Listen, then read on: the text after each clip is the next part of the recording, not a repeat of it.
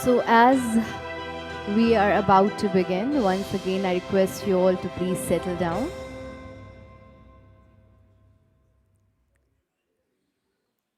I request all the guests, those who are standing outside, I request you all to please come and settle down as you might be wondering we why are I should buy about to jet hand begin with dryer our instead of a event. paper dispenser. Use of jet hand dryer saves trees, money, and electricity. Over 1 million of trees are being cut in India to produce tissue papers. More than 30 million tissue papers are GEM being used 5th every day in International India. One tree Sustainability can produce Conclave and 20,000 Expo, tissue papers. achieving climate resilient and sustainable infrastructure through life principle. ASSOCHAM is one of the oldest apex chambers of India, which started its endeavor of value creation for Indian industry since 1920. Having in its fold for more than 80 national councils, national and state chambers, trade association, it serves more than 4.5 lakh direct and indirect members pan-India. ASSOCHAM National Council and State Council cover the entire gamut of economic activities in India. So is known as the knowledge architect of corporate India.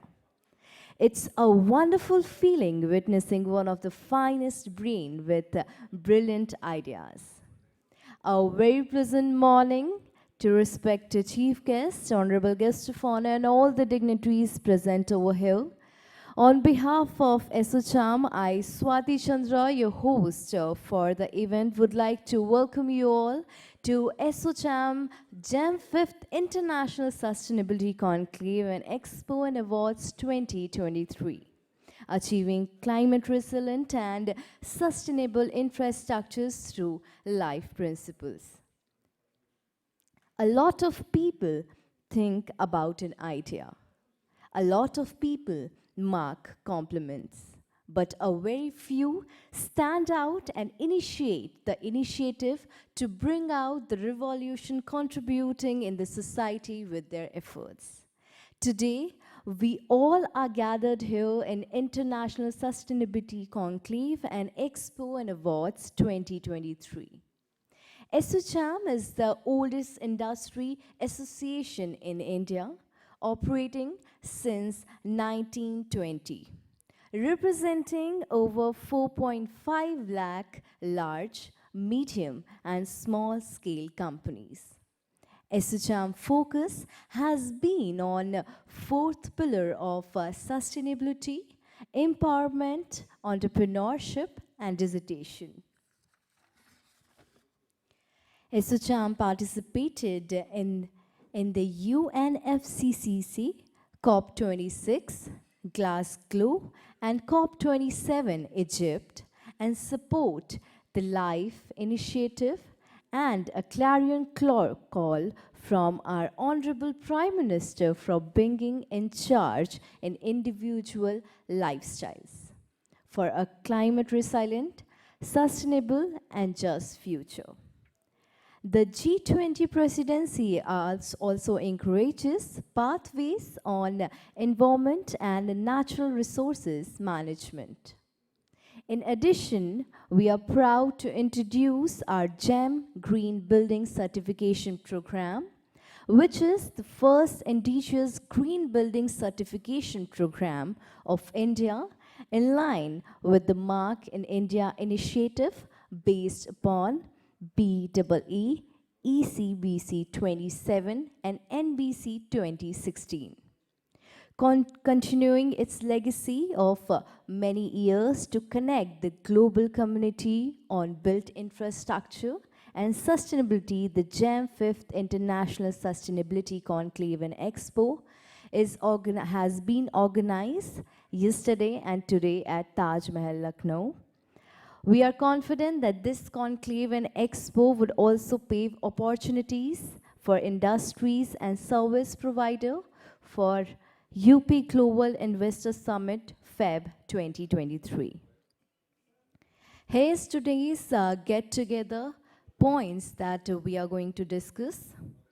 raise awareness on sustainability, circular economy, resource conservation, and triple planetary crisis, shares ASSOCHAM's initiative on climate change and environment and water, disseminate GEM success stories among all delegates and stakeholders, discuss the opportunities and challenges for implementing green certification, provide a platform for brainstorming on key issues for achieving net neutrality by 2070, engage with all the stakeholders on emerging regulatory and policy framework on environment, recognize the efforts undertaken by different organizations and institutions on sustainability through GEM Sustainability Award, foster infra-generation and intergeneration dialogues and discuss on planetary health, encourage views and feedback from stakeholders on context of India's position on climate change, showcase the various innovation and technology by companies on environment and allied sector. Ladies and gentlemen, मैं आप सभी को सूचित करना चाहूँगी, ये बहुत ही हर्ष की बात है कि आज हमारे साथ हमारे honourable minister of State for Industries, Government of Uttar Pradesh, Shri Jaswant Singh Sani ji will be joining us on this event today in next 5 minutes. So I still request you all to settle down. I must tell you the technical sessions topic that we'll be discussing today. So the very first technical session for the day will be having on resilient architect and investment opportunity in Asian region, applying circular economy principle for climate resilient development. We have the third technical session topic that's on life cycle thinking for achieving carbon neutrality for built infrastructure. The next technical session we'll be having the topic of law and regulation for enabling balance between growth and environment.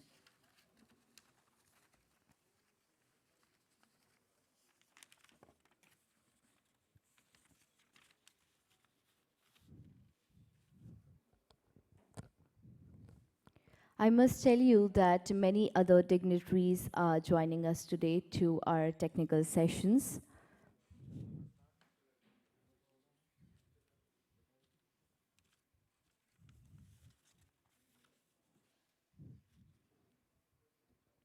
Ladies and gentlemen, I still request you to get settled down as our Honorable Minister of State for Industries, Government of Uttar Pradesh will be any moment with us in this event. So I request you all to settle down and get ready to welcome our Honorable Minister of State for Industries, Government of Uttar Pradesh.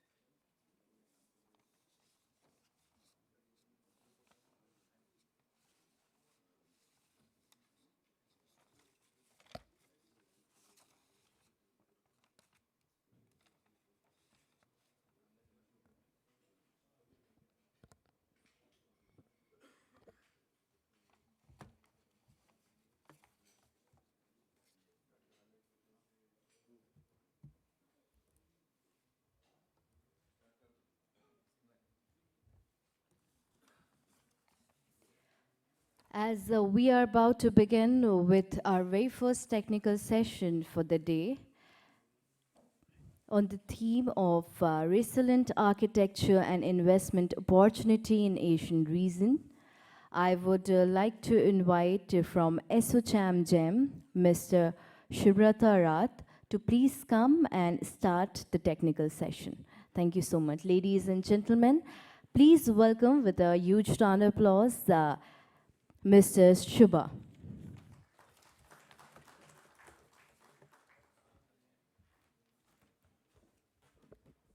Thank you, Swati. Good morning, everyone. Namaskar, Lucknow. A warm welcome to all of you. Myself, Shubha Rath. So here we are trying to do something very unique in terms of climate change, resilient architecture, and investment opportunity in this session. This is the first session of day 2 and fifth sessions of this conclave, you can say. So when we are talking about resilient architecture, first of all, why it is needed, and what is resilient architecture, first of all, and how it is going to impact the entire world, किस तरह से हम लोग कोई भी चीज़ को resiliency में लाते हैं, climate resiliency, architectural resiliency, a lot of things are there, and how it can be investment opportunities specific in the ASEAN region. In that context, we are building up this theme. So to start with, we would like to welcome our eminent speakers today, right now. So I would like to welcome Architect Tushar Sogani ji, the Chairman, ASSOCHAM GEM Rajasthan, and Managing Director, Tushar Sogani Designs Private Limited. He will be the moderator of the sessions. Welcome, sir. So please.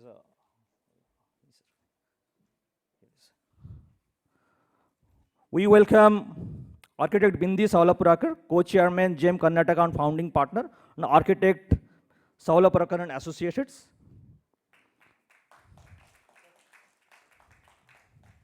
Yes, ma'am. We have with us Architect Gaurav Agarwal ji, Co-Chairman, ASSOCHAM GEM Rajasthan, and Principal Architect Gaurav Agarwal Design Studio from Jaipur. Welcome you, sir. Thank you.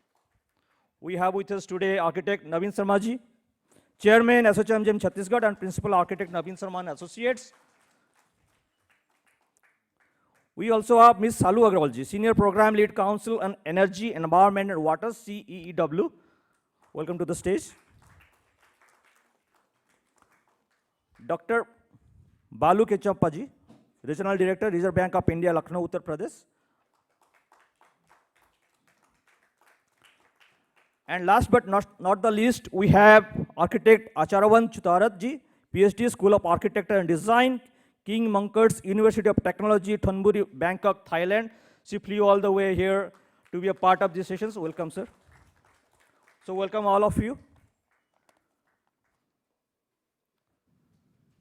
So I would like to begin with our moderator, Tushar Sogani ji, who will be speaking and setting the context of these sessions now. Thank you very much. Harish ji's presentation, please. Well, good morning to all of you. I can really understand when after a late night party you come to the first early morning session, you know, it becomes interesting or what, I don't know. So anyways, good morning to all of you.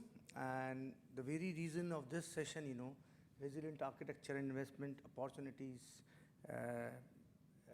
in the Asian region, you know.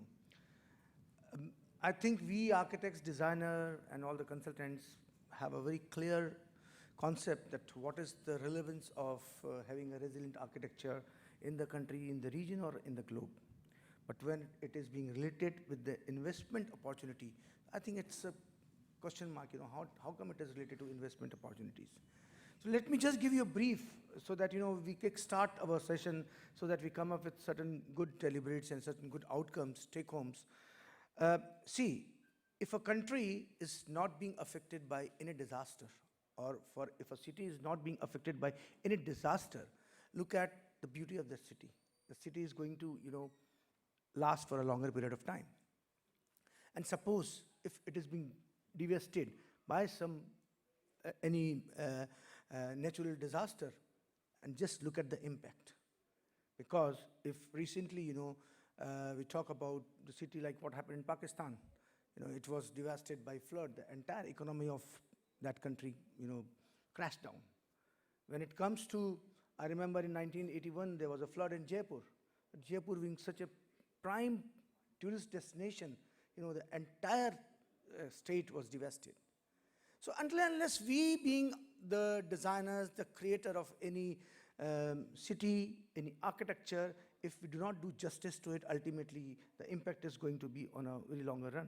And since our eminent panelist from the Financial Institute, Mr. Balu is here from RBI, so trust me, you know, if anything happens wrong in any city, your business also affects them. So I think we should now really, I'm just running these slides, not that I want to present you something, I want to kickstart something, you know, so that we get charged up. because, you know, we understand you need to get momentum for any technical session. So first, we should understand what is the need of a resilient architecture, you know. Just look at the number of climate-related disaster, you know, in last 30 years. It has increased many folds because of the reason us, we human beings have started encroaching the nature space. And जब भी आप किसी का space encroach करोगे, तो you'll face the music.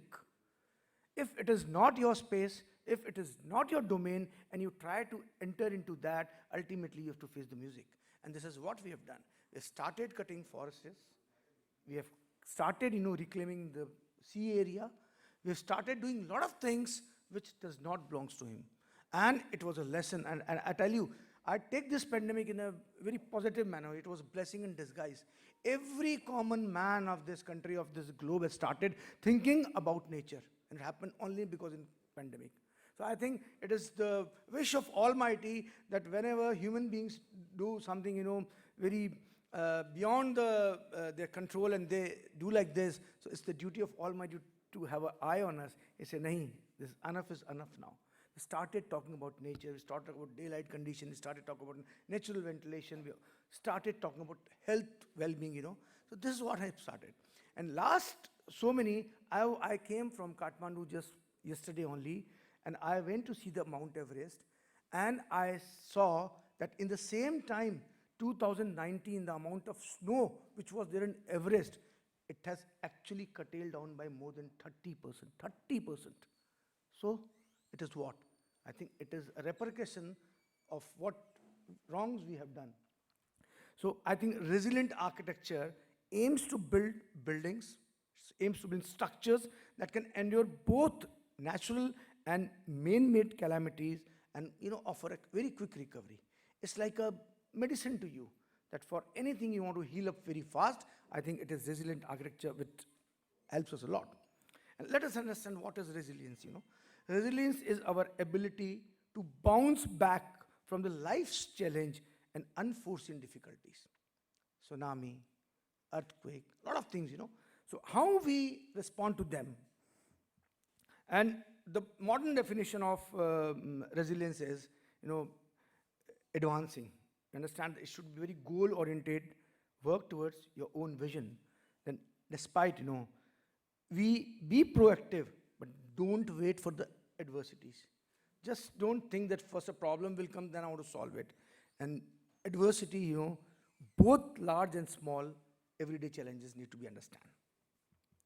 And recent, you know, significant disaster in the Asia-Pacific region, because I'll talk about Asia region as specific, you know. Natural disaster continue to cause significant losses of life and have significant social and economic impact both in the Asia region. And yet the losses are far, you know, beyond the control. And according to WHO, what are the disasters, you know, that actually tend to learn that how a resilient architecture should be? The earthquakes. Think of the country like Japan, you know, which every year they faces earthquake, and how resilient they are. They immediately stand up, you know, after all the odds, because they have made themselves resilience. Tsunamis, what we have seen in the Asia region, Sri Lanka, and all those volcanic eruptions, landslides. Every one fine day during a particular season, you understand what is happening in the part of Himachal, and all landslides are being there, traffic is jammed, you know, the entire life is being standstill position, hurricanes, floods, as I mentioned, wildfires, hot waves, droughts. These are all the outcomes of the climate change, you know, which we are facing. And if I go by data, you know, architects are very bad in data, but I took this data from somewhere. What has happened in 2004?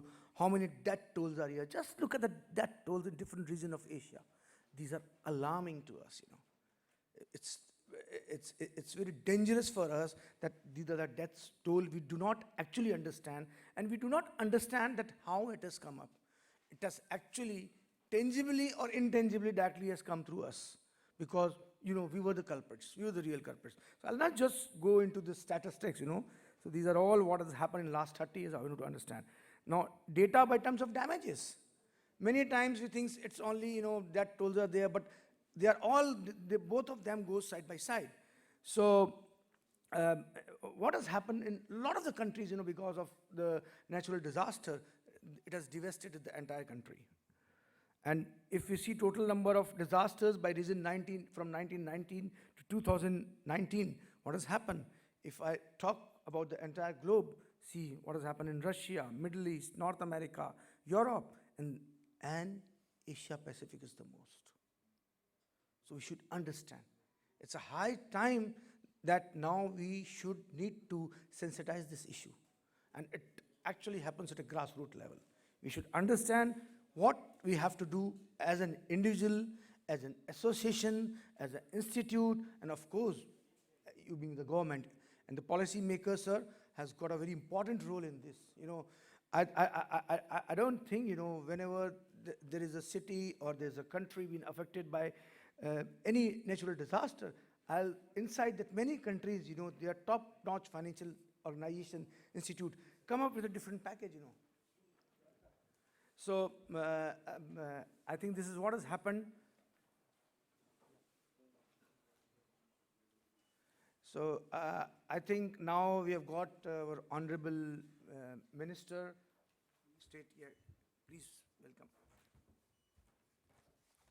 Ladies and gentlemen, I would like to request you all to have a huge round of applause as I am announcing the arrival of Honorable Minister of State for Industries, Government of Uttar Pradesh, Shri Jaswant Singh Saini जी. एक ज़ोरदार तालियां हो जाए. बहुत बहुत स्वागत, बहुत बहुत अभिनंदन सर.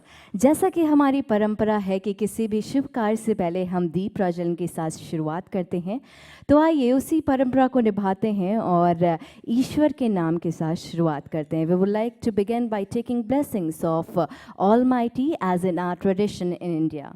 मैं निवेदन करना चाहूँगी honourable minister of state for industries government of Uttar Pradesh Shri Jaswant Singh Saini ji से कि वो आए और दीप प्रज्वलन के साथ इस खूबसूरत से कार्यक्रम की शुरुआत करें. मैं निवेदन करना चाहूँगी आर्किटेक्ट अनुपम मित्तल जी से, आर्किटेक्ट तुषार सुगानी जी से, श्री पंकज धारकर जी से, श्री नीरज अरोड़ा जी से, श्री रविंद्र चांडला जी से, श्री नाहिद आलम जी से कि वो आए और दीप प्रज्वलन के साथ इस कार्यक्रम की शुरुआत करें.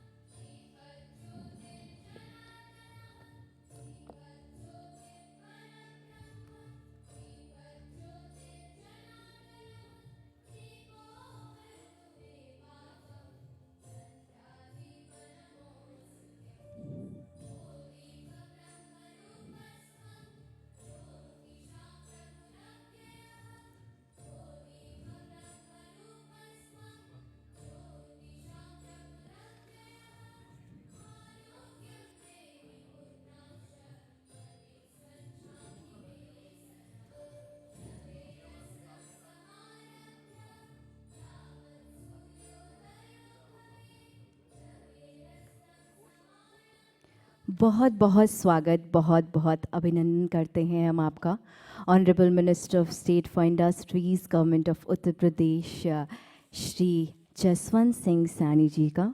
और मैं आपसे निवेदन करना चाहूँगी कि आप मंच पर आएँ और अपना स्थान ग्रहण करें.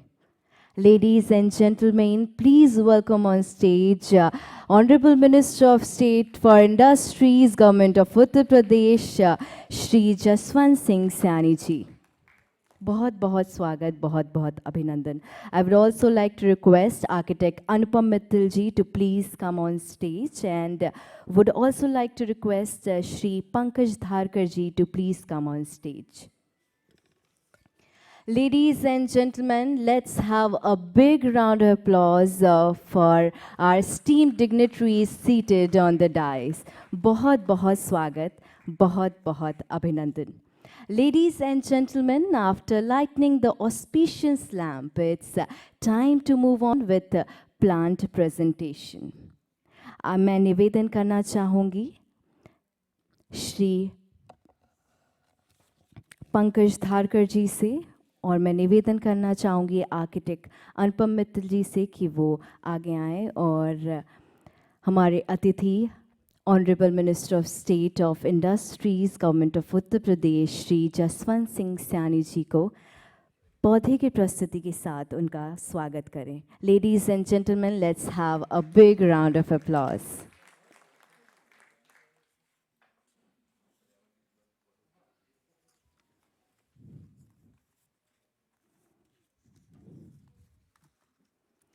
Ladies and gentlemen, let's begin.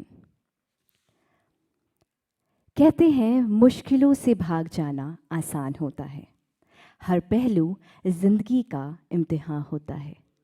डरने वालों को मिलता नहीं कुछ जिंदगी में, लड़ने वालों के कदमों में जहान होता है। Ladies and gentlemen, with this, now I would like to request architect Anupam Mittal ji to please come for the welcome address. Ladies and gentlemen, please welcome with a big round of applause architect Anupam Mittal ji. बहुत बहुत स्वागत। नमस्कार। आज हमारे लिए बहुत ही महत्वपूर्ण दिन है जब हम इस नेशनल कॉन्क्लेव में सैनी साहब का स्वागत कर रहे हैं। सर, आपने अपने व्यस्तम समय से, व्यस्तम दिनचर्या से आज का जो समय निकाला उसके लिए सर बहुत बहुत धन्यवाद। आपका जो डिपार्टमेंट है उसमें ऑलरेडी बहुत बड़ा रोल है आपका और हमारी एसोचैम इंडस्ट्री का, और उसका बहुत साथ में एक जुड़ाव है ग्रीन बिल्डिंग और सस्टेनेबिलिटी का। आपके भाषण को हम सुनेंगे, आपके शब्दों को सुनना चाहेंगे जब आप अपने एक्सपीरियंस को हमसे शेयर करेंगे। लेकिन आपने जो अब तक कार्य किया है हमारी नॉलेज में है, हमारी जानकारी में है, और जितने भी इंडस्ट्रियल डेवलपमेंट हमें देखने को मिलते हैं उसमें वो एक ऐसा विषय है जो पूरे ग्रोथ को, पूरे इकोनॉमिक इंजन को आगे बढ़ाता है। जैसे हम एक यूपी बहुत बड़ा एक पोटेंशियल स्टेट है और जहाँ पे इंडस्ट्रियलाइजेशन हमेशा से पहले भी रहा है और आगे भी होगा, लेकिन उसको जैसे ही हम एक सस्टेनेबिलिटी के सिस्टम में लाएंगे तो डेफिनेटली सर वो आपका आशीर्वाद और हम लोगों का सहयोग सबके साथ में चलेंगे तो बहुत अच्छा एक विषय बनेगा। हमारे मंच पे आसीत हमारे नेशनल चेयरमैन धारकर साहब, आपका स्वागत है और आपने हमको हमेशा से मार्गदर्शन दिया है। उसके साथ हमारे राजस्थान से हमारे चेयरमैन तुषार सुगानी जी स्टेज पे हैं जो आज के इस पर्टिकुलर सेशन को लीड कर रहे हैं। हमारे साथ हमारे कर्नाटका चैप्टर, हमारा झारखंड चैप्टर, छत्तीसगढ़ चैप्टर और तमाम प्रदेशों से लोग हमारे आए हैं सर आपका वक्तव्य सुनने के लिए। और प्रेस और सभी श्रोताओं को, सभी श्रोतागण को, अतिथियों को मेरा स्वागत है। आप आज के दिन को, इस विशेष स्थितियों को बहुत अच्छे से आप ज्ञानवर्धन करें। इसी के साथ सर आपका स्वागत दोबारा से सर। नमस्कार सर।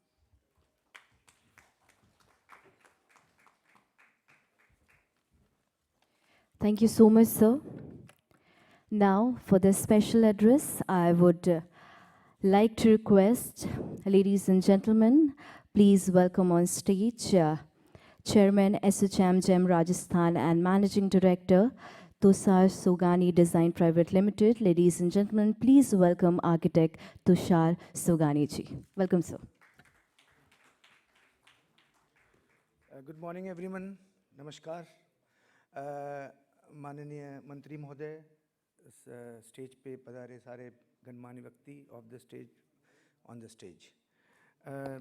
मंत्री महोदय, मैं आपको अवगत कराना चाहूँगा कि इस जो हमने ये कॉन्फ्रेंस का जो मुख्य आयोजन है, हम पूरी इंडिया को ये शो करना चाहते हैं कि किस तरह से एसोचैम एक कंट्री को एक ग्रीन और सस्टेनेबल कंट्री बनाने में, और कार्बन न्यूट्रलिटी जब हमारे प्रधानमंत्री की योजना है कि 2070 तक India is going to be carbon free country, तो उसी पे हम कार्यान्वयन कर रहे हैं इस कॉन्फ्रेंस के माध्यम से।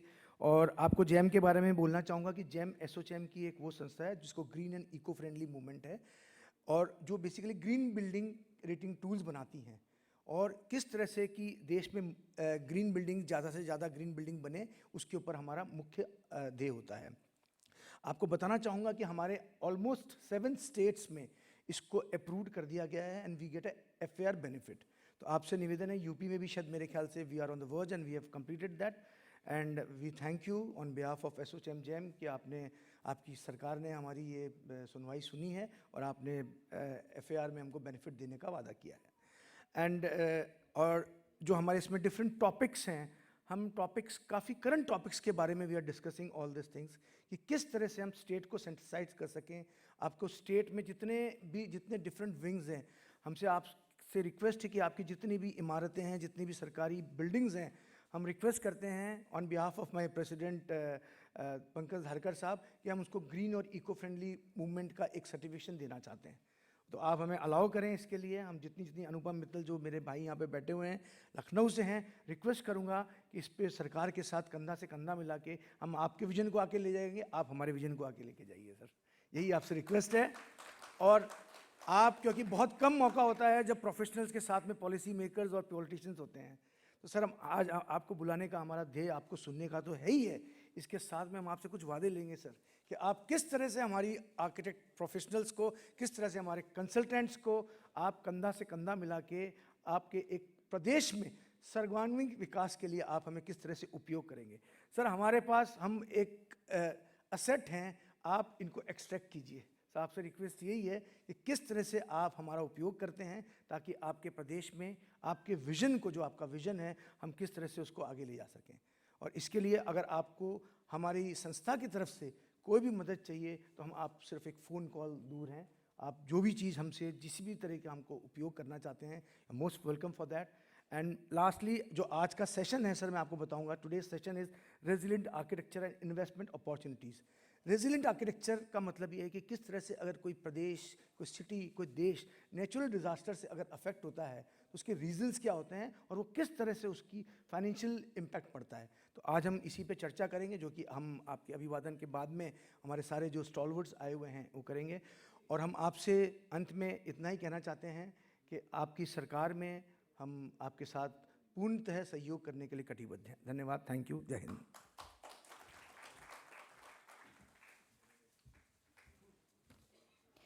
Thank you so much, sir. Ladies and gentlemen, now is the time I take this golden opportunity to invite our session chief guest. इस सत्र के मुख्य अतिथि को बुलाने का समय आ गया है। I would like to invite, मैं निवेदन करना चाहूँगी, Honorable Minister of State for Industries, Government of Uttar Pradesh, Shri Jaswant Singh Saini ji से कि वो आएँ और अपना आशीर्वाद वचन दें। देवी और सज्जनों, एक जोरदार तालियां हो जाए माननीय श्री जसवंत सिंह सैनी जी के लिए। बहुत बहुत स्वागत सर, बहुत बहुत अभिनंदन।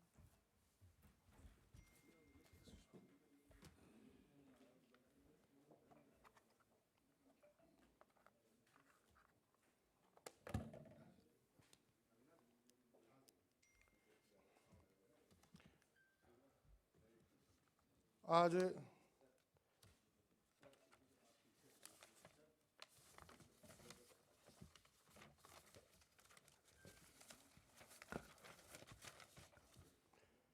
जेम एसोचैम द्वारा आयोजित इस 5वें जेम निरंतरता सम्मेलन एवं एक्सपो जो आप लोगों के द्वारा आयोजित किया जा रहा है, इस कार्यक्रम की अध्यक्षता कर रहे श्री दीपक सूद जी, एसोचैम काउंसिल के सह अध्यक्ष Shri Anupam Mittal ji, council on energy, environment and water ASSOCHAM के अध्यक्ष सुश्री सालू अग्रवाल जी, भारतीय रिजर्व बैंक के क्षेत्रीय निदेशक श्री बालू फ्रेंचरप्पा जी, एसोचैम राजस्थान के चेयरमैन आर्किटेक्ट श्री तुषार सोगानी जी, एसोचैम राजस्थान के को चेयरमैन आर्किटेक्ट श्री गौरव अग्रवाल जी, एसोचैम जेम छत्तीसगढ़ से आर्किटेक्ट श्री नवीन शर्मा जी, यहाँ आए हुए सभी उद्योग जगत से जुड़े हुए सभी मेरे भाइयों, आर्किटेक्ट बंधुओं, पत्रकार मित्रों, छायाकार बंधुओं, जेम हरित निर्माण प्रणायण कार्यक्रम देश के प्रमुख उद्योग मंडल एसोचैम की जेम ग्रीन बिल्डिंग काउंसिल का यह अग्रणी कार्यक्रम है। इस कार्यक्रम के तहत मुझे बताया गया कि 100 से अधिक प्रोजेक्ट्स पर काम हुआ है। 1500 से अधिक आर्किटेक्ट, प्लानर्स, डिजाइनर्स और MEP कंसल्टेंट शामिल हैं। हरित पर्यावरण अनुकूल अभियान यानी जेम के तहत होने वाला जेम नियंत्रणता सम्मेलन एवं एक्सपो अपने 5वें साल में पहुंच चुका है और ये देश का सबसे पुराना संगठन भी है। 102 साल इन्होंने पूरे किए और 4.5 लाख से अधिक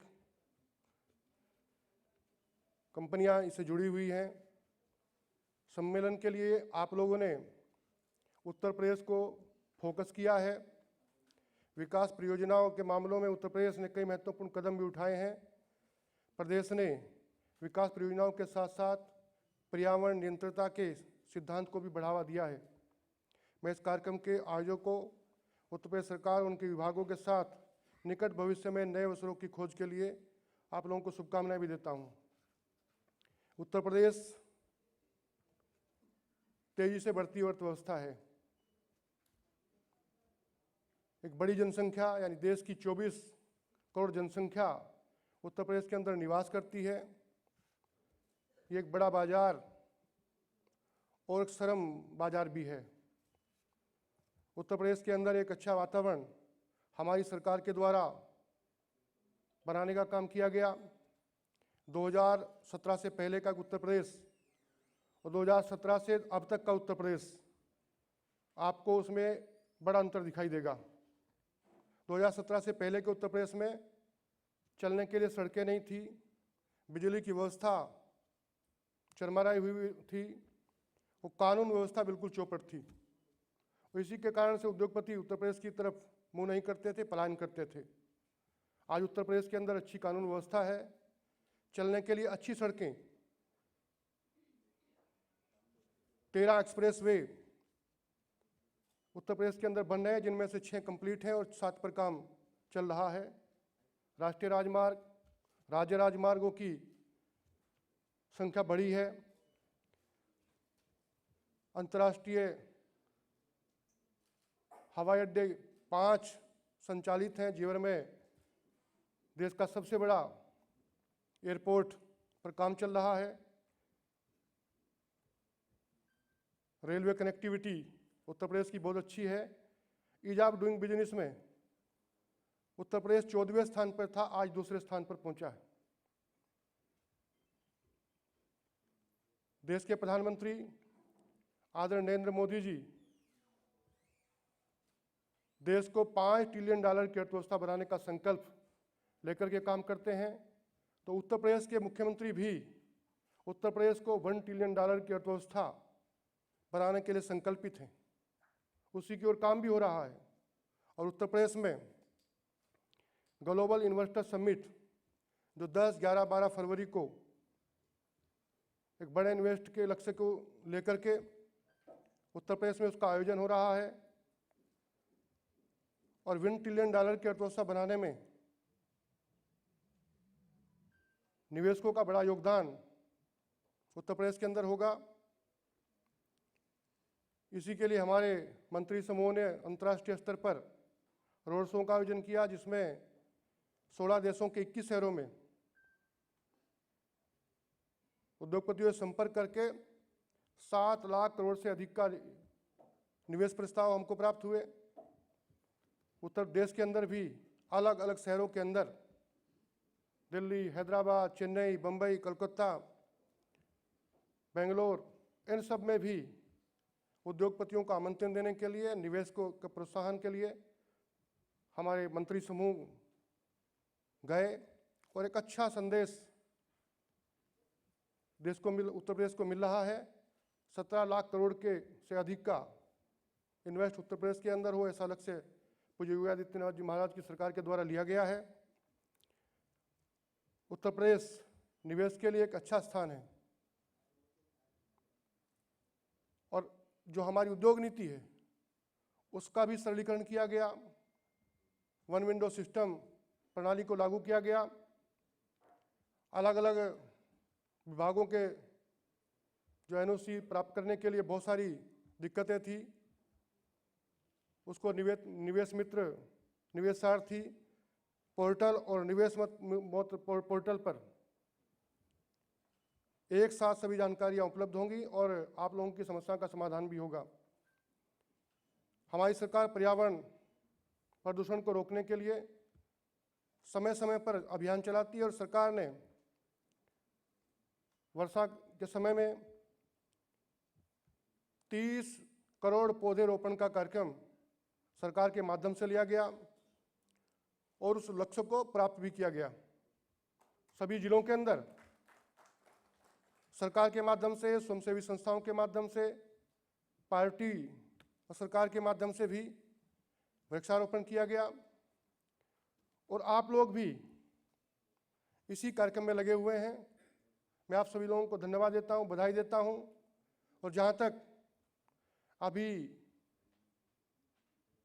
राजस्थान से आए प्रतिनिधि के माध्यम से जो कहा गया है कि वो सरकार से जो उम्मीद रखते हैं, जो भी आप लोगों की समस्याएं हैं उनका समाधान भी करेंगे।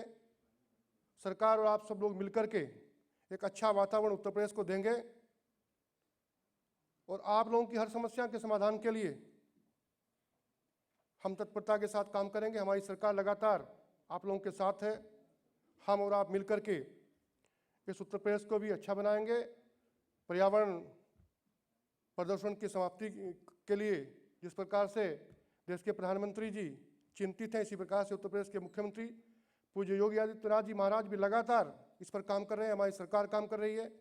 हम और आप मिलकर के प्रदेश की भलाई के लिए, देश की भलाई के लिए निरंतर काम करते रहेंगे और आप लोगों की जो भी समस्या है उसका समाधान सरकार के स्तर पर करने का प्रयास करेंगे।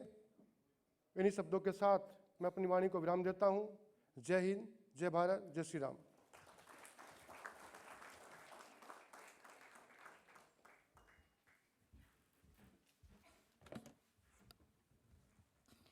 मैं बहुत बहुत धन्यवाद करना चाहूँगी कि आज आपने इस कॉन्क्लेव में तमाम जानकारियाँ दी।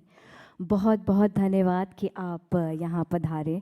निश्चित इस कार्यक्रम की शोभा बढ़ी है और आज जब हमारे लीडर्स हमारे साथ रहते हैं तो एक अलग आत्मविश्वास हमारे अंदर आता है। लेडीज़ एंड जेंटलमैन, इस कार्यक्रम को आगे बढ़ाते हुए अब मैं मंच पर बुलाना चाहूँगी आर्किटेक्ट तुषार सोगानी जी को, श्री नीरज अरोड़ा जी को, श्री रविंद्र चांडला जी को कि वो आएँ और वो एसोचैम का memento our honourable minister of state for industries government of Uttar Pradesh Shri Jaswant Singh Saini ji को दें। Ladies and gentleman, let's have a big round of applause. एक ज़ोरदार तालियां हो जाए। बहुत बहुत धन्यवाद सर कि आपने अपना कीमती समय निकाला और इस कार्यक्रम में अपनी उपस्थिति दी।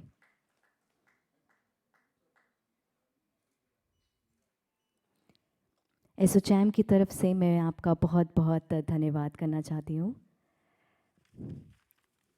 Ladies and gentlemen, moving further, it's time to propose the vote of thanks. I would like to request Chairman ASSOCHAM GEM Green Building Council and President Pankaj Dharkar and Associate Shri Pankaj Dharkar ji to please come and propose the vote of thanks. Thank you.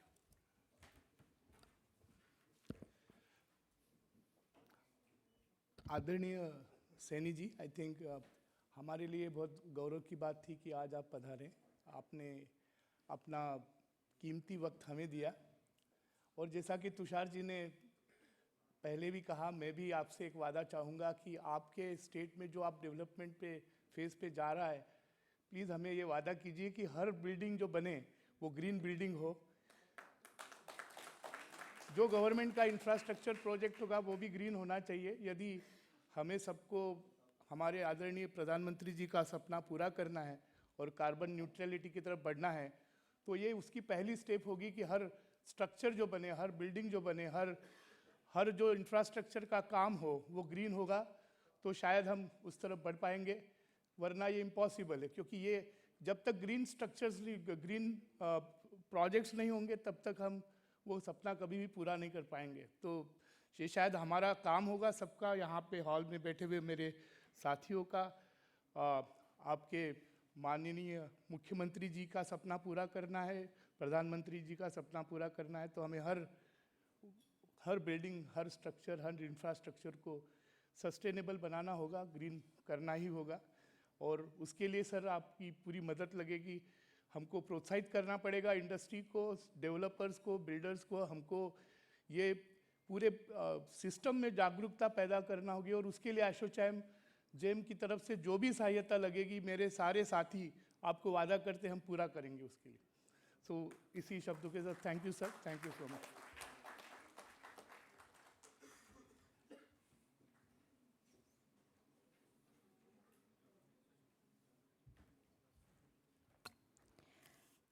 Ladies and gentlemen, moving further, मैं मंच पे उपस्थित सारे गणमान्य व्यक्तियों से निवेदन करूंगी कि वो आगे आएं ग्रुप फोटोग्राफ के लिए।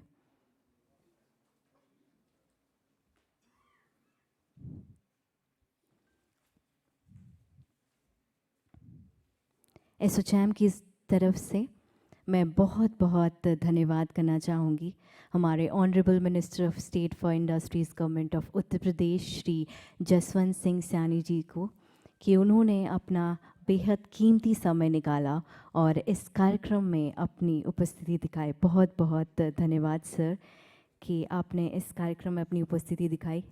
एक ज़ोरदार तालियां हो जाएं। बहुत बहुत धन्यवाद सर।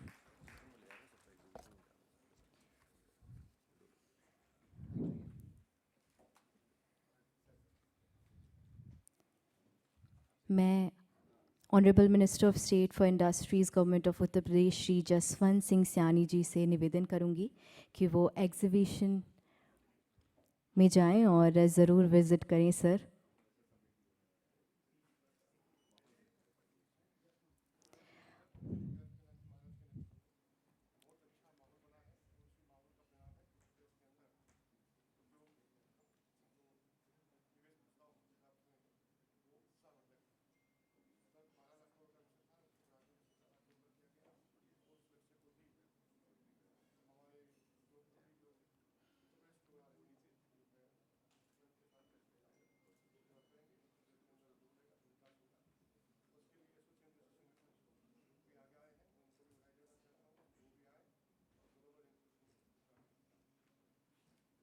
बहुत बहुत धन्यवाद sir. Now I'd like to request architect Tushar Sugani sir to please moderate the session. Thank you so much.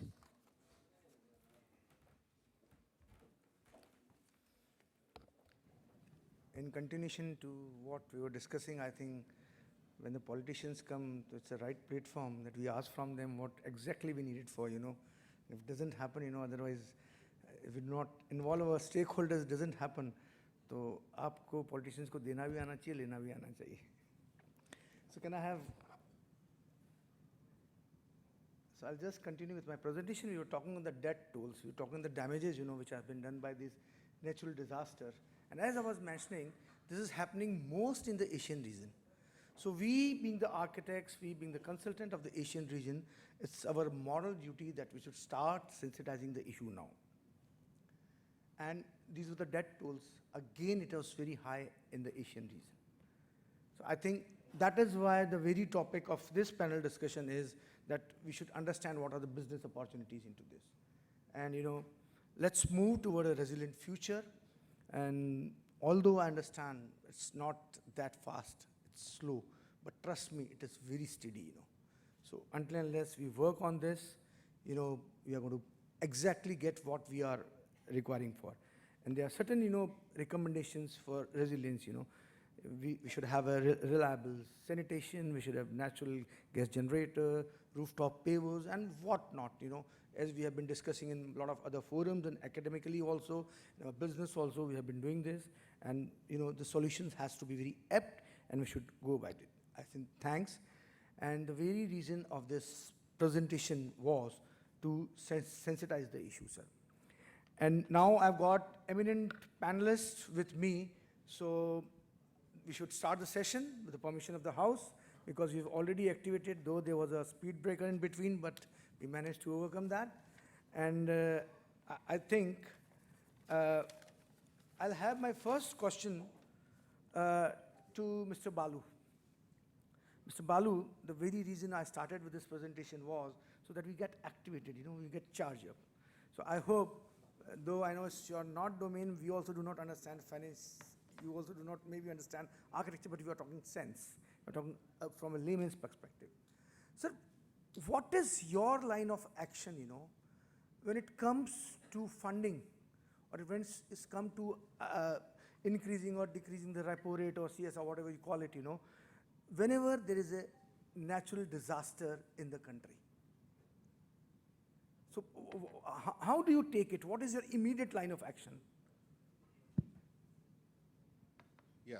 There is a, the history is replete with this example. You already taken us through the incident that happened in India, abroad, and other thing. At least in so far as India, every time there is a disaster happens, the first thing is that the extent that Reserve Bank has mandate is that what should be our regulated entities' response. Our regulated entities primarily includes banks, cooperative banks, and finance company. This accounts for the substantial chunk of the financing that happens for the economy, both for commercial as well as personal sector. The first thing that Reserve Bank takes a conscious decision is that how much time to be given to restructure the loan repayment. What is to be done to reduce the burden on the general public.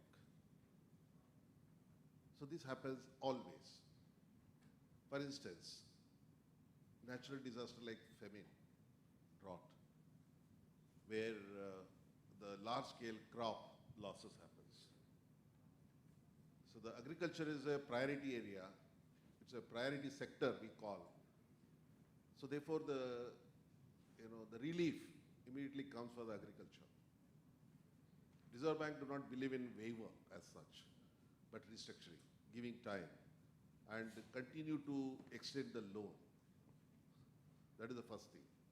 Second thing is that the promoting this kind of sustainable finance, that is what is the order of the day now, in the at least last 20, 30 years, when climate risk has been quantified, conceptualized, a lot of things are happening.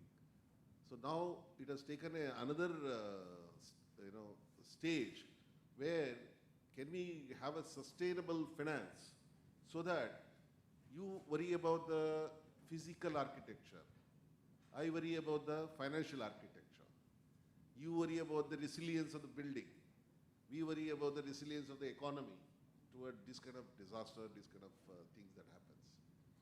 So therefore, the Reserve Bank in 2021, we have set up a separate group within the regulatory department, what is known as Sustainability Finance Group, in tune with the global developments. How best we can, frame regulation, policies, procedures for the banks which are into financing, which are climate sensitive sector, weather sensitive sector. So the large amount of literature has been produced, large amount of discussion has happened, large number of committees, including at G20, Financial Stability Board, and Basel Committee of Banking Supervision, and varieties of IMF, World Bank, all of them are working in tandem. Reserve Bank is also participating in such measures. We have brought out a discussion paper on sustainability finance, and the discussion is on now. I would rather request you to come forward and put out your comments, whether as a collectively under the ASSOCHAM GEM banner, or even individually also. I think I'll stop here, then let me give opportunity to others. Thank you. Thank you, Mr. Balu. I think it has become a new lingo, as you mentioned, sustainable, every profession, every, stuff needs sustainability. That's right, and we really appreciate that you understand that whatever wrong happen, no matters what, who do it, maybe us human beings, us architects, but ultimately You are there to counter it, you are there to counterbalance it, and ultimately looking for a, a great nation. I think this really matters a lot. Now, next question I'll put to you, Shalu, I really want to understand, from your take, why is it important to focus on resilient architecture? Hi, thank you, Mr. Sulani, and all the esteemed guests and panelists here. I'm a researcher. I work with a policy think tank. So we try to look at the world from a macro perspective, but also then try to dig down to understand why we are not able to achieve the goals that we set for ourselves. Now, to start with why we need a resilient infrastructure, I interpret resilience as a little more broad term. And while you mentioned that, okay, the infrastructure should be able to withstand the climate, I think resilient infrastructure is also one which we all want as users of infrastructure. We all want to live in homes, offices, cities which are pleasant to live in, thermally comfortable. They don't cost as much on our pockets, and they are at the same time also in sync with the environment. So that, I think, is the most important reason why we need resilient infrastructure, because we all want to have a good quality of life. The other reason also is, I think, which, because I'm a power sector professional, resilient infrastructure is also very closely linked to the quality of electricity we get and will keep on getting in the future. And this is because, like, just to give an example of UP, half of UP's electricity goes towards buildings, be it commercial buildings or be it homes. Now, in just 10 years, because of the pace at which infrastructure is being built in the state, and I come from Mathura actually, so just in 10 years, Mathura has transformed, and I'm sure 10 years down the line, it will look very different. So, and the energy demand will go twice. But at the same time, because to meet carbon goals, we are also changing the way we are generating energy. So more of renewable energy is coming into the infrastructure.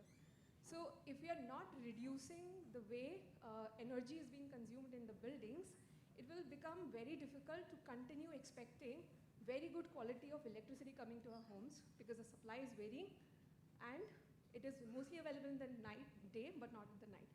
So the good part is in UP, as you also mentioned and the Minister Sir mentioned, a lot of institutional things have been set in place. The ECBC codes are there. There are cells in the government institutions that are mandated to enforce them. Some hundreds of buildings have also been constructed which are green buildings or ECBC compliant. But to be honest, that's a drop in the ocean. We have millions of buildings in the state, but how do we really make the existing ones green? And how do we make sure that every new building that all of you are designing is also green, and not just for demonstration, but actually at scale? And I think here, this Mission Life that our Prime Minister launched in October last year can be very instrumental. It proposes 3 principles. The first principle is, how can every individual and every community come together for collective action to embrace sustainable lifestyle? And that, I think, is also at the heart of green infrastructure. If there is not enough demand for green infrastructure, you will not build it, right? Because after all, we supply what the consumers want. How can we create that demand? The second principle is, if the demand is there but the market is not able to supply, then also it falls flat. So how can the policies and market forces make the technology and the materials to build build green infrastructure available?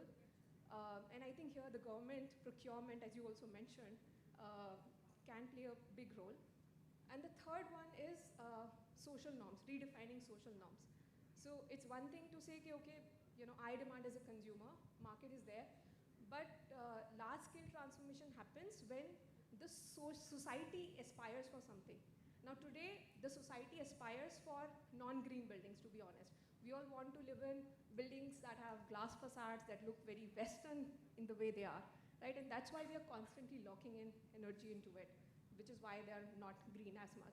How do we make green building aspirational? How can you and me all start to dream about houses that don't look like potentially this hotel? It's very beautiful, but what is the energy footprint of this hotel? So how do we change that build that mass transformation. And I think I don't have an answer to that, but I think we all need to, you know, respond to the Prime Minister's call on this.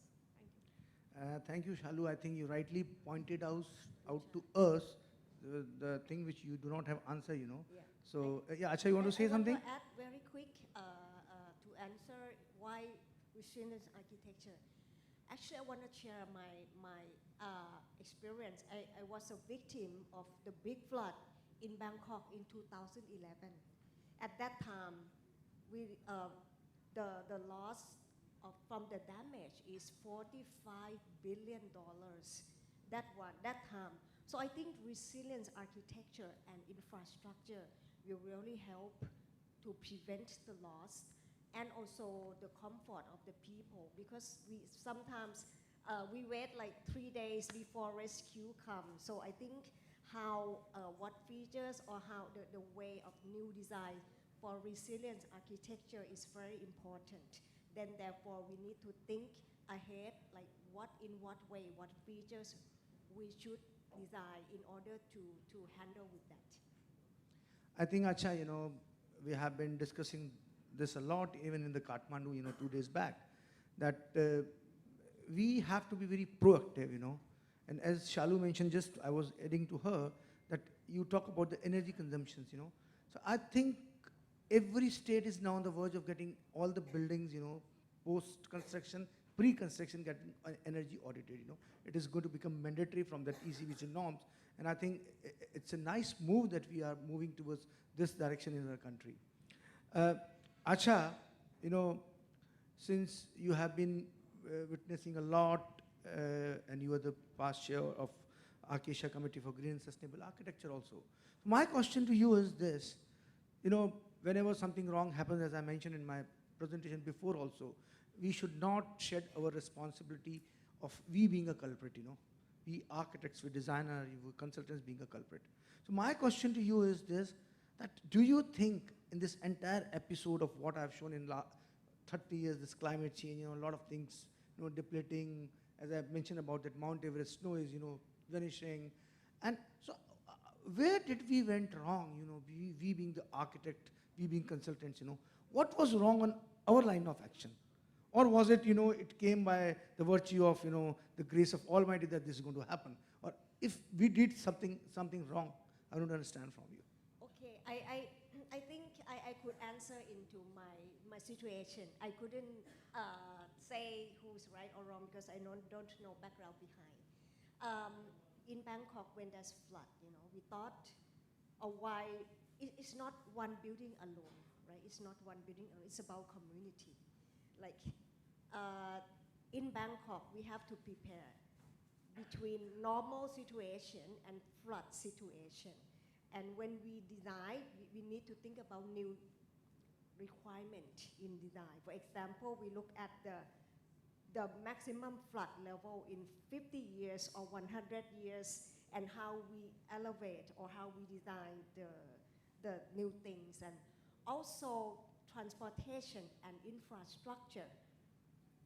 In the normal time, we do the road, but during the flood, nobody thought about it. So I think we need to have the invention on the board like long time ago, like how community can use the board and how we could share, you know, have facilities from government to share like food, water, toilet system. For example, these are the 3 needs when there's flood that people cannot invest, maybe quick, light mobility on this thing to prepare for the flood. But in Thailand, it's not flood in Bangkok. There's still sometimes when it's flood, they can prepare, move light furniture up, have like waterproof materials, different circuiting to cut, you know, for electricity, because many death comes from electric short circuit, not from their drown. Yeah, so that is quite important in thinking how we design infrastructure and building and city together. Yes. I think you mean to say that, you know, we all should be prepared for any, you know, any disaster. Yes. There has to be a lot of, you know, R&D with it. We have to be prepared ourselves Yes. to meet and to In fight our this natural context, calamity. yes. Yeah, okay. So thank you, Acha. You give us an insight of Bangkok. And so now, Gaurav, over to you. In a country like India, where we have got almost 5 different climatic zones, and right from Kashmir to Kanyakumari, and we have different climatic zones. The architecture is different. The response to the public is different. So what do you think, what is the need of a resilient building, in a country like India? Okay, thank you, Tushar. First and foremost, thanks to the organizing committee to invite me on this August panel discussion. And as you rightly said, India is a big country. It's a vast country from Kashmir to Kanyakumari or from east to west. We have different kind of conditions, and especially in the geographical condition like India, we have principally 4 kind of threats. One is drought, another is heat wave, the third one being these floods, coastal floods, and fourth one are the cyclones or the strong winds. So these are basically 4 areas which needs to be addressed. I believe when we talk about sustainability and resilience, there's a very thin line between these 2 things. When we talk about sustainability, we talk about people, place, or profit, as in like social, economic, and environment. And practicing them continuously, practicing sustainably continuously is what resilience is, to my understanding.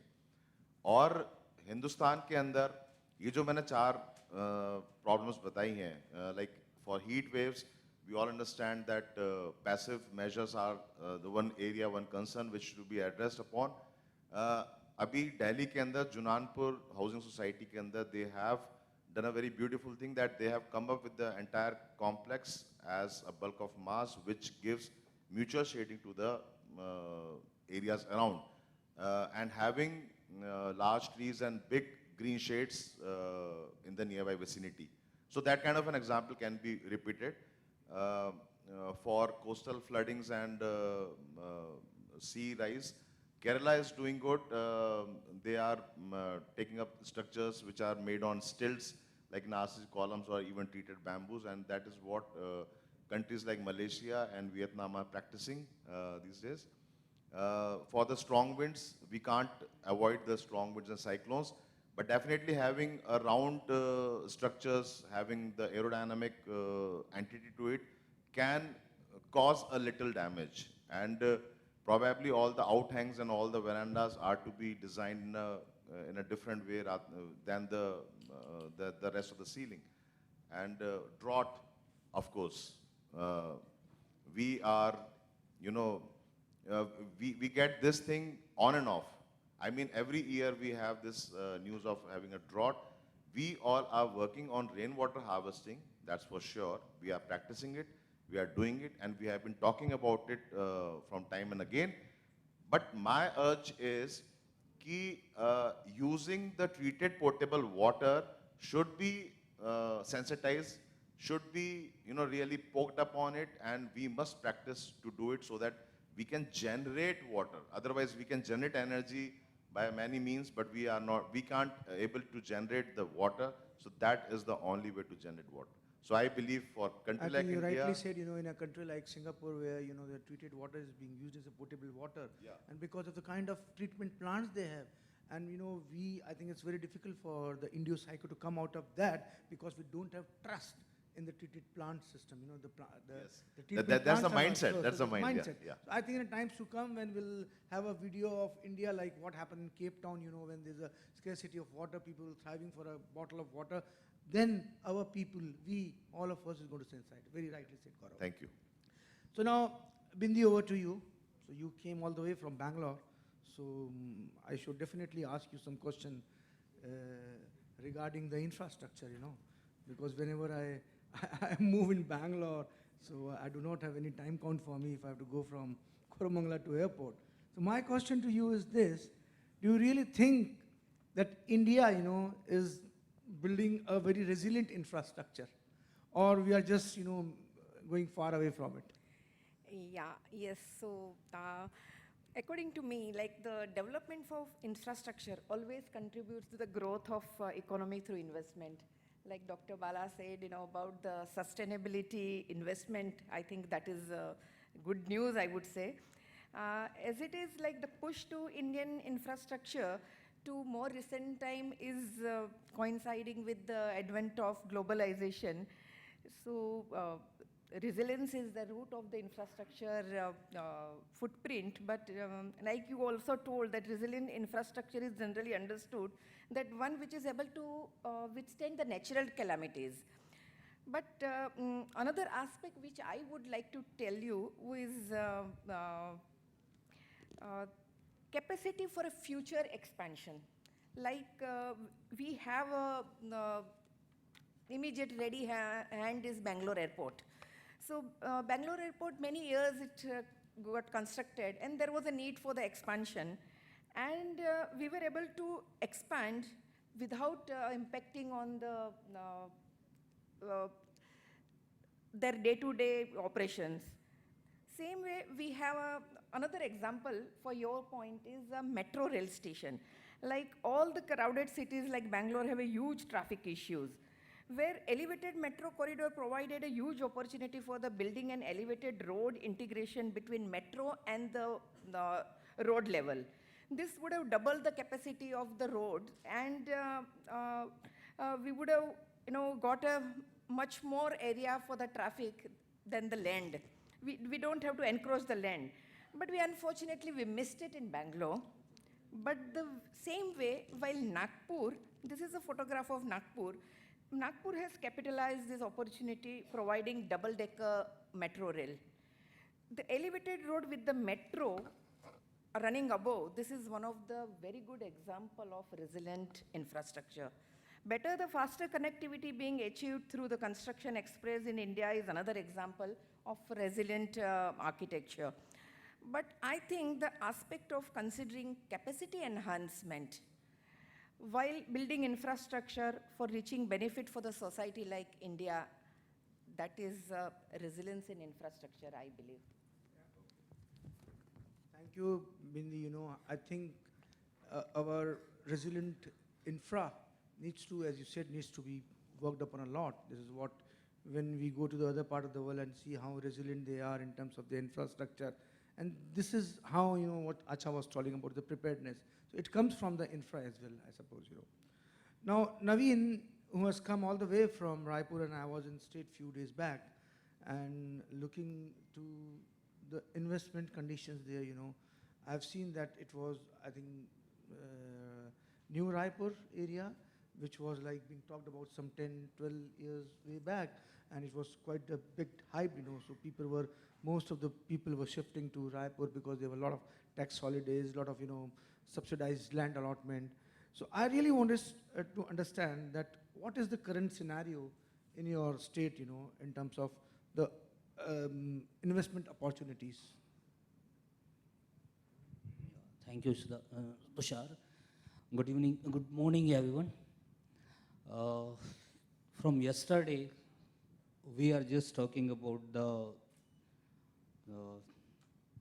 resilient architecture, sustainable infrastructure, and all about the smart cities. But what we are doing in Chhattisgarh, the care about our rural areas also.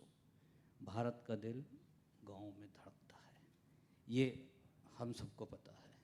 तो whatever we are discussing for the cities, that is required for the rural area also, for our villages also. So what we are doing in our villages, for our villages. So whenever this current government in Chhattisgarh came into power, they gave a slogan, Chhattisgarh के चार चिन्हारी नरवा गरुआ घुरवा बारी. See, Narwa, Garwa, Ghurwa, Bari. Do we all know what is Narwa, Gurwa, Garwa, Ghurwa and Bari? So through this all four elements, how they achieve sustainability Can you just go through the slides? Okay. I will just go through quick.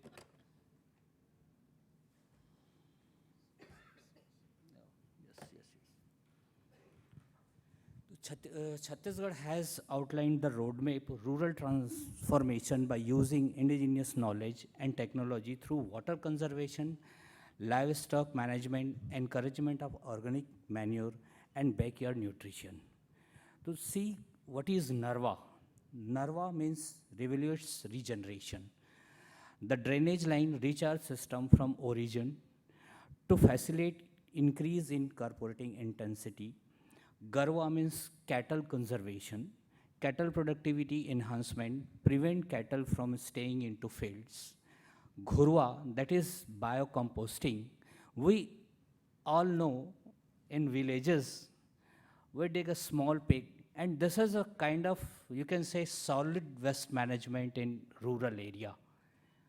From early days, we are just saying all this solid mass management, and now we are talking about the solid waste management in our cities. The villages are already doing all those things. Then we come to Bari, that support additional income generation, fulfill the nutrition gap. And this kind of things is already taken care of by the government. And what they are doing in Narwa, they are just channelizing the water bodies. And in this Narwa systems, the structure has to be import water based on GIS mapping. They identify the particular that Narwa. They channelize it, rejuvenate of old structures too, use of various schemes like MNRE, funding is from there, and they are very good utilizing this. And due to this, what was the outcome that we will see again? And this is Narwa, this is Garua, that is Gothan, that is they are taking care of Gothan also. And the Charaga, they have a specified area for the cattle, and they develop it very well. All the facilities are there. And about the Ghorwa, this is organic manure, how they produce organic manure. This is the system they are developing in rural areas. And about this again is in Ghorwa, and about the body. And the body to encourage cultivation of fruits and vegetables in the backyard of village homes, not only as a source of additional and regular income for villagers, but also as handy nutritional supplements to the villagers also. So just see how sustainable our villages are by adopting all this system are. And expectations from the outcome of this scheme is very well. It's an indigenous approach of revitalization of agricultural and local economy. It will help in bringing self-sufficiency. Dependence on chemical fertilizers will reduce. Promotion use of organic manure. It will help in organic agricultural production also. It would also help in increase the nutrition level of rural population through the body initiatives, to see how these are required in our villages. And we are just, all the villagers are benefited with this, and with this system, the sustainability exists. And simultaneously, investment opportunity, according to this, is very much essential in rural area also. Thank you so much. I think when I was in Raipur a few days back, I was just going now, absolutely you are talking on the same lines which your CM is talking, the present CM. He is foregoing, all the urban areas and absolutely working on the rural upliftment. Am I right or wrong, So he's working on only the rural focusing areas. in rural Only focusing on rural. Right. So I think nothing political about it. It is what the need of the hour. Okay. Now, Mr. Balu, once again, I'd like to have one question from you, since you have already told us your intentions that in case of whatever disaster management you do. So just wanted to ask, is there any CSR fund that you ask your respective financial institutes, various banks, scheduled banks, nationalized bank, that they have to, not in terms of funding only, but in terms of certain, as a matter of policy, which comes from the central bank like yours, that they have to put certain, because there is a separate disaster management wing in the country, So how do you, proactive your respective nationalized scheduled banks to work on that, so that we have, as Acha mentioned, there should be a preparedness, It's not that we should put our actions when they actually come to us. So, because nothing can happen until you guys release the money, So, is there any provision for that to all your scheduled bank, for the disaster management? The answer is no, in the sense that the CSR as such under the Companies Act, whatever the provision is there, every company has an obligation to do. So the bankers, being a company, private company, they are also under CSR obligation that they are doing. So that is a formalized channel. There is a method, procedure laid down, and that has to be end use and all those things are there. So that is very small compared to the proportion that we are thinking when the disaster hits us. So therefore, banks being commercial, they have to sustain for the benefit of the depositors. Ultimately, they have to service the depositors, and they cannot dole out in the sense that howsoever the disaster.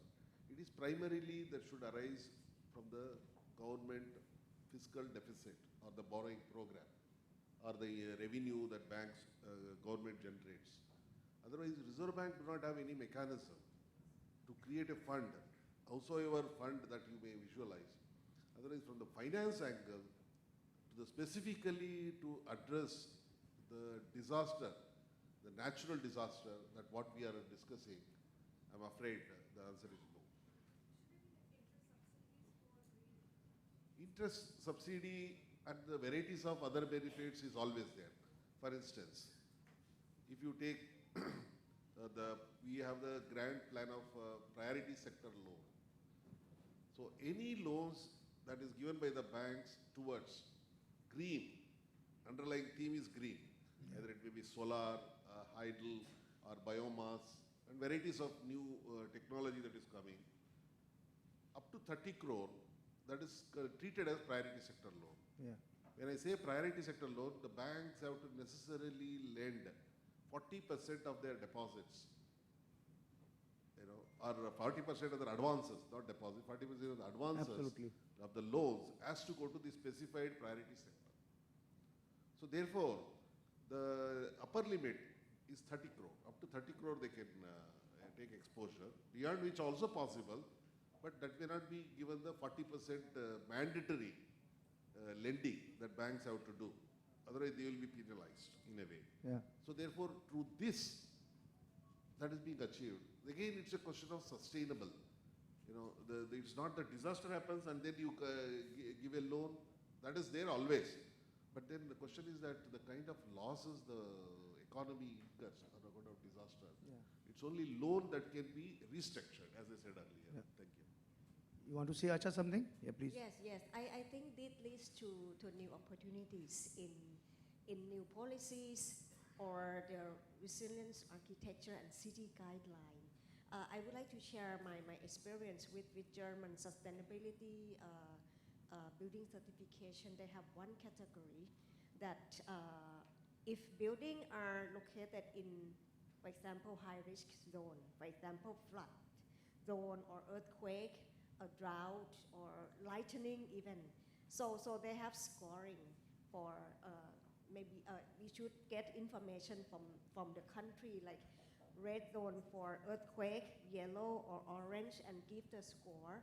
So that way it's how we could evaluate the risk of being damaged, as well as I think the new opportunity in having the guideline in compliance to resilient architecture, how adaptable, how flexible, or how earthquake-proof, waterproof. I think that opportunity to do R&D and establish the guideline for this. I think that makes a sense, just addressing to what Mr. Balu said, I remember since my father was a banker, so I understand, what was the essence of being, because he was always after, fulfilling his targets for the priority sector funding. That makes sense, because if you are, and all the stakeholders should be well aware about this. Our policies of central bank is, fantastic, but I think it should go to the masses, it should go to the roots, and it should go to the all stakeholders. And for that, we request you to do certain awareness program, with several association like ours, or for that matters for any other, so that we are being updated for that properly. Now, since that, I think I'm short of time because being poking by the organizers to make it fast. So I'll have a very ceasefire question, one to everyone. And since the topic is resilient architecture, so I'm going to put an extension to it, resilient architecture. For example, I'm just giving an example how it's going to run like. It has to be in one line, or one line, So I'd start with this myself. Resilient architecture gives me all the happiness. Gaurav, over to you. Resilient architecture. Resilience architecture is lachilapan, the simplicity. Thank you. So happiness, simplicity. Bindi, over to you. Resilience architecture, for me, is resilience technology. So she said technology. So happiness, simplicity, and technology. Naveen, over to you. After all that, livable. So he said livable. So we have another point, livable. Balu Saab, over to you. Resilient financial infrastructure. Oh, Saves the country, saves the people, saves you and me. that's right. So I think this is just the take-homes, the punch lines. Shalu, over to you. It has to be inclusive for all. Inclusive. Great. Give me to the last difficulty. Well-being. Very good. I think we had a fantastic take-homes, from all the panelists, and this is what we were requiring for, In the end, if whatever they have spoken, so they have spoken this punchline from their heart. He spoke simplicity, she spoke technology, he spoke sustainability, she spoke well-being, So this is what it's all about. And I think the overall gist of this session was not to listen what I have said, not to listen what Mr. Balu has said, or what he has said. The message was very clear. We need to sensitize ourselves for this particular issue, because understand, India is from that area where we have 5 different climatic zones, and kind of natural disaster which, can happen unforeseen any time in the country. And what Acha said, we have to be ready for the preparedness. And just keeping in mind the cities which were planned in the year 1726, like Jaipur, is still being talked about till now. People give that city as a case study. And that time there were no architecture colleges, no architecture teachers.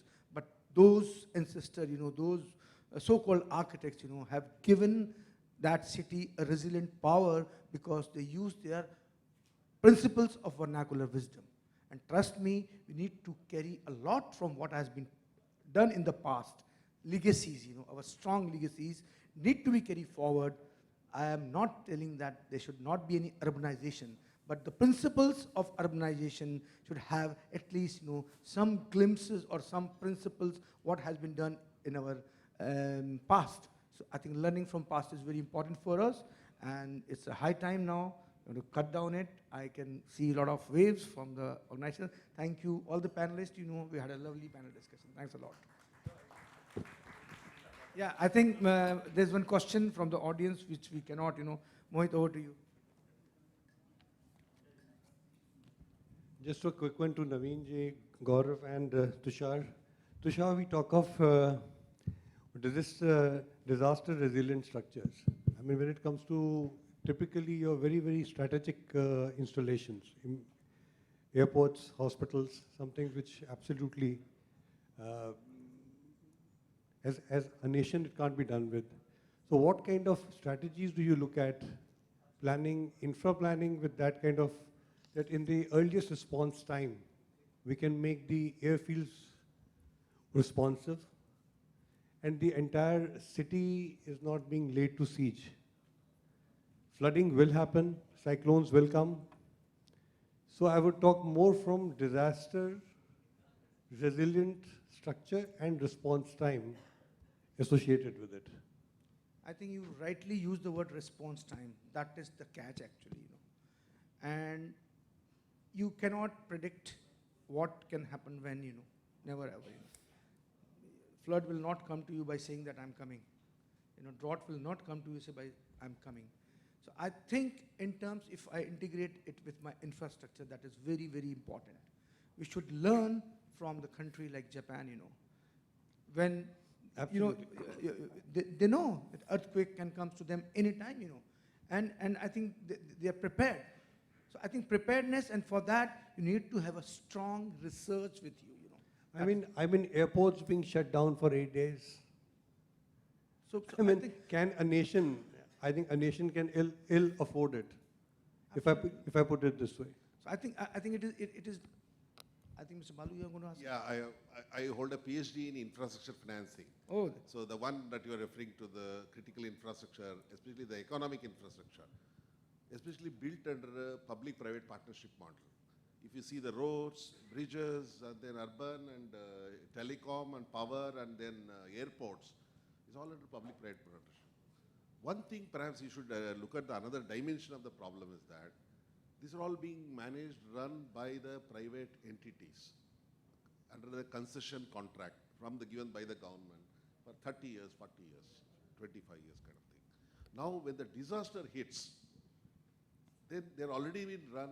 What kind of contract structure is there for the promoters, for the owners to throw good money after the bad money, because the disaster makes the good money bad money, but then there should be some more money to restructure, reconstruct. So therefore it becomes very critical how best we define the contract and make the contractor, concessioner, obligate to face the disaster. It is not only the government. Don't always think that it's government it will take care, because it's all owned by the private.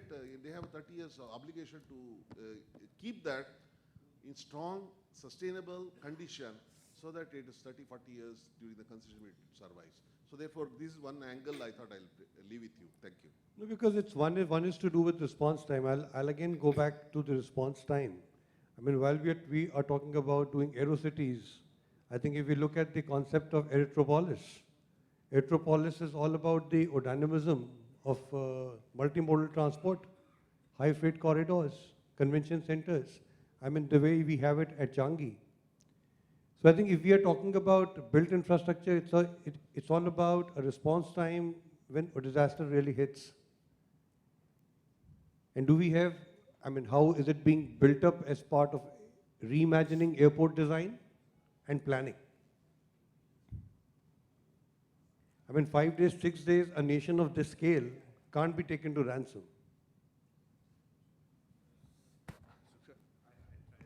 Try and answer this. See, I am not too sure about how do you address this in case of airports and all, but in case of healthcare, right? I mean, there are disaster management guidelines which are already written, which talks about a lot of infrastructure, because healthcare is one which cannot. I mean, in case of a disaster, the buildings can't stop functioning. So there are guidelines which are there in place. Designers need to be sensitized about it. A lot of designers even today don't follow those guidelines. But if that's done, the possibilities of the building being operational despite a disaster being hit is quite high. If we look at a lot of Western countries, and these guidelines are obviously followed. In case of our country, in plumbing systems and all, I'm not sure in case of earthquake how the flexible system works. But in most other services, that flexible system is already available to take care of all these kind of disaster-related things. I don't know if I've tried to answer.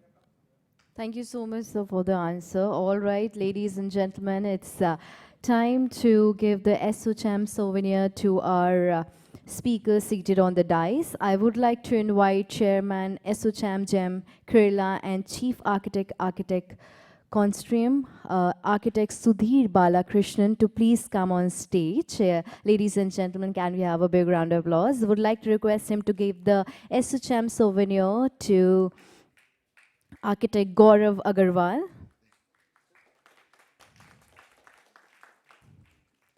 to Architect Bindi Solapurkar, to Architect Naveen Sharma,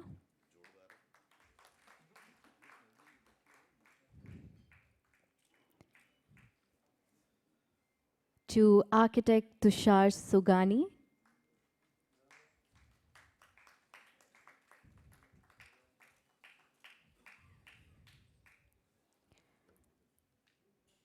To Dr. Balu Kinchapa.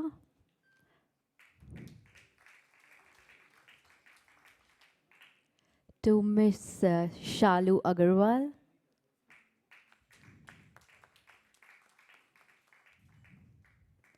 And to architect Archravan. Ladies and gentlemen, let's have a big round of applause for all the speakers on the dais. Thank you so much. It was such a wonderful session. Request all the speakers to please come forward for the group photograph. And would also like to request Technical Manager, Asahi India Glass Limited, Shri Vipul Desai, to please be ready with your presentation.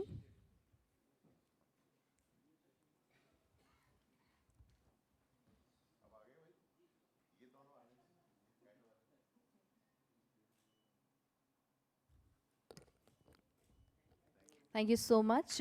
Ladies and gentlemen, please welcome Technical Manager, Asahi India Glass Limited, Shri Vipul Desai ji.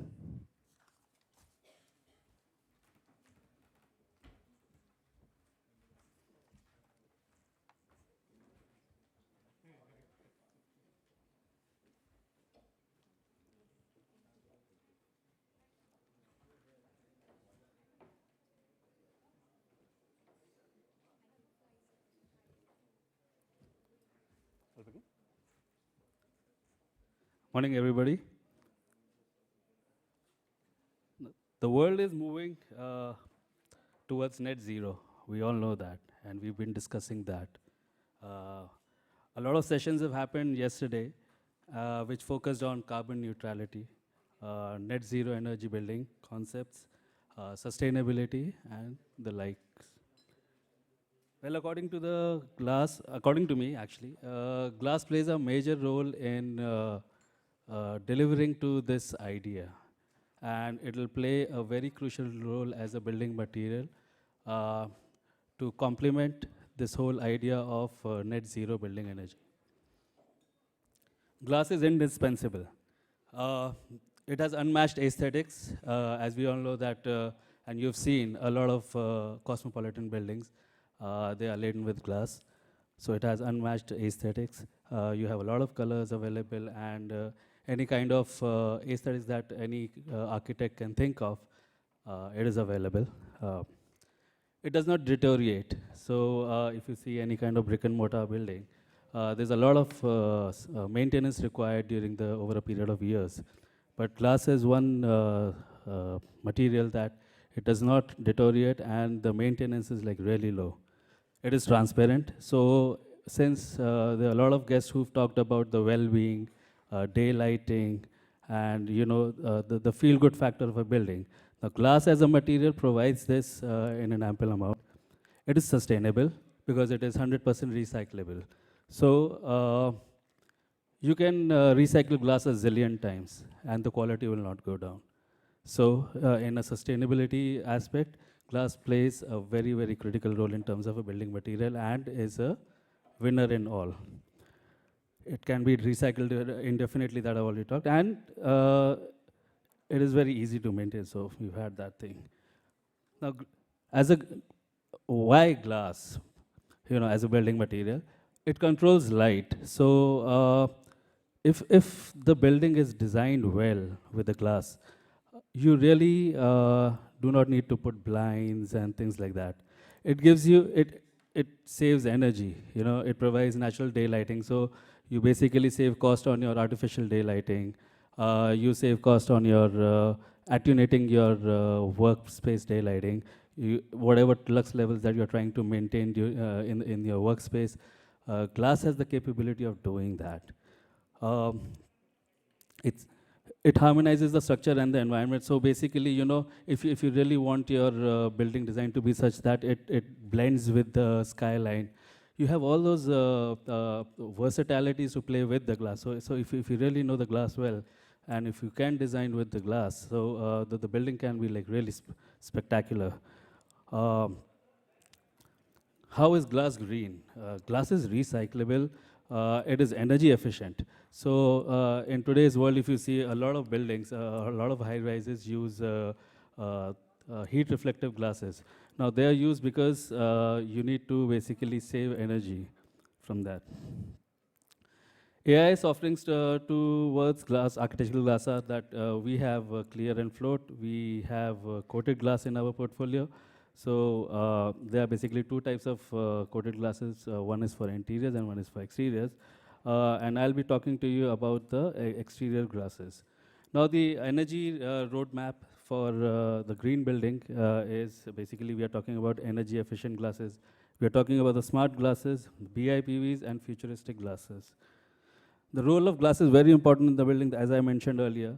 They're used in solar photovoltaics, they're used in kinetic facades, they're used as BIPVs, building integrated photovoltaics, and energy efficient glasses. So basically glass is something that now the industry cannot do away with. How are we making the buildings green as a glass company? Now, our glasses are basically coated glasses, and the three main functions of this particular glass is the attenuation of the visual light transmission. So that means how much light is coming, through the glass into the building. The solar heat gain coefficient, like earlier there was a comment made that the use of glass is not a wise solution to in the building design. But we actually cater to this kind of a thing with our solar heat gain coefficient with the glass. And I will talk to you about this a little later on this. And then the third one is the U value. Now, solar heat gain is basically how much the light, how much the solar radiation is coming through the glass. So technically, glass does not allow all the radiations to come in. So if my solar factor is 20, so I am cutting off 80% of that solar radiation, which is the actual heat bearing thing into your building.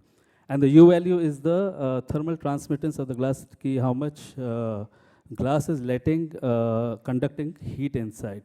So basically all these values are like really low, and that makes glass very efficient. Now, if you use high performance glass in the building, you reduce your cooling and heating load. So basically your HVAC loads go down. So technically what we are talking about is operational savings as well as a greener building. It filters out UV wavelengths. So being selective in terms of spectrum selectivity, these glasses basically, they cut off the UV. So the harmful UV is being cut off, and the visual light transmission having the light thing, it just only lets that to pass through. Third thing is the VLT that I had talked to you about. So basically you attenuate your daylighting in such a way that it becomes comfortable for your workspace to work in. Because if I give an example, a lot of companies, you cannot have people sitting right next to the facades because they become hot. But using of these glasses, what happens is your floor space increases for your operational activities. So all in all, using a coated glass wisely becomes a very cost-effective proposition, in terms of design. Now, if we talk about the kinds of glasses, basically there are two types of glasses: solar control glasses and LOI. Now, this is very important for architects and designers to understand the difference between the two. The solar control glass, basically, it cuts your solar radiations. And a low-E glass basically cuts your solar radiation, as well as it is a low emissivity glass, so it lets a very little heat from conduction to come in. So, so basically solar control is a non-silver product, and low-E is a silver product. So basically it has silver in it. Now this is the difference between a regular glass and a performance glass. So if you see the difference is huge in terms of cutting off of solar radiation and solar heat. It's practically around between 80 to 82%. So basically AIS has offerings of the three types of glasses, which is no silver glass, which only cuts the solar radiation. The other one is the single silver glass, which has emissivities between 0.5 and 0.6, and double silver glasses. So all in all, designing a building with the glass makes the building more efficient, more livable, and it's a product that you can really explore in designing your buildings for the future. Thank you.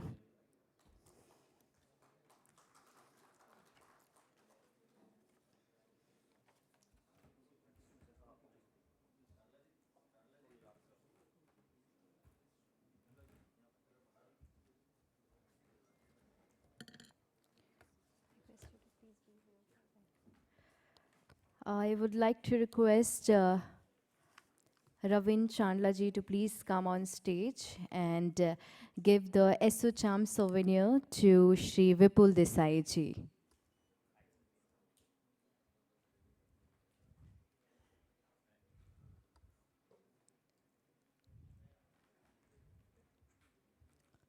Can we have a big round of applause? Thank you so much.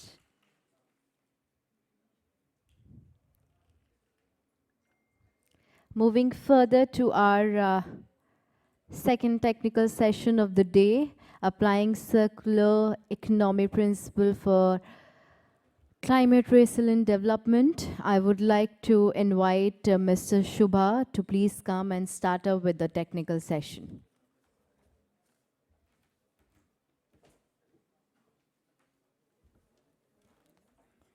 Thank you, Swati.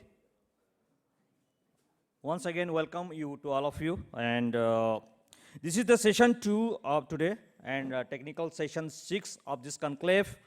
Myself, Shubha Bratraj. So this is going to be a different kind of session in the way that we will be covering here circular economy, climate resiliency, and maybe different perspectives like heritage or any other perspectives that we would like to cover here.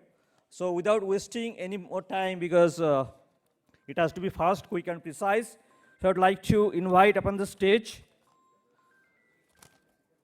Architect Sangram Mahanti ji, who is the co-chairman, ASSOCHAM GEM Odisha, and architect, MEP, Green Consultant, and he will be the moderator of the sessions. Welcome to the stage, sir.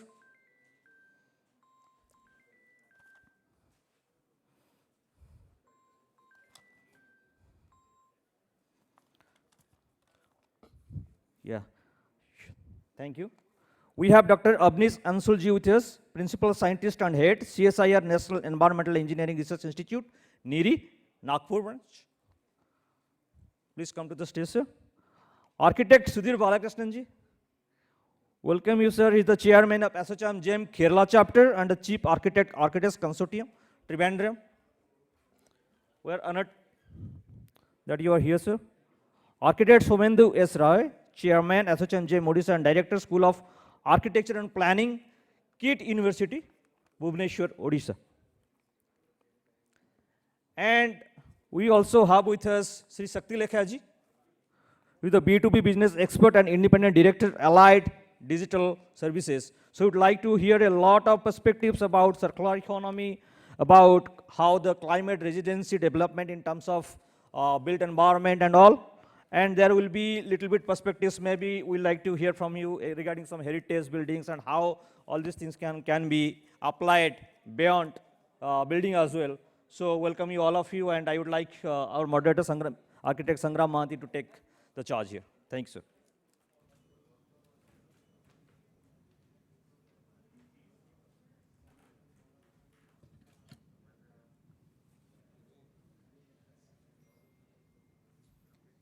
Good morning, everybody. So it's going to be a wonderful session right now. So we'll be talking about how we can apply circular economy principles for climate resilient development. So first we need to understand circular economy, what is it all about? So Mr. Shakti Lekha is there to tell you about all those things. So we start with, I would like to straightway go to Professor Ray. So you've been a teacher and an excellent architect. How do you change the mindset in the society and amongst young professionals in the context of climate resilient development? Please, can you say something? Yeah.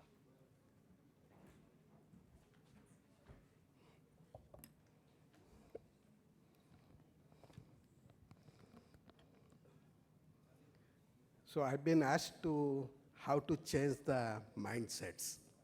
So at the outset, our mindsets are now quite positive, and we are in a very good session. You see, I'm an architect. I teach and practice. I practice in Bhubaneswar, and I teach there. And when I was studying long back architecture, we are told a very strong sentence. That sentence was, form follows function. You must have all your buildings which follows the functions, or what you call is a utilitarian. But if you talk today, I think the word should be, the form has to follow performance. A building is good if it performs well. If it doesn't perform well, the building has failed to live up to its expectations and need. So in that context, I would like to quote Geoffrey Baba. Geoffrey Baba is known to us. His work is liked by all of us. He's no more, he's a Sri Lankan architect. So what does Geoffrey Baba says? Geoffrey Baba says, don't treat a building as a dead concrete block. Like we all live, we all breathe, we all change our clothes, we behave differently in different climates. I think the buildings need to be looked into that as a living organism. Or once you think building is life, looking at to the building is changed and our mindset is changed. We find a lot of values and we understand because we know how our Odisha houses or our vernacular buildings, the road, the infrastructure, the terrace, the courtyards, they are all a part of building or living things. And this we have learned more from as we have recovered or recovering from the COVID. In that context, I would like to quote Mahatma Gandhi, and I would like to say the Indian values which is ushered into us, and like peace, truth, honesty, non-violence. You see, if we talk about what it is to us in a building industry or building design or architecture, I think we should be very, very honest to our materials. We should be honest to design. We should be devoid of aesthetic manifestations.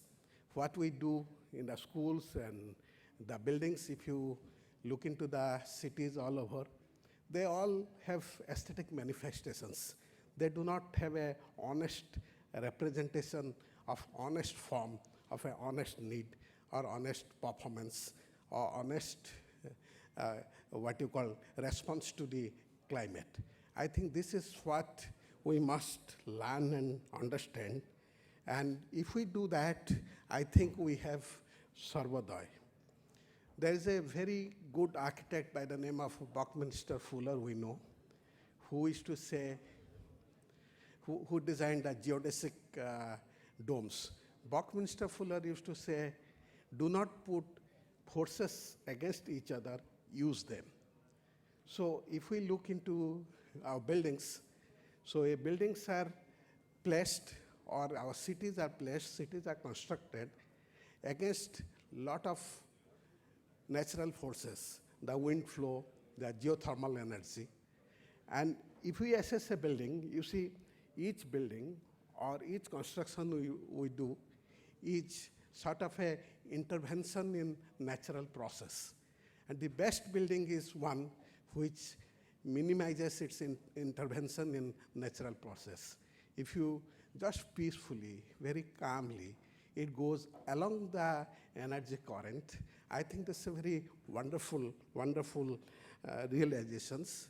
So we should not put forces against each other, use them to maximize and channelize them, and that is how we save a lot of energy.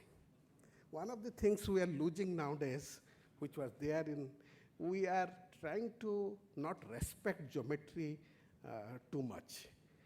You see, geometry is very divine. Geometry is very cosmic. Our buildings become very pure if we talk about, Sub talked about heritage buildings and etc.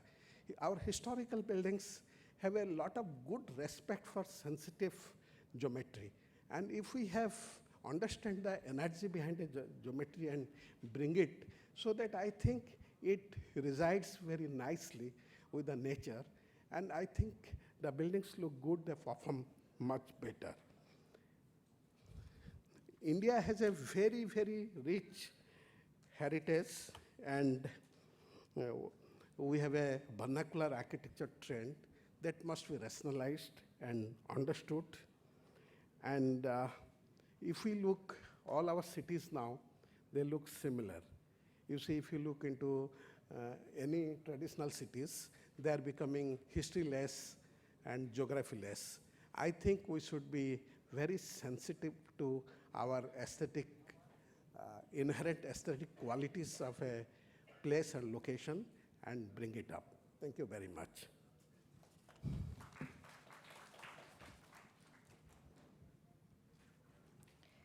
Ladies and gentlemen, as I am announcing the arrival of Honorable Minister of State for Public Work Department, Government of Uttar Pradesh, Shri Kunwar Brajesh Singh जी, एक ज़ोरदार तालियों के साथ उनका स्वागत करें। बहुत बहुत स्वागत, बहुत बहुत अभिनंदन सर।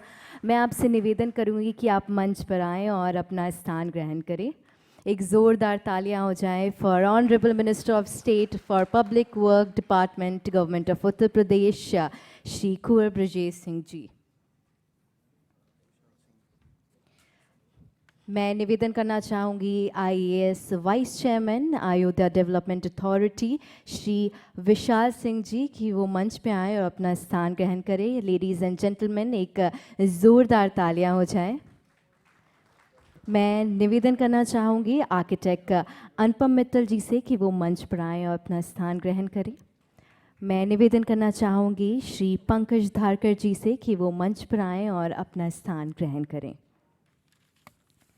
लेडीज़ एंड जेंटलमैन, अतिथि देवो भव जैसा कि हमारी परंपरा है, मैं निवेदन करना चाहूँगी श्री आर्किटेक्ट अनुपम मित्तल जी से कि वो आगे आएँ और वो हमारे honourable minister of state for public works department Shri Kunwar Brajesh Singh ji का पौधे की प्रस्तुति के साथ स्वागत करें। बहुत बहुत स्वागत, बहुत बहुत अभिनंदन।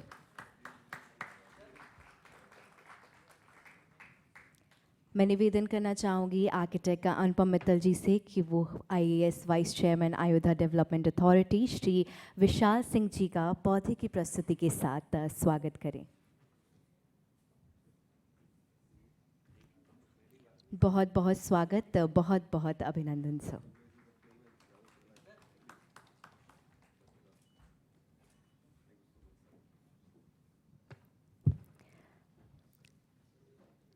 Ladies and gentlemen, now I would like to request Chairman ASSOCHAM GEM UP and Principal Architect GEM Consultancy Services, Architect अनुपम मित्तल जी कि वो आए और वेलकम एड्रेस दें। बहुत बहुत स्वागत सर।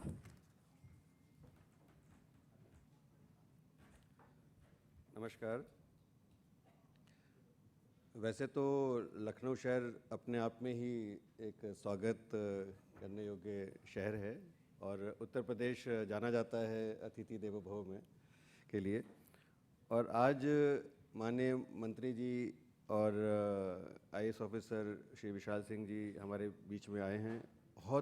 बहुत कीमती समय निकाल के, कीमती किस लेवल का आपको हम बताएं कि सर अभी हम लोग 2 दिन से, कल से कॉन्क्लेव चल रहा है और आप लोगों की सबकी भागादौड़ी सर हमको पता है। जिस तरीके से सुबह शाम आपके विजिट्स 12 घंटे, 14 घंटे, 18 घंटे की आप लोगों की जो मेहनत इस समय चल रही है, जिसकी वजह से हमारा प्रदेश निखर रहा है, हमको जगह जगह उसके बारे में मालूम पड़ रहा है। इन्वेस्टमेंट समिट्स हो रही हैं और अब तो सर फिगर्स भी नहीं मालूम है कि कितना हो गया है, बिकॉज हर समय नई नई फिगर्स मिलती रहती हैं कि इतने और इन्वेस्टमेंट आ गया है। वो आप सबका ही योगदान है। और इसमें सर ASSOCHAM और ASSOCHAM GEM आपके साथ हमेशा कंधे से कंधा मिला के खड़ा है सर। जहाँ पे भी आपको लगता है कि हम योगदान दे सकते हैं as industry, as architects, as consultants, as MEP consultants, as engineers, we can contribute, you will always find us there. और डायस पे उपस्थित सभी हमारे मित्रगण और ऑफ द डायस हमारे मित्रगण अतिथि सभी, आप सभी का स्वागत है। अलग अलग प्रदेशों से आए हुए सारे अतिथि, आप सबका स्वागत है। धन्यवाद।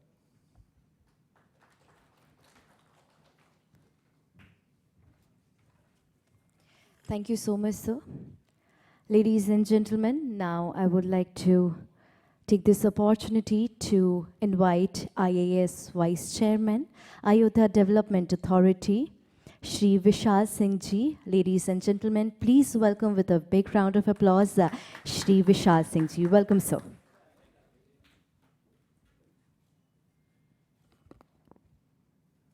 Well, before I begin, we must pray.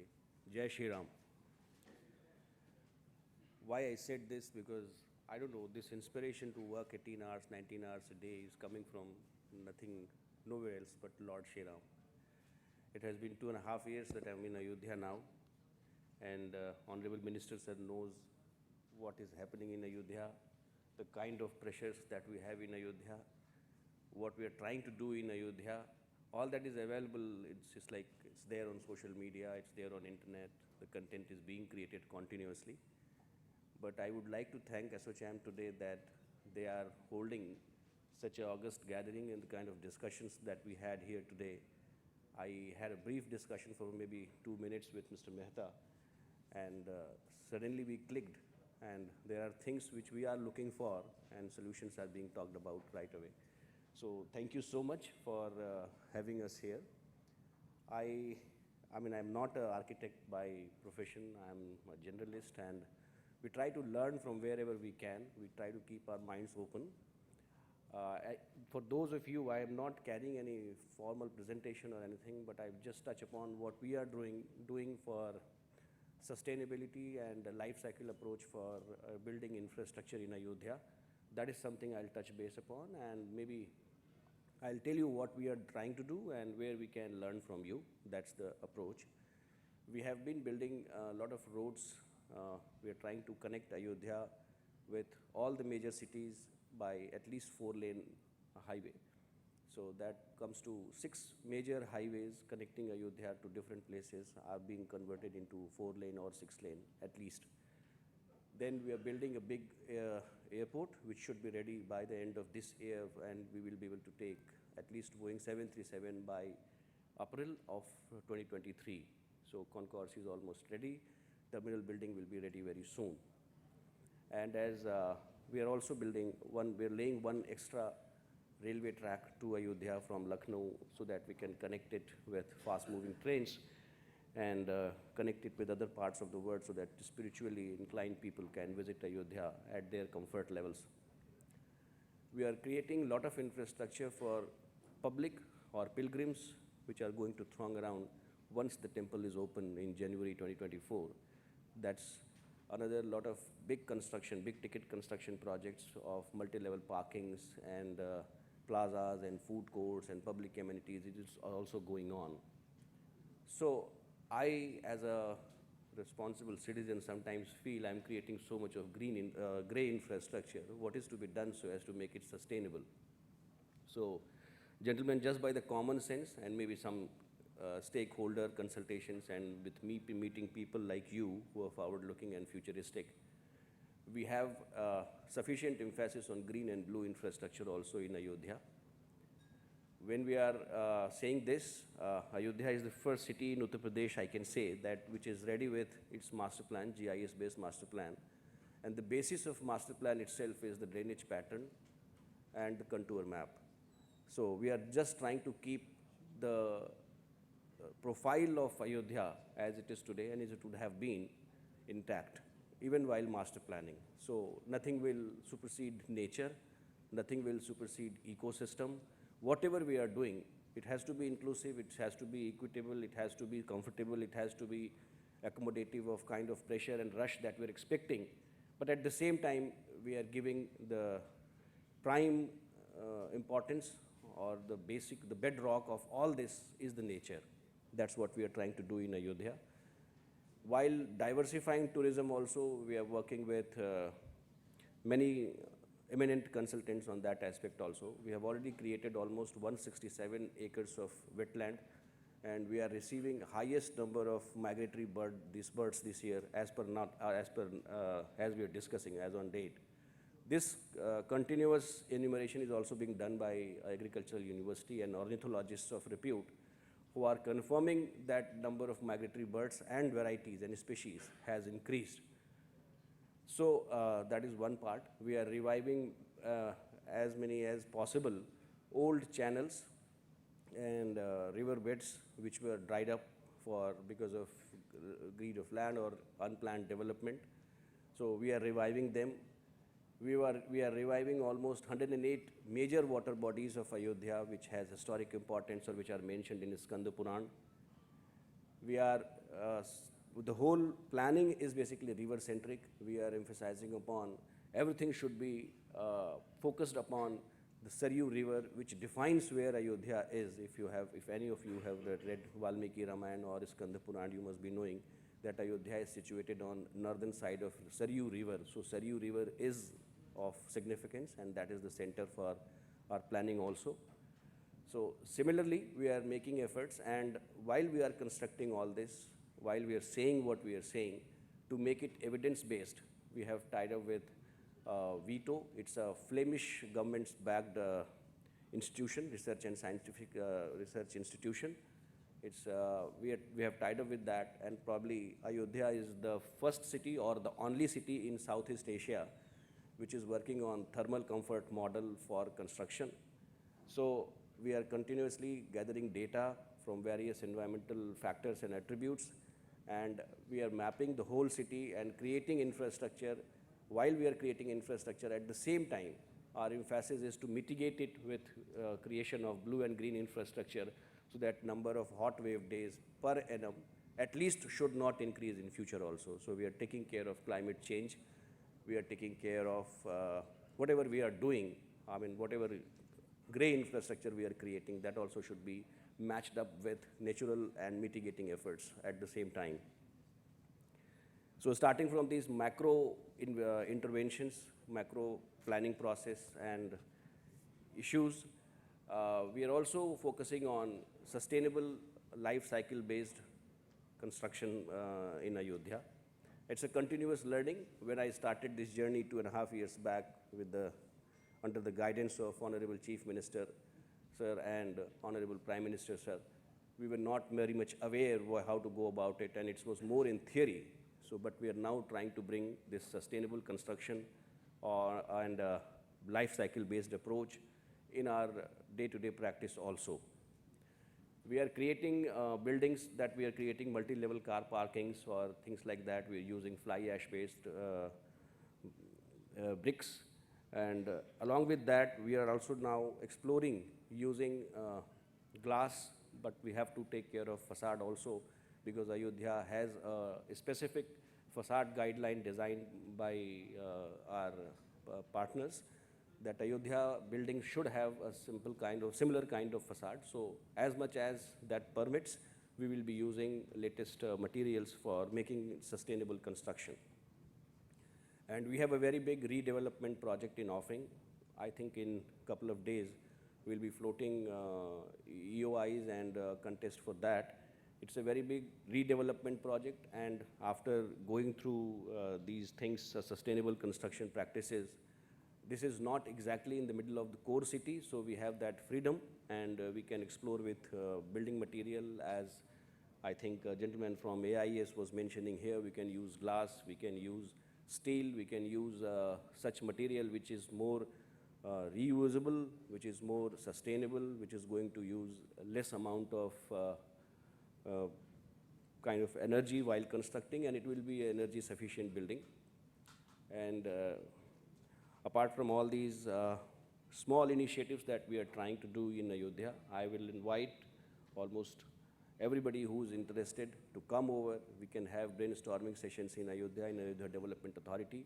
We'll show you what we are trying to do, and we are all open to learn from you. We are all open to understand what is it that you can do to contribute, make it a historic city of Ayodhya, rebuilt, but not really missing on those natural aspects which would have been in yesteryears.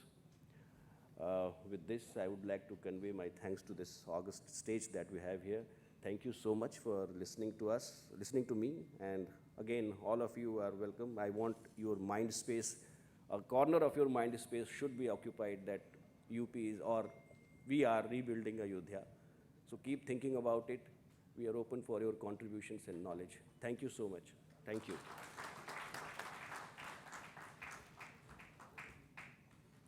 Thank you so much, sir. On behalf of ASSOCHAM, I would like to thank you for taking up time from a busy schedule and being a part of our event. देवियों और संजनों, जिस पल का हमें काफ़ी समय से इंतज़ार था, वो पल आज का है. Now is the time I take the golden opportunity to invite our session chief guest, Honorable Minister of State for Public Work Department, Government of Uttar Pradesh, Shri Kuwar Brijesh Singh जी कि वो आए और अपना आशीर्वाद वचन दें. Ladies and gentlemen, please welcome. Welcome, sir.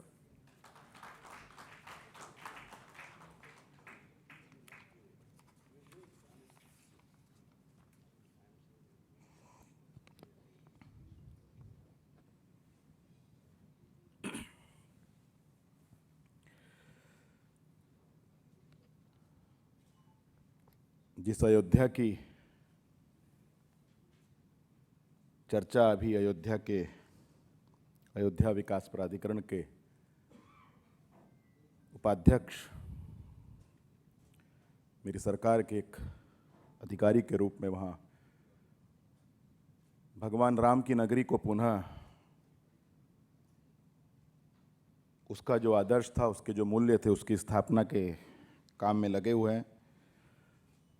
उस राम भूमि की चर्चा करते हुए उन्हीं भगवान राम के अनुज प्रभु लक्ष्मण की इस भूमि पर,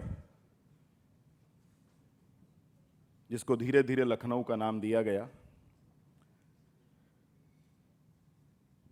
ऐसे प्रदेश की राजधानी लखनऊ में एसोचैम के द्वारा आयोजित इस 2 दिवसीय कार्यक्रम में मेरे साथ मंच पर उपस्थित एसोचैम के यूपी चैप्टर के चेयरमैन मिस्टर अनुपम मित्तल जी, मिस्टर पंकज धरकर जी, मिस्टर संगम मोहंती जी, हमारे अयोध्या विकास प्राधिकरण के vice chairman Vishal Singh, mister Awanish Ansul जी, शक्ति लिखा जी,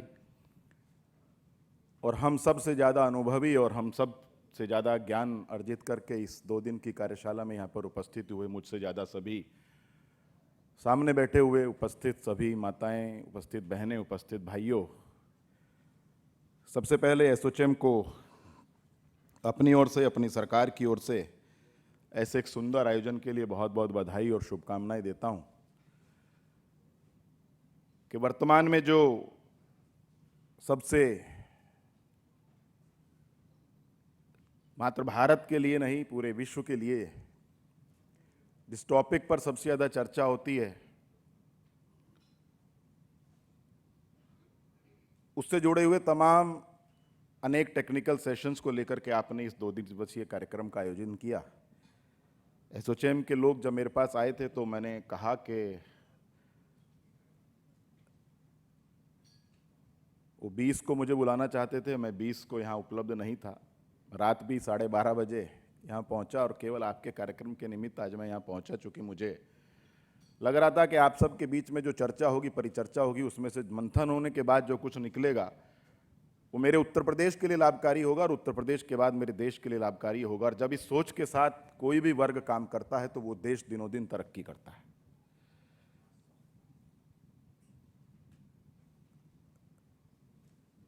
पर्यावरण को लेकर के हम लोग इस सेशन में चर्चा कर रहे हैं, कार्बन उत्सर्जन को लेकर के इस सेशन के लिए हम लोग चर्चा कर रहे हैं. इस समय एनवायरनमेंट को लेकर के पूरा विश्व चिंतित है. कार्बन फुटप्रिंट्स की बात करते हैं तो समझ में आता है कि हम लोग किस ओर जा रहे हैं. लेकिन मेरा ये व्यक्तिगत मत है, मैं गलत भी हो सकता हूं, चाहे देश की सरकारें हों, चाहे प्रदेश की सरकारें हों, या विश्व के अंदर जिन जिन जो विश्व के अलग अलग देशों का नेतृत्व कर रहे हैं, वो लोग किस पे कितना काम कर रहे हैं। लेकिन जब पर्यावरण की बात करते हैं तो पर्यावरण का आंदोलन कभी भी किसी मात्र एक सरकार के सहयोग से या मात्र सरकार के माध्यम से उसको उतने सफलता नहीं मिलेगी जब तक इसमें पूरा सामाजिक आंदोलन, समाज के प्रत्येक वर्ग और समाज के अंदर रहने वाले प्रत्येक वर्ग का हम लोग इसमें आत्मसात नहीं कर पाएंगे। इस जैम हरित निर्माण प्रमाणन कार्यक्रम में अब तक 100 से अधिक प्रोजेक्ट्स पर काम हुआ है और 1500 से अधिक आर्किटेक्ट्स, प्लानर, डिजाइनर्स एवं एमईपीस में कंसल्टेंट्स रूप में शामिल हैं। आपके इस सेमिनार का फोकस स्टेट यूपी है।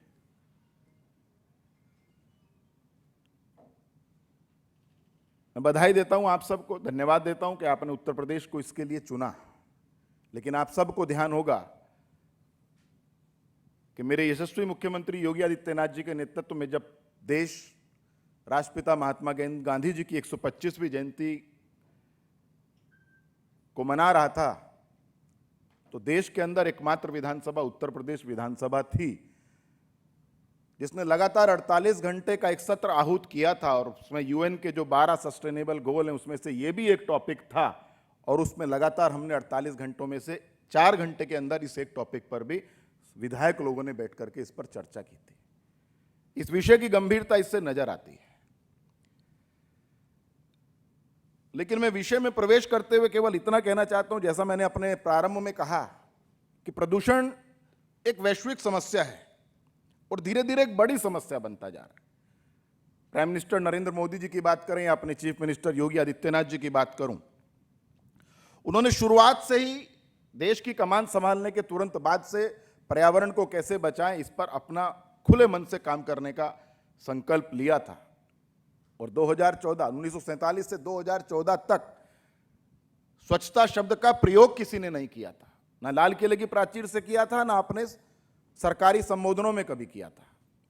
उन्होंने स्वच्छता शब्द से पर्यावरण को जोड़ा और अपने आप को उसका स्वयं में ब्रांड एम्बेसडर प्रस्तुत करते हुए समाज के अंदर बहुत से परिवर्तन लाने का एक प्रयास किया और उसी कड़ी को आगे बढ़ाते हुए मेरे मुख्यमंत्री ने धीरे धीरे इसको आगे बढ़ाने का काम किया।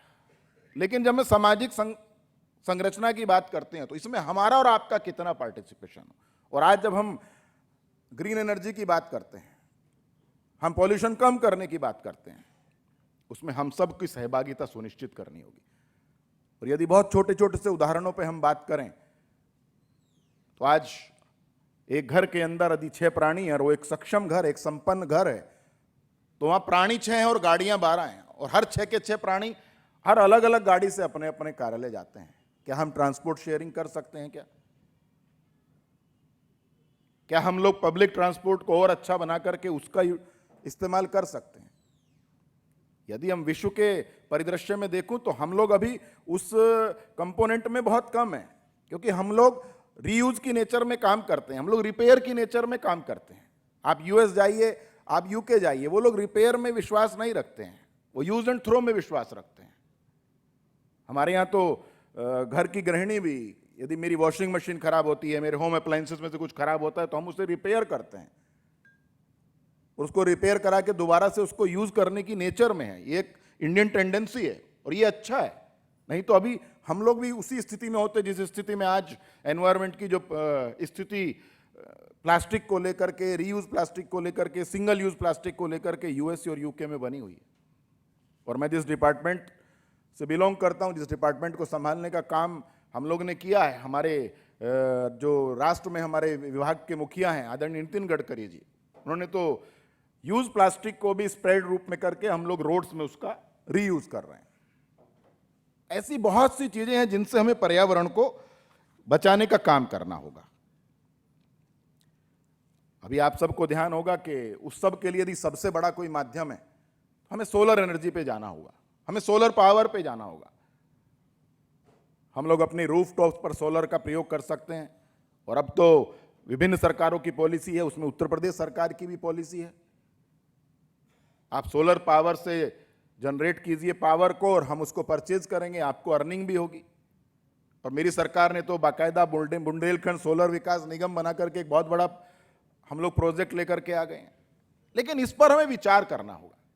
मैं आप लोगों के बीच में कोई राजनीतिक भाषण देने के लिए नहीं आया हूं, ना कोई राजनीतिक बात कर रहा हूं। जितनी बातें अपने प्राइम मिनिस्टर और चीफ मिनिस्टर से जोड़ रहा हूं, मैं वही बातें कह रहा हूं। मुझे अगर पॉलिटिकल भाषण देना होगा, मैं अभी 4-5 लच्छेदार बातें करूंगा, 10-5 इधर की फेंकूंगा, 10-5 उधर की फेंकूंगा, आप सबके बीच में बात करके चला जाऊंगा। लेकिन नहीं, we are here sitting to discuss about points, discuss on points.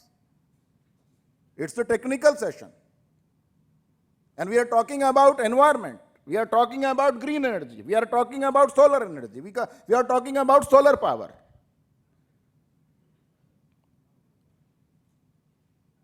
अभी मेरे vice chairman Ayodhya development authority ने आपके सामने अयोध्या के बारे में बहुत सी चर्चा की। क्या हम लोग कभी आज जब काशी विश्वनाथ को देख रहे हैं और बिना किसी को डिस्टर्ब किए, बिना किसी को कोई आहत पहुंचाए काशी कॉरिडोर की परिकल्पना को और आज के एनवायरनमेंट में कैसे उसको सेफ रख सकते हैं, प्रधानमंत्री जी की परिकल्पना थी। ठीक ऐसी परिकल्पना अयोध्या को लेकर के, अयोध्या के बारे में उन्होंने बहुत सी बातें की। ये जरूर है कि चाहे काशी हो, चाहे मथुरा हो, चाहे अयोध्या हो, ये सब हमारी आस्थाओं का केंद्र है। और सबसे बड़ा उदाहरण,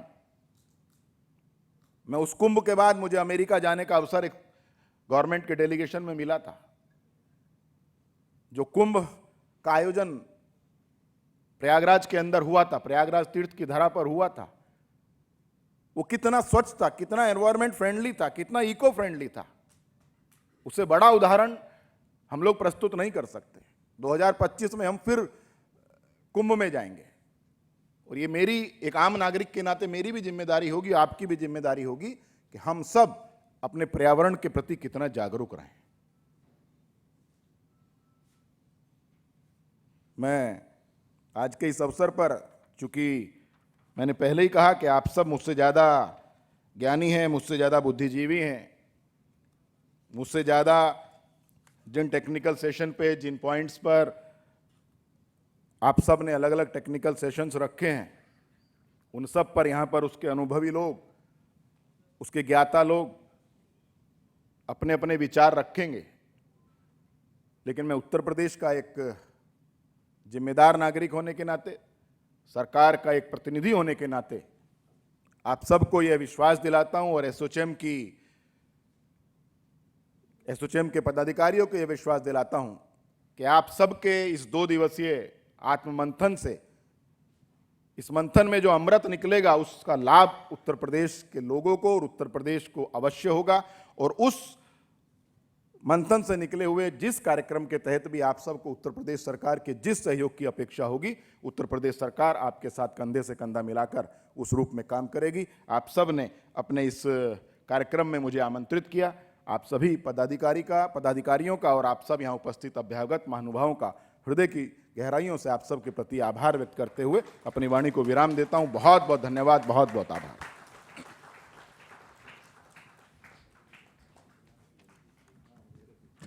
एसोचैम की तरफ से मैं बहुत बहुत धन्यवाद करना चाहूँगी कि आज आपने इस कॉन्क्लेव में तमाम जानकारियाँ दी। बहुत बहुत धन्यवाद कि आप यहाँ पधारे। निश्चित इस कार्यक्रम की शोभा बढ़ी है। मैं मंच पर बुलाना चाहूँगी मिस्टर पिनाकी दास गुप्ता जी को कि वो आगे आएँ और इस कार्यक्रम को आगे बढ़ाएं। धन्यवाद स्वाति। सबको प्रणाम एसोचैम जेम की तरफ से।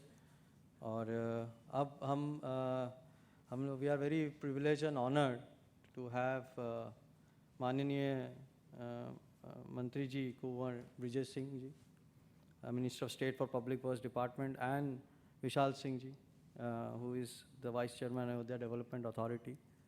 So we also give awards to successful projects, sir, who have completed their GEM certification. और वो इस सस्टेनेबिलिटी और पर्यावरण को आगे बढ़ाते हैं, कुछ इम्प्लीमेंटेशन करते हैं पानी में, बिल्डिंग मटेरियल में, और जितने भी हमारे आर्किटेक्चरल और डिज़ाइनर MEP कंसल्टेंट्स की कम्युनिटी है वो उनको हेल्प करते हैं। तो आज इस मंच से मैं आप दोनों के शुभ हाथों से, भव्य हाथों से उनको अवार्ड मैं प्रस्तुत करना चाहूँगा। सो मैं विनम्रतापूर्वक आग्रह करता हूँ कि आज हमारे समक्ष पधारे श्री कुंवर विजय सिंह जी और विशाल जी से हम लोग आग्रह करेंगे कि वो हमारे GEM 5th GEM conclave awards दे लोगों को। तो मैं जल्दी से उन लोगों का नाम लूँगा और मैं उनसे रिक्वेस्ट करूँगा कि they should be prepared be here and I request our chairman Shri Pankaj Dharkar ji, Shri Anupam Mittal ji, Shri honourable minister and Vishal ji to please come on and we'll start the award now. So I call the names now. मैं अभी नाम चले sir आगे.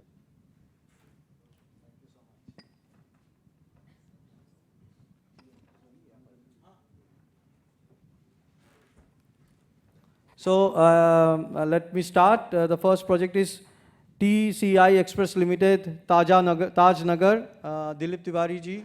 Anyone from TCI Express Limited, Taj Nagar, please.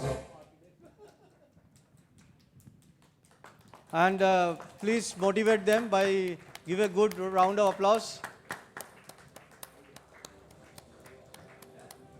It's a very proud moment. Next is TCI Express Limited, Chakan. Unique Legacy Regal. Unique Legacy Regal. Redevelopment of Arinda. Bhavika ji, redevelopment of Arinda.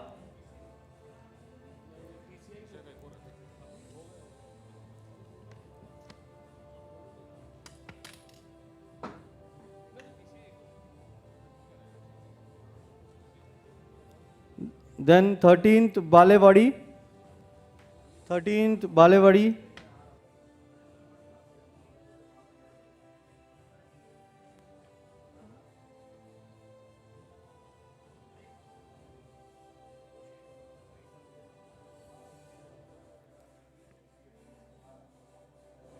Apollo Medics Super Speciality Hospital.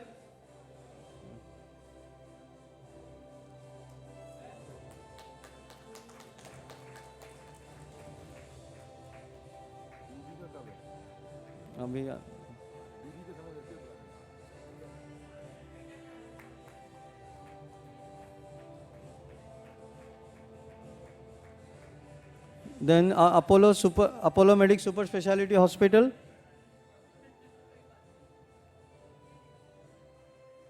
You have to be a little quick.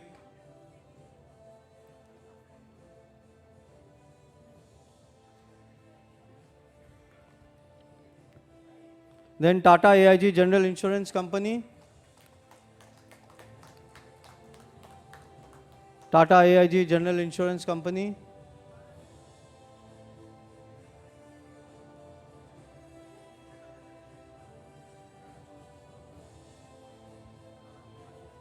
Then redevelopment of Bulbul CHS Limited.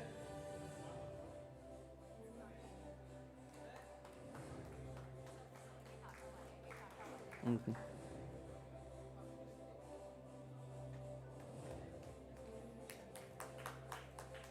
Tata AIG General Insurance, and then redevelopment of Bulbul CHS Limited. Vilas Javadkar Eco Homes.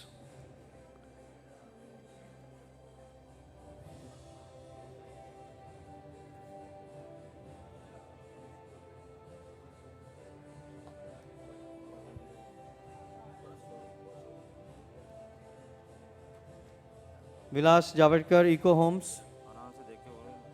कोई बात नहीं.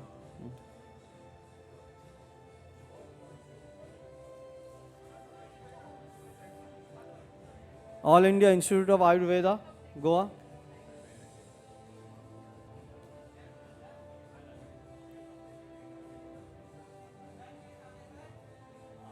All India institute of Ayurveda please. थोड़ा slow बोलो, slow बोलो. देखो तो सही award लिया भी किसी ने नहीं लिया. सर जल्दी करो.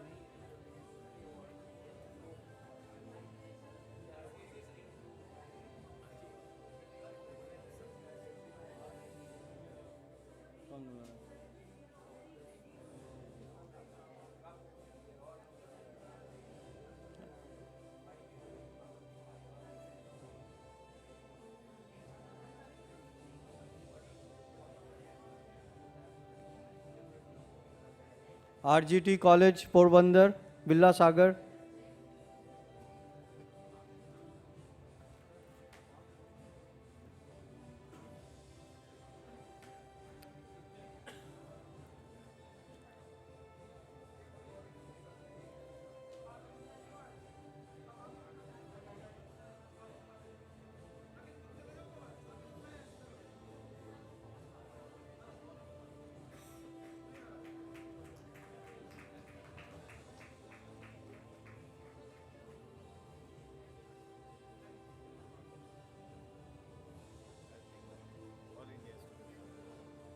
You are from All India Institute of Art. I'll call upon the name. All India Institute of Ayurveda, Goa.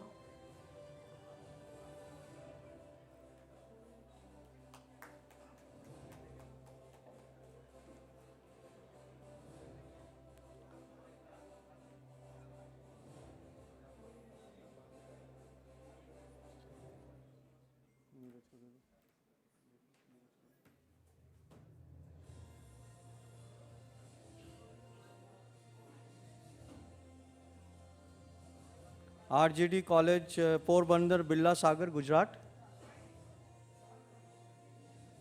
RGT College, Porbandar, Billa Sagar, Gujarat.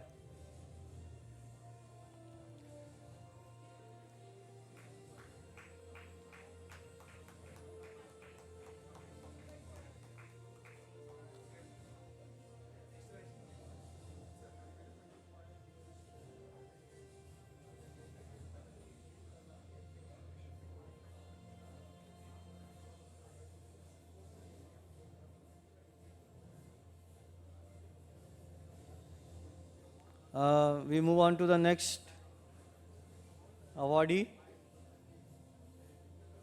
ADAEPL Factory Goa. ADAEPL Factory Goa.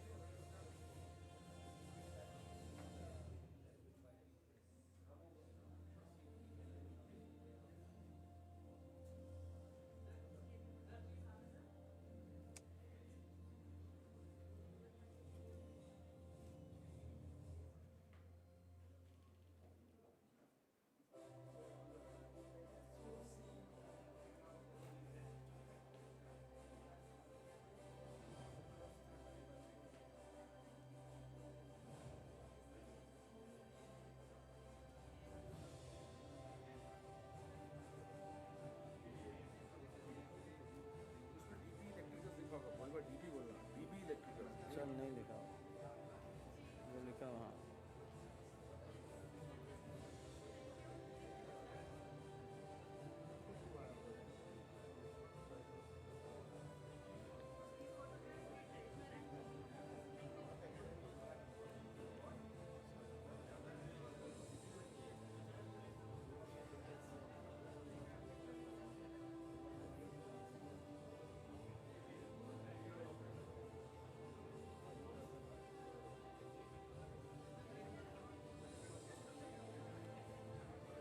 ADAEPL Factory Goa.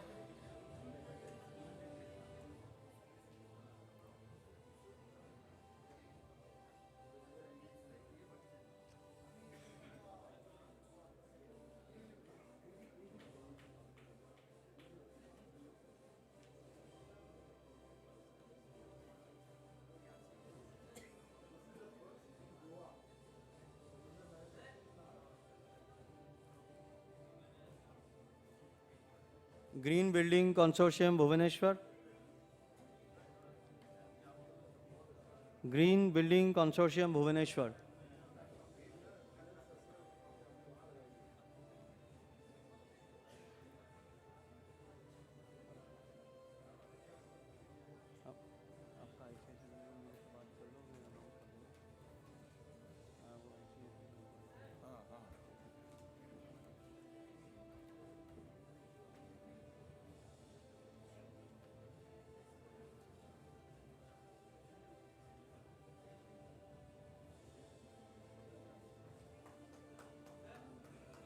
Please put a round of applause for all the awardees.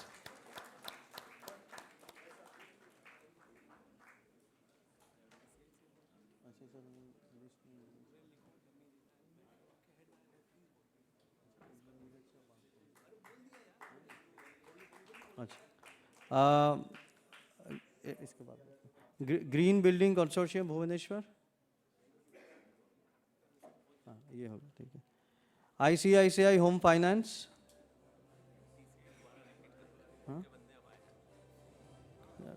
ICICI home finance, sir आप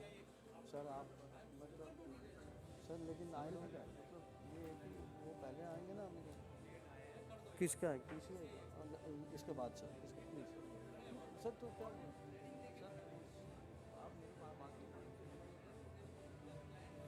sir कोई बात नहीं, हम करेंगे ना, करेंगे। Okay sir, but just have a glance at number we have to close it by 1 day. Yeah, that's okay. हो गया? बोलना ना, मैंने बोल दिया। साथ में है ना सजदेबाजी।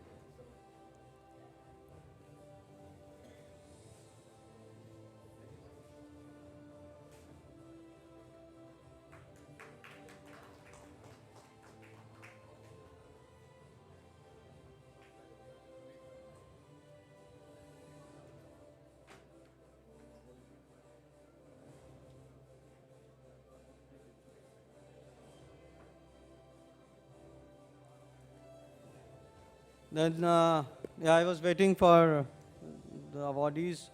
So next is Coconut Peninsula Country Resort. So,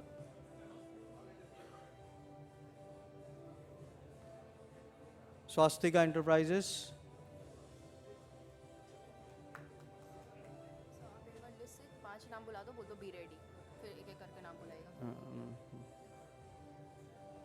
And we have again, I think TCI people are here again.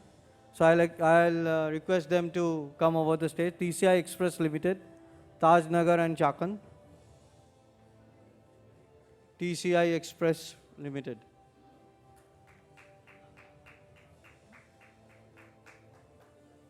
Please put a round of applause, everyone. Thank you so much for your patience and encouragement. नहार का नहीं दिया क्या? नहार का नहीं दिया sir. बस करता हूँ। No.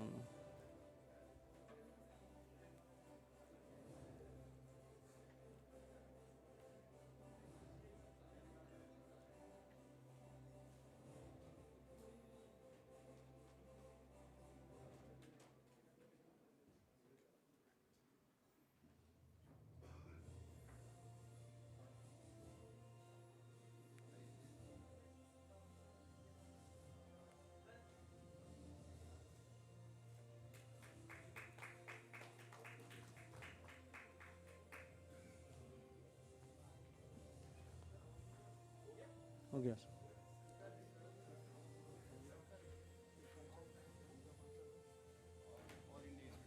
Oh, आप तो पहले. So we have All India Institute of Ayurveda Goa with us. So kindly request our award management to bring the plaque and the certificate. All India Institute of Ayurveda Goa.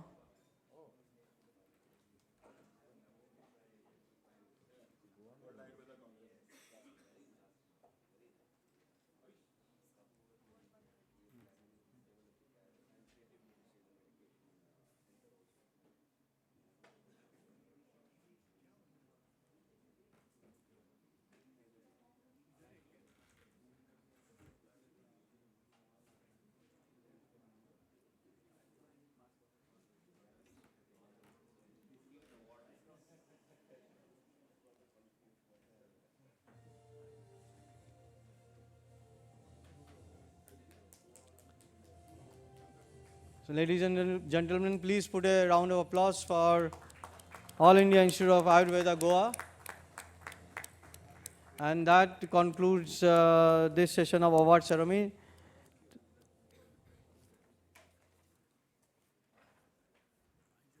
Yeah.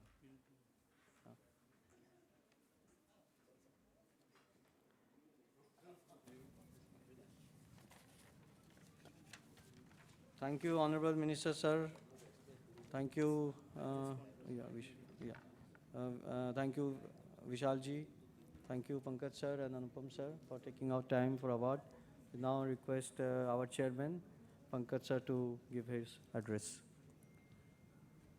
No, I'm not giving any address. I just want to request Brijesh ji कि आपके हर building जो बने, हर infrastructure जो बने, वो green certify होगा, तो वो सबसे ज़्यादा आपका कंट्रीब्यूशन होगा सोसाइटी के लिए, क्योंकि यदि प्राइम मिनिस्टर का ये ड्रीम है कि हमें कार्बन न्यूट्रलिटी की तरफ बढ़ना है 2070 में, तो ये पहली स्टेप होगी उसके लिए। और विशाल जी, मैं आपसे गुजारिश करूंगा कि आप हमें अपॉर्चुनिटी दें अयोध्या को डॉक्यूमेंट करने के लिए, और अनुपम जी के माध्यम से हम आपको रिक्वेस्ट करेंगे कि ये एक बहुत बड़ा कॉज होगा एसोचैम के लिए, कि पूरी जेम टीम पूरे इंडिया से उसमें कंट्रीब्यूट करेगी, and we will document this for you all sustainability effort जो आपने इतने अच्छे से एक्सप्लेन किए, उसको और कितने सुंदर तरीके से दुनिया को हम दिखा सके, तो उसके लिए सारे प्रोफेशनल इस हॉल में जितने हैं वो आपको मदद करेंगे सर। ये सबसे बड़ा काम होगा, और शायद ये हमारे लिए बहुत बड़ा तोहफा होगा पूरे सोसाइटी के लिए, और शायद इतना अच्छा काम दुनिया तक किस तरह से अच्छे डॉक्यूमेंटेशन से जा सके, सारे आर्किटेक्ट लोग, सारे इंजीनियर्स मिलकर आपका सहयोग करेंगे सर। कल ही हमारे यहाँ का एक ग्रुप आपके यहाँ जा ही रहा है, खाटू जी जा रहे हैं, तो वहाँ से इनिशिएट करते हैं और इसको ग्लोबल लेवल तक ले जाते हैं सर। और ये हमारे लिए ये यूपी में करने का बहुत बड़ा गिफ्ट हो जाएगा ये काम। Thank you so much. I will take this opportunity to request all of you once again, though I did it in my address also. मैंने सर से भी बात करी है, मैं चाहता हूँ कि आप लोग जितने से ज़्यादा संख्या में अयोध्या आ सके, इसको डॉक्यूमेंट कर सके।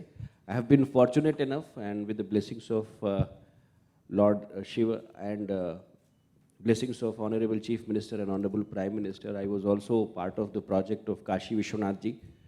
That also is now finished and available to public. I will request you work on documentation of that also. That work, when we were conceiving it, and as I have been saying, I was open to learning. We tried and come up with a project which is zero carbon footprint in 2019 itself, sir. So we are on that journey, but we'll keep learning from you. So welcome to Ayodhya now. Thank you. Ladies and gentlemen, now is the time to give memento to our dignitaries seated on the dais. I would like to invite Architect Anupam Mittal ji, Shri Pankaj Dharkar ji, Shri Neeraj Arora ji, Shri Ravin Chandla ji, Architect Vijay Garg ji to please come forward for giving the ASSOCHAM memento.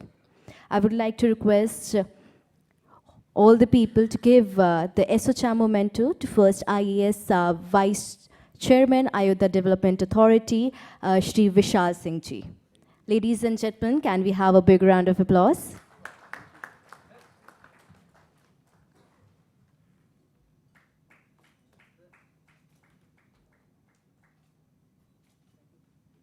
Now, I would like to request Anupam sir, Pankaj sir, Neeraj sir, Ravin sir, and Vijay sir to please come forward to give the ASSOCHAM memento to our Honorable Minister of State for Public Work Department, Government of Uttar Pradesh, Shri Kuwar Brijesh Singh ji. बहुत बहुत धन्यवाद sir कि आपने अपना कीमती समय निकाला और इस कार्यक्रम में अपनी उपस्थिति दिखाई. I would like to request all the dignitaries seated on the dais to please come forward for the group photograph, and would also like to request Neeraj Arora ji and Ravin Chandla ji to join for the group photograph.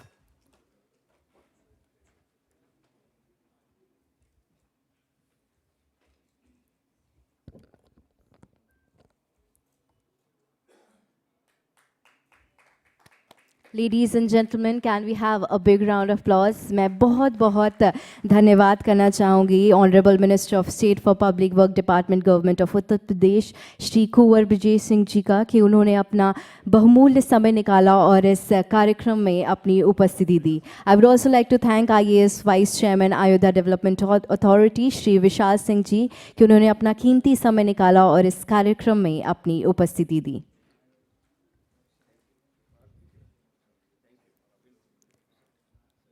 As we move on now, I would like to ask our moderated architect Sangram Mohanty to please continue with the session. We have with us architect Sudhir Balakrishnan. His work, he's done a lot of work in Kerala. He's done wonderful work in vernacular architecture. Sir, I'd like to ask a question to you. Can you brief us about climate resilient development and how it can be achieved? Thank you. For me, the journey started my architecture through, definitely through vernacular architecture. As we had the Padmanabhapuram Palace and started from there.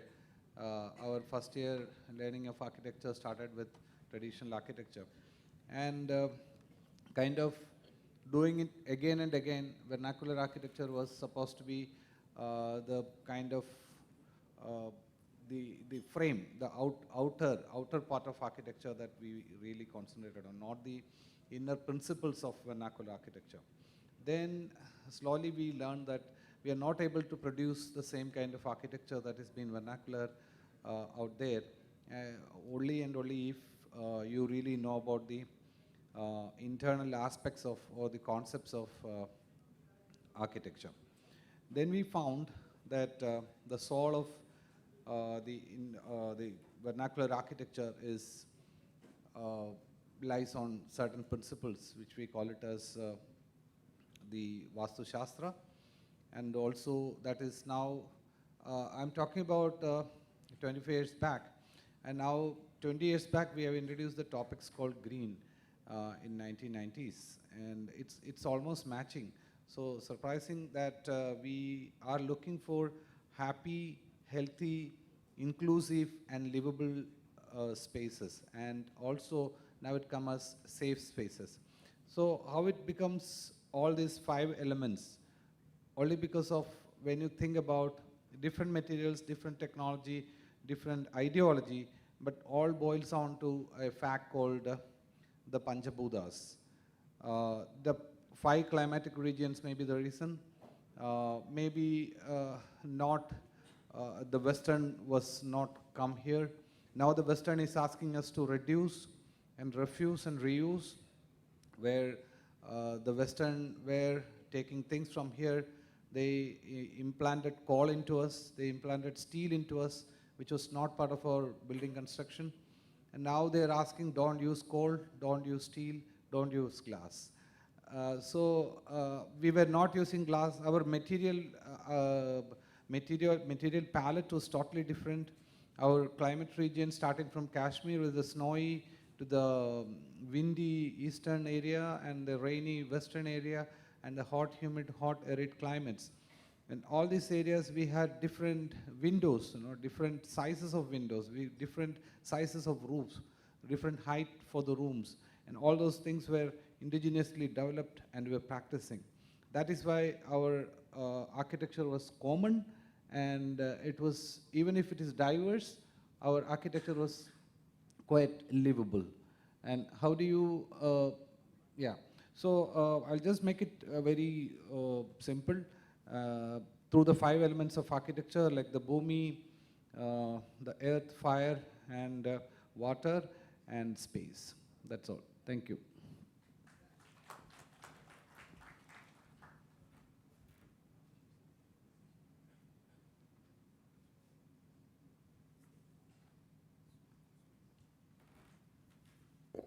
Good afternoon. We are very privileged to have Shri Ashish Tiwari, who is IFS and Secretary, Department of Environment, Forest and Climate Change, Government of Uttar Pradesh with us. Ashish ji, welcome to GEM Sustainability Conclave. Thank you for being here.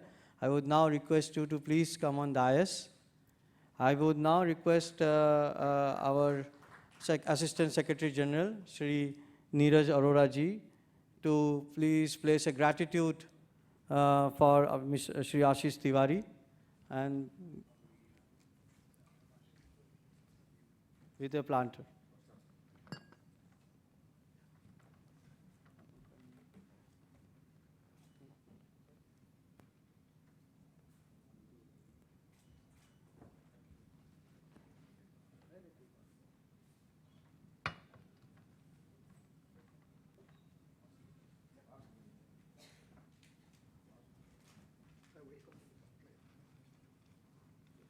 Thank you, Ashish ji. I will now request Ashish ji to come over here and deliver a special address for the session and the theme. Please place a round of applause. Thank you.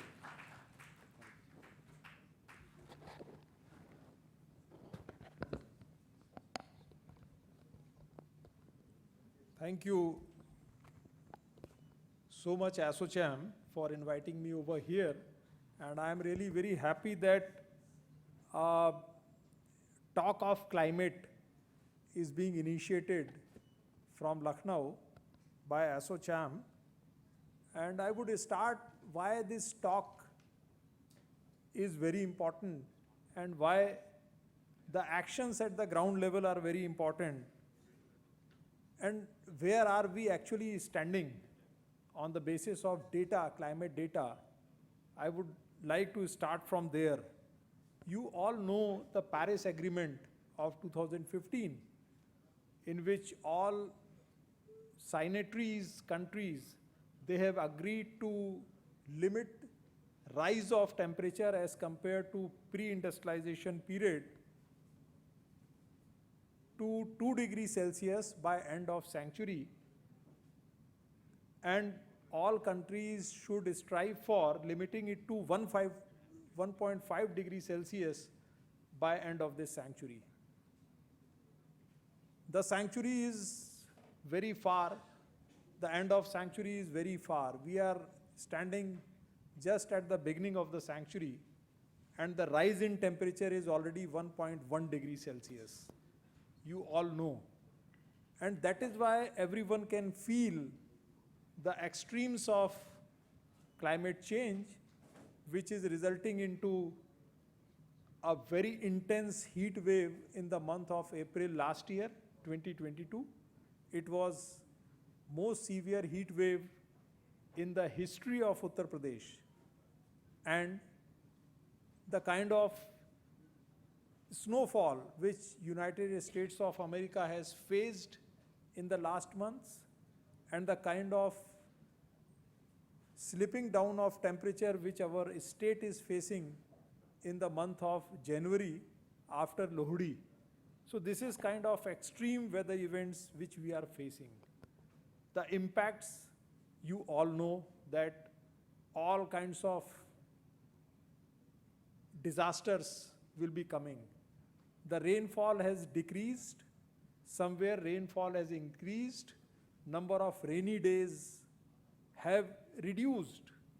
Like there would be more downpour in less number of rainy days, resulting into flood situations. UP is very sensitive, very highly vulnerable to flood situations. So this is the context why we should talk about climate change. These are all kind of, one can feel that these are all like bigger issues. Even if temperature rises by 2 degrees, how I am going to be affected? If this trend of temperature, rising temperature continues in our BAU scenario, which is business as usual scenario, then some of our study, the Environment Department has done a modeling, a study wherein the temperature projections for a state of Uttar Pradesh have been arrived at, and on the basis of that, we can, with scientific backup, we can say that some of the areas of our state will touch the maximum temperature of 55 degrees by end of 2040. So Bundelkhand area, the maximum temperature would be 55 degrees Celsius. I think no electric vehicle would be plying in that area, because battery which is manufactured for electric vehicles will stop functioning beyond 50 degrees Celsius. The food grain, the heat wave in April resulted in less production of wheat in our state. This is a hard statistics before you. And the disasters are affecting everyone. There are heat islands within the city. Our Vice Chairman, Ayodhya Development Authority, was talking about it, that even inside the Lucknow, we are doing heat mapping, Some of the areas within the cities, they have very high heat zones where reflection is very, very high. Architects would better understand it. And the temperatures are, the variation in temperature is beyond 4 degrees Celsius. So now, when the temperature will rise, there will be more energy demand. And then more energy demand means more burning of fossil fuel and more electricity and so on. So it's a, you can say it's a trap. We would again be trapped in a process of climate change. So this background was needed to understand the extremes which we are going to face. And the biggest extreme which you would like to, I also come from Forest and Wildlife Department, the vulnerability to plant and various microorganisms and various animals to rising minimum temperature is very, very high. There are two temperatures.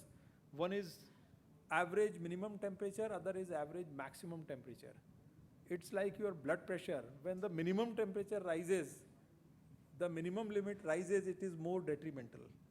So the minimum temperature rise is also very, very steep in our country and globally also. So that will lead to extinction of many species. I would narrate a very interesting story to you why we are facing menace of epidemic like dengue and all. Because we have vanished, we have eliminated our frogs from our ecosystem. Frogs used to feed upon the larvae of mosquitoes, and now we don't see frogs around. That is why there is a proliferation of dengue larvae, and we all face such kinds of diseases. You must have heard one story of dodo bird, which used to feed upon a kind of a berry of a tree which was very similar to people or ficus tree in our country. And as soon as the dodo vanished from Mauritian islands, that tree also got vanished, because there was a relation between dodo eating the berry of the tree, and out of the digestive system of dodo, that seed comes out, then only it is able to germinate. So the climate change kind of impacts, you can never imagine what kinds of impacts it will bring upon to our society and to our country and to our ecosystems.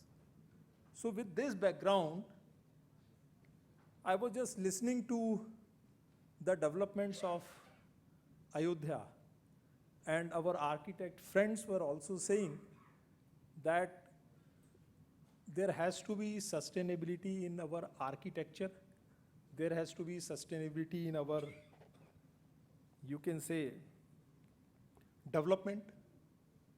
And then what kind of sustainability we should have? You can see the use of irons, cements, and other building materials in the building and infrastructure. We can, it has got very high embodied energy. We can't say that it's recyclable. That is why it is good. We have to see the life cycle energy requirement of that particular product. We have a philosophy of wood is good.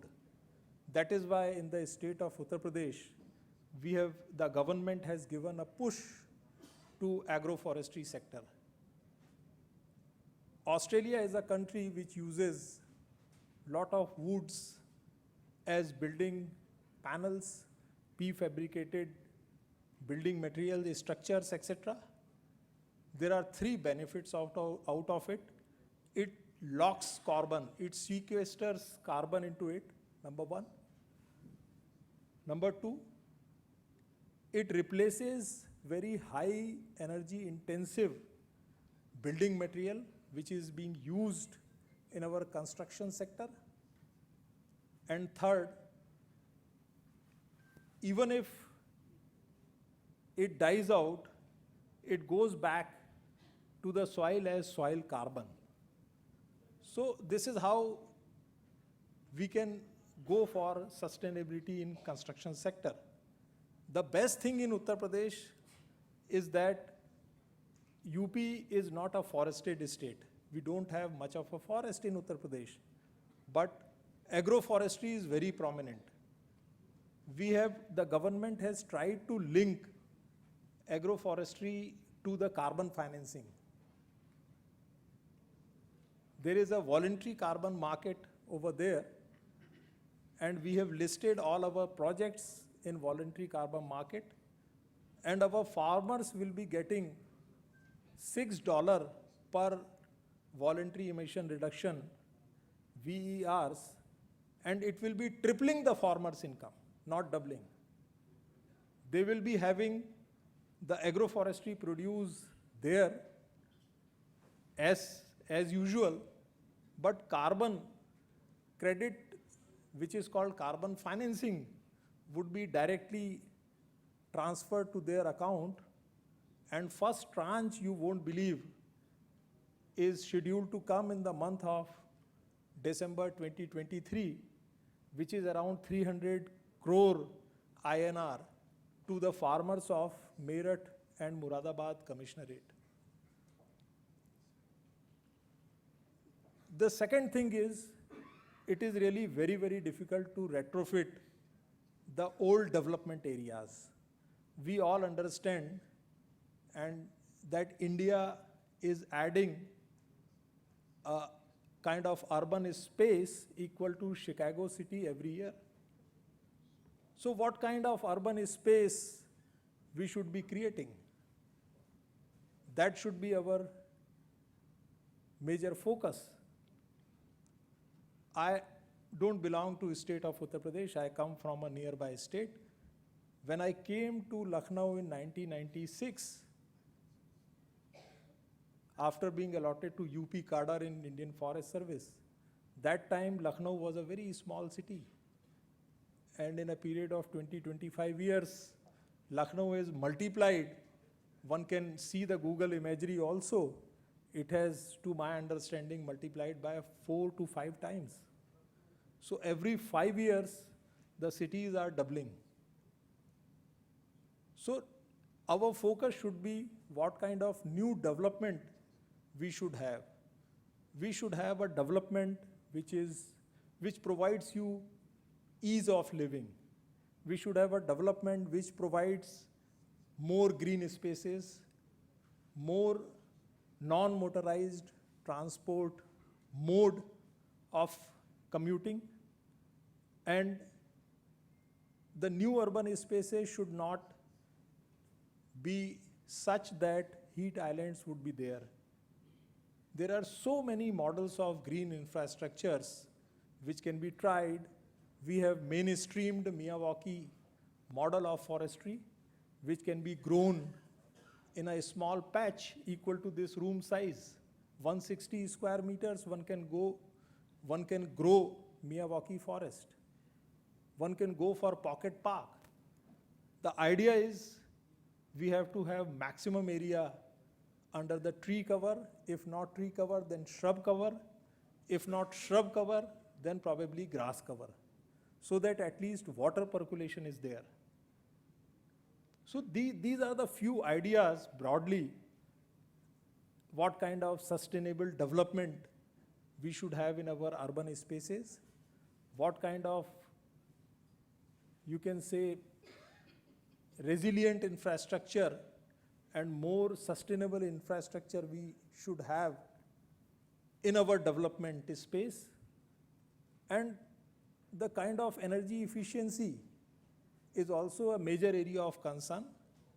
The energy demand of Uttar Pradesh for at least 2-3 years can be compensated by way of energy efficiency measures. In building sector, in industry sector, etc. We have converted our Directorate of Environment into 5-star energy efficient rated building. We have got 50 kilowatt rooftop solar power plants in our office. So similar kind of initiatives, if everyone takes, I think the topic is very aptly selected. The life interventions in development. I think I understand a very simple model. I have got 5 kilowatt rooftop solar power plant in my house. And if I have an electric vehicle, probably I am roaming around with free of cost. So that kind of simple life interventions make yourself carbon neutral. We have done a Be Carbon Neutral mobile app where you can actually calculate your carbon footprint. And you can be a carbon neutral. There are ways and means how can you be a carbon neutral. You have to plant on an average 300 to 500 trees to become a carbon neutral person. You can have 5 kilowatt rooftop solar power plant. Your family becomes carbon neutral. We have started organizing carbon neutral events. Like this event of ASSOCHAM, the carbon footprint, some friend coming from Bombay, his carbon footprint can be calculated, and he or the ASSOCHAM can take up a drive of raising Miyawaki forest to offset the carbon emitted out of organization of this workshop. We have a vision of carbon neutral birthday parties, carbon neutral marriage celebrations, etc. And these are all lifestyle for environment interventions.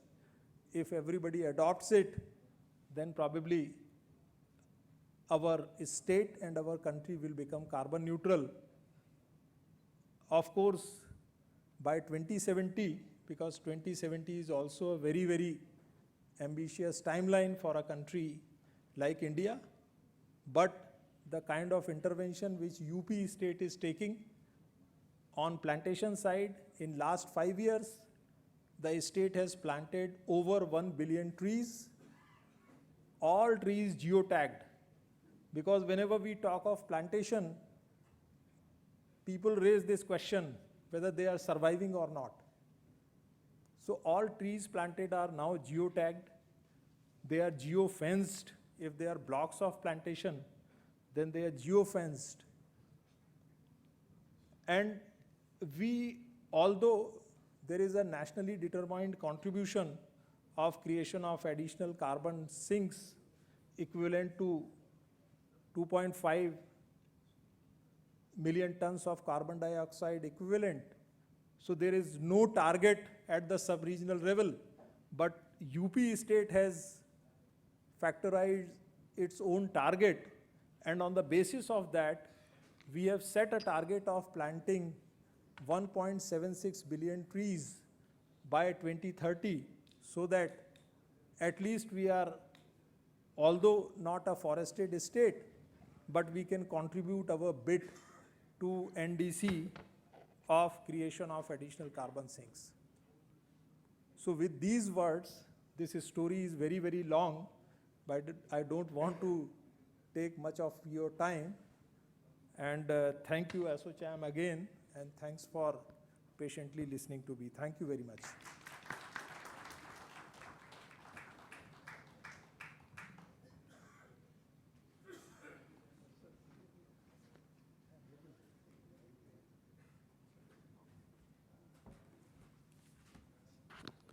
Thank you, Ashish ji, for such an enlightening kind of speech in which you covered all the aspects of environment, ecosystem restoration.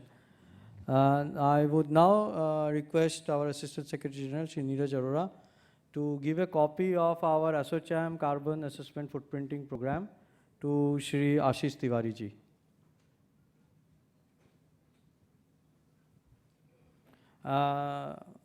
Sir, we had launched this yesterday, the ASSOCHAM Carbon Footprinting Assessment Program.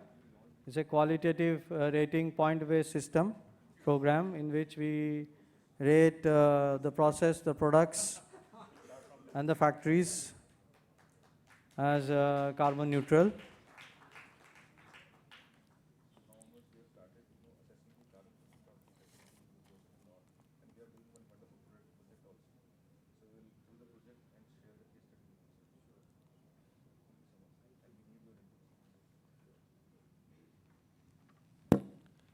I would now request architect Sudhir Balakrishnan and architect Somendu Ray to give ASSOCHAM memento to Shri Ashish Tiwari ji.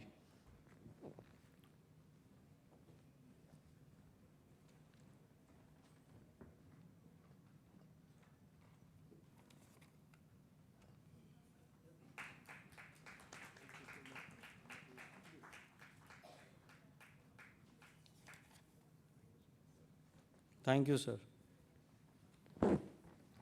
So we will now continue the session, and we have like just 10 minutes for the other speakers. So I would request the moderator to please kind of take it forward. Thank you.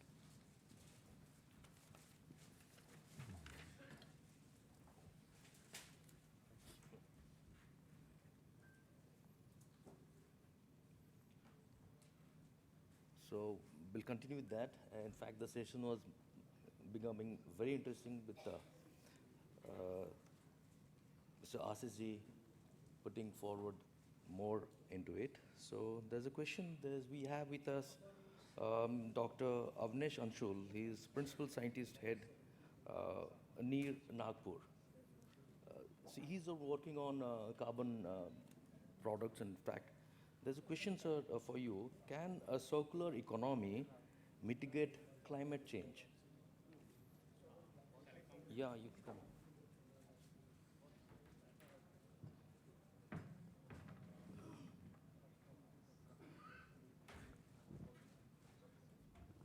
Good afternoon, everybody. I am Dr. Avnesh Anshul from National Environmental Engineering Research Institute, Nagpur. We also have the 5 zonal centers. So it is a big topic here. Climate change is in itself a ocean to be discussed. Then circular economy, and again the heritage sector. So I just have been given a very little time. I will just focus on some of the key points and some of the things which I like to present here as a brainstorming for the, is it coming? Yes. For the August gathering here. So a little bit background. I do understand that most of the people are not aware about the NEERI, National Environmental Engineering Institute. It's a Government of India's institute, and we are working with Ministry of Science and Technology. And of course, we are the knowledge partner for MoEF&CC, Ministry of Environment, Climate Change, and Forestry. So we are deeply associated with working with NGT cases and all the CPCB and other bodies. So recently, our Honorable Minister was mentioning about the Kumbh. So we have also actively participated in the cleaning of atmosphere over there. We have worked on the clean water system for the last Kumbh. And also we are engaged in a lot of other activities, like both quick example that may not be relevant. You might be heard about the green firecracker, green fataka. So it is all being developed by NEERI, and it is a sponsored project by Supreme Court. It has been given to us. So earlier it has been denied by BARC, then DRDO, then CPCB, then finally Supreme Court said, no, NEERI has to do it. So we have taken the challenge, and of course we have did a good job as far as Supreme Court is telling. And of course that the other area of discussion, how much is the smoke is coming out, and it is the application part, development part we did.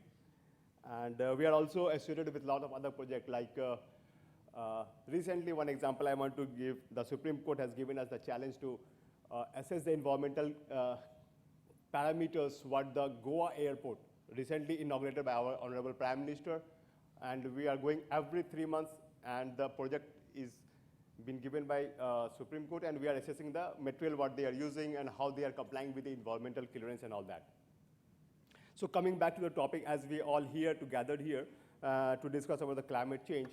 So climate change, I will not go to the basic what the climate change is and all that, because earlier it was the elderly people who was discussing that ki yaar climate मौसम बहुत बदल गया, मौसम बहुत बदल गया. But now even the kids, small kid can feel the difference in the change in the climate change, feel the difference in the weather conditions every day. So it is for everyone now. It's nothing to be discussed for the basic. I just like to highlight some of the key features where the August gathering here can have the brain chanting and all that. We all are discussing about the global scenario, but in India, if we want to have the climate change and achieve the goal of the climate change and the Paris Agreement, we need to have the specific framework which has to be India oriented. Our country-oriented framework, what we are trying to develop. And also, as Mr. Sir was also telling, the community involvement is basic and integral part to achieve this climate change. And since we are, the another point is we are the developing country and we are developing very fast, so we need to make a policy, we need to make our target so that the economic development should not get hampered. So economic model with the environmental policies has to be clubbed up very well to achieve this. And the important point what earlier speaker was also mentioning, that we all have to focus on sufficiency with efficiency. Currently, we all are talking about the efficiency. We are developing this product. It is having more efficient, it is delivering more. So sufficiently, efficiency is basically on the raw material or the performance of the material. And sufficiency is basically the consumer behavior. In the morning, we were discussing that the carpooling is the best example for that. So every individual has to understand what is the need. They have to go only for the need. They should not have extra if we want to protect our environment, our earth for the next coming generation. So coupling this meteorology data, also the climatic change, what we can model it and predict it, what is going to happen, and also with the efficiency and significancy, the need of the hour is to make our decision and to make other choice over here. Since I am talking in the front of all the great architectures, so you people are going to implement this on the field. So of course, the choice of the material should be very appropriate and should be very environmental friendly. So these are some challenges and gap. Of course, what are the key issues are there? We are in the NEERI are focusing on this with the MoEF&CC, Government of India and all that. So climate cluster complex based on the LCA, life cycle assessment, as also said by ASSOCHAM, and understanding the calculation of the economics. I just like to highlight the environmental economics over here. So environmental economics, what we are doing is a very integral part of the things we should do. We should understand what is going to make impact. So as you have said, that we have to make the carbon footprint of what this conference is generating. So in our NEERI with the Government of India's initiative, we are initiated a program called Eco Campus Program, in which all the, initially we have chosen 37 labs or government offices, where we are trying to make them self-sufficient of their own. So they should not take water from outside, they should not give garbage outside, they try to recycle it of their own, they minimize the use, they can go for the e-systems for the things, they can do the rainwater harvesting and all that.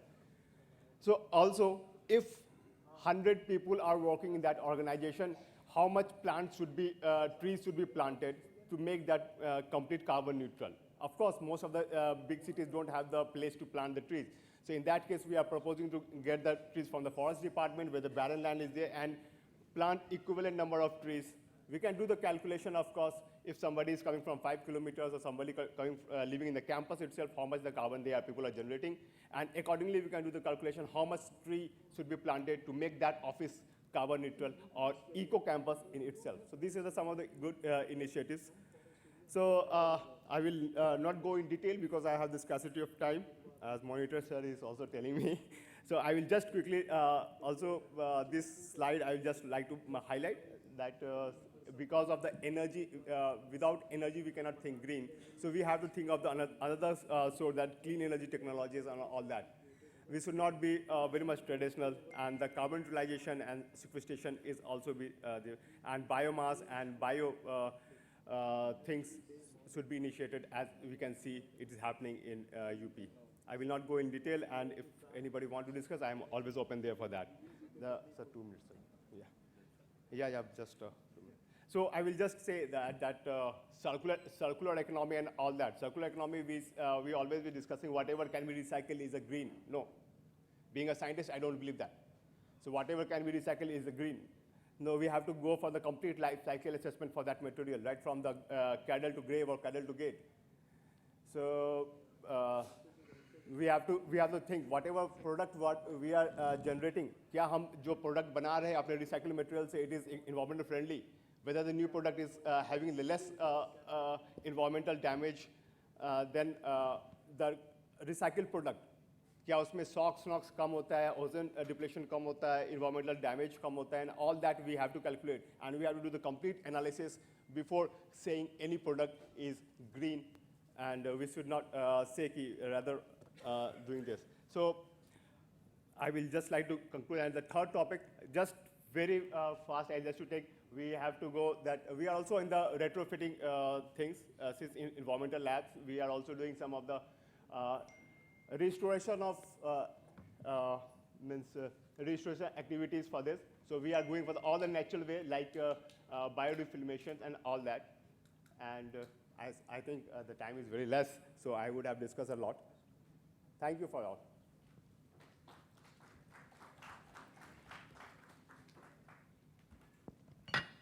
Thank you, sir, for your views on circular economy. We have with us on the panelist Sri Sakti Lekha, who is B2B business expert and an independent director. Sir, as a business expert and as a mentor in Atal Innovation Mission, can you just brief us what are the strategies to be taken to adopt the global challenge that is circular economy? Thank you very much. It seems like I'll be summarizing everything. I should compliment Tiwari ji. He's been the greatest asset, and he had shared everything which could have been really covered. So the only point which I wanted to tell you, people understand linear and circular coming from business side. See, I've been a marketing guy. Let me tell you, कोई मेरे से मजाक करता है, मैं lighting बेचा करता था. So we used to say, sell more, sell more. When I got into LED, that's the time all this concept of sustainability started coming to our mind. So I never used to tell sales or business teams, sell more. I used to sell responsibly. So that's the change which has started happening. Rest all people have highlighted the advantage, but the change which is happening, earlier the whole world was on linear economy, which is like take, make and then dispose. अगर आप देखोगे आपके घर में लोग बात भी करते हैं, पेरेंट्स को कई लोग बोलते हैं ना, पेरेंट्स बोलते हैं चीज कोई फेंकना नहीं. सबके घरों में होता है. माँ बाप अगर कोई बच्चा बोलता है मैं फेंक दे रहा हूँ, ये मैं बदल दे रहा हूँ, तो माँ बाप बोलते हैं फेंकना नहीं. तो if you ask me, we had a sustainable way of living in the thought itself, which architect Sudhir was highlighting, by nature. Somewhere we have lost the whole plot. Now we are going back to basics. Or what I used to say when I passed out from college, I was selected by a company which was a chemical company. I didn't join them, that was a different matter. I joined AT&T. So when I was selected by that company, the top Gora man, last statement he gave me, which I still remember, he said, plastic is better than cow dung. Today I would say, we have reached back to that statement, which is wrong. I say cow dung is better than plastic, because cow dung is biodegradable, not plastic. And I was sitting with a Reliance top guy who is working on a plan how to manage plastic recycling. So Reliance produces PET chemicals. So they are working in a big way to do that. So I joked around and he said, मैं मुकेश जी को आपकी statement बता के आया हूँ. So that's a president level guy. He said, आपकी हमको statement इतनी छू गई कि plastic, cow dung is better than plastics, I told him. So what I'm trying to give that essence, because I've skipped my presentation which I had got, which was again talking to you on these lines, that sustainability goals, which Tiwari ji rightly highlighted, सब कुछ SDG से related है, सब कुछ COP15 and then COP23 we had now recently, which Modi ji attended, which all prime ministers and presidents of different nations are attending and creating the policy. It's a world problem, it's a global problem. The problem is in front of us. So we all have to act. And few action suggestions which I have got from Tiwari ji, Ashish ji मैं आपको वादा करता हूँ मैं लेके जा रहा हूँ. मैं बजाज में था, पर्यावरण मित्र करके एक प्रोग्राम हम यूपी में चलाते थे. हमारा यहाँ प्लांट था, हमने बल्ब का प्लांट बंद कर दिया पर जंगल बना दिया उसको. So because हाँ for that, so you know that. So वो हमने किया है, तो हम लोग इसको लाइफ में कर रहे हैं. बट आपका एक सुझाव मेरे को बहुत अच्छा लगा जो आपने इस इवेंट के लिए दिया, जो हमारे दिमाग से मिस हो गया. कभी बोलते ना पता होता है पर करते नहीं है. डू एंड एक्ट में डिफरेंस. आज आपने मेरे को रियलाइज़ किया कि हम यहाँ आए, हम भी इसको कार्बन न्यूट्रल बना सकते थे. मतलब by evaluating our carbon footprint. And fortunately you took an example Bombay से जो लोग आए, तो इट हर्ट मी अगेन कि हम ही बॉम्बे से आए और हम लोग ये बात का ध्यान भी नहीं दिए. सो this is what responsible consumption and production, which is again talking about circular economy. तो अगर आप देखेंगे SDG गोल्स में ये प्राइम गोल है. सो this is not a new thing, this is a thing which has to be deliberated and it has to be followed worldwide. And I'm proud that UP is doing it. And I should say Kumbh Mela sir. Ashish ji एक उदाहरण मैं आपको कुंभ मेला का दूंगा. आज से 2004 में जब आपका कुंभ हुआ था, I was fortunate कि I was part of security company then. So was doing the security for Kumbh Mela. तो कुंभ मेले की खासियत है जैसे ही मेला खत्म होता है आप बोलते हैं वापस लेके जाइए. तो आप मानेंगे नहीं, हमारे कैमरास लगे थे सिक्योरिटी के लिए, हमने कैमरास वापस लिए. So that was some sort of a buyback thing which we did with UP government. आज से 18 साल पहले की बात है. So ये आप उस वक्त से follow कर रहे हैं, but we were not naming it with such glorified terms which today we are talking about. So वो मैं जीवन की पद्धति रही है, but अब थोड़ा conscious होके इसको और प्रचलन में लाना है. So then I should not get into this, the importance of circular economy. You all know it, it's a question of survival. I have been on board, somebody said that. Let me tell you what I am doing on board. I am a very nasty man for any company on whose board I am. Because I am driving what is called as ESG. I don't know how many people know ESG. इसको पता है ESG? हाँ, क्या चीज़ है ESG? खत्म करने के वाले में बताना ESG क्या चीज़ है. BRSR आपको पता है? BRSR सेबी सबको पता होगा. हाँ, सेबी आपको पता होगा.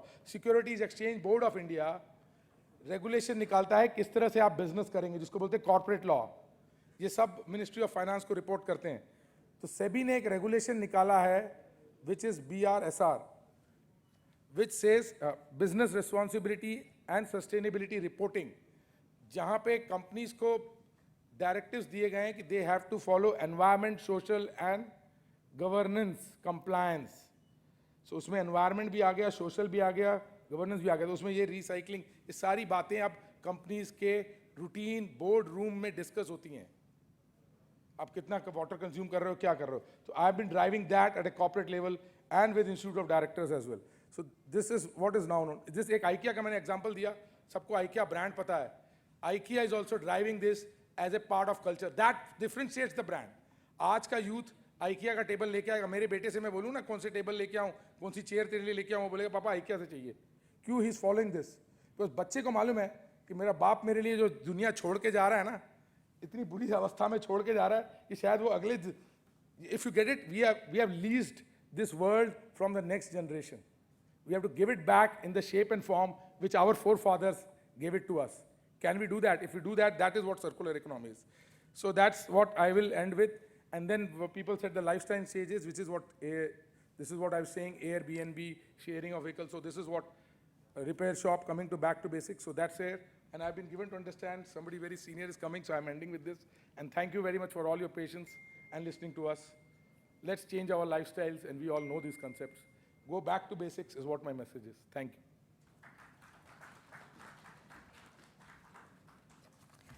Ladies and gentlemen, moving further, it's time for our partner presentation. I would like to request Deputy Director, Business Development, Techno-Rail, Shri Sandeep Groverji, to please come forward for the partner presentation. Ladies and gentlemen, please welcome Shri Sandeep Groverji.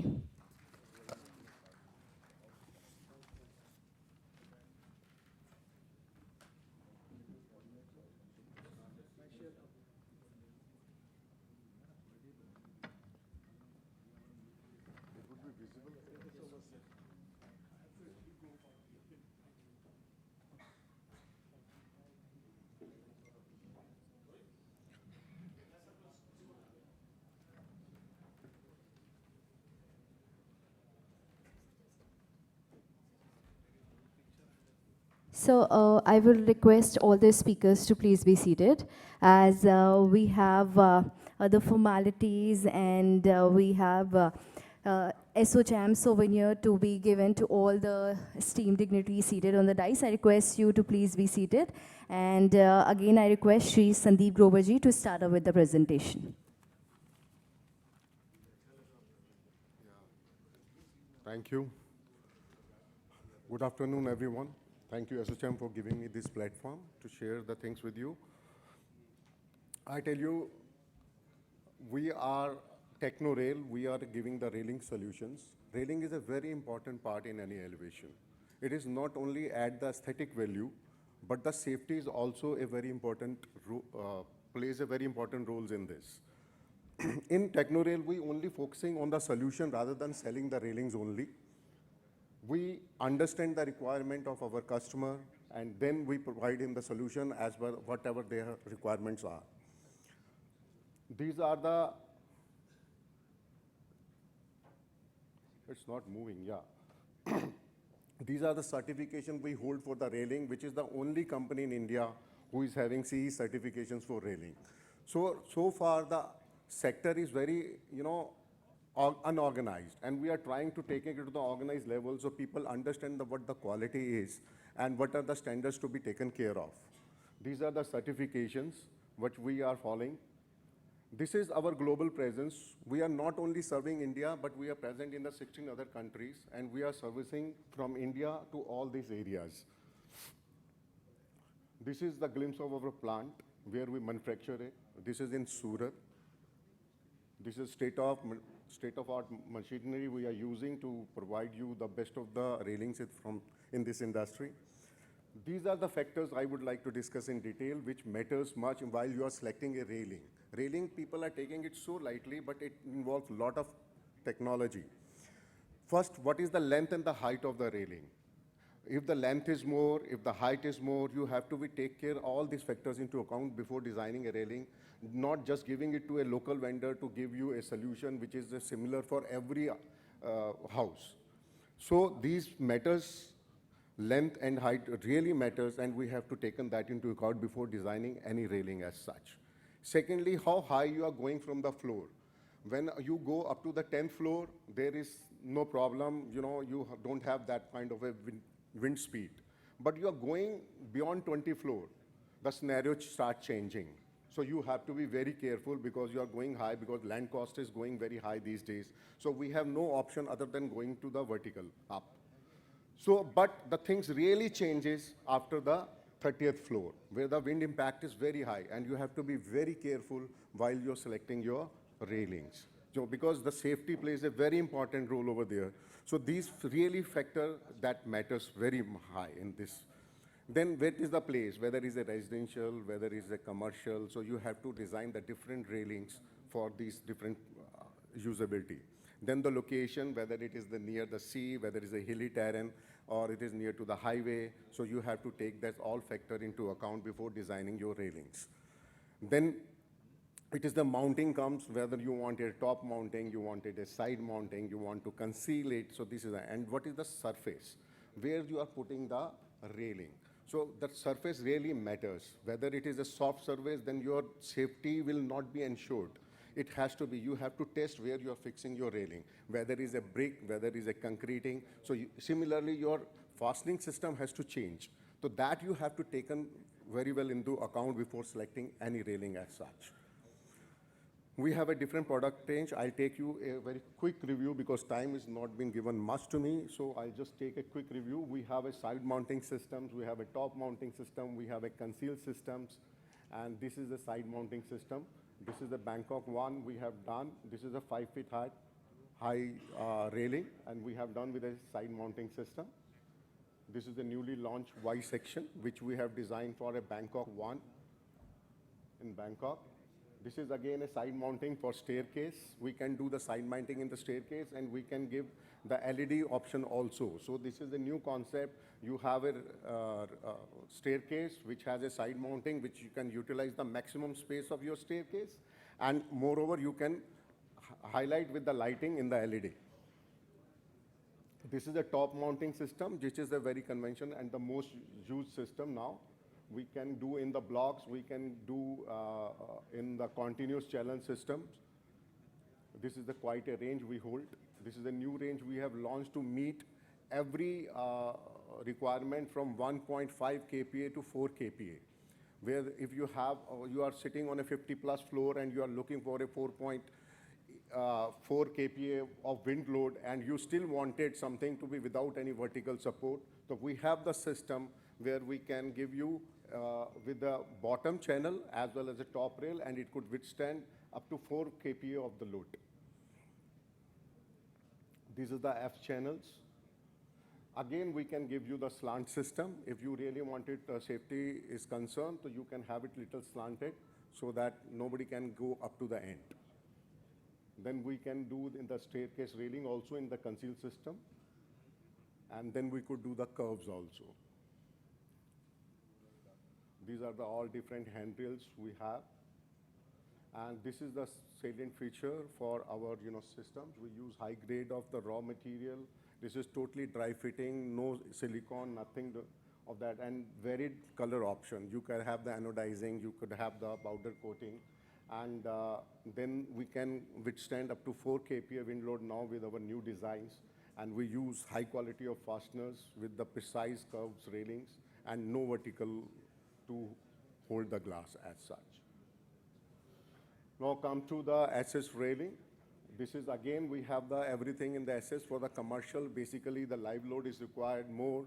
So we have the SS as a solution, and then different SS, balustrade systems, figure system, strut system, and on SS we can give you any kind of a coating, which could be PVD, give you the gold color, rose gold color, copper color, variety of color we can give you. Again, we can use a different, we use the grade like 304L and 316L. Again, it is a dry fitting, no chemicals, no liquids, nothing doing. And then the color option, as I said, we can do the PVD coating.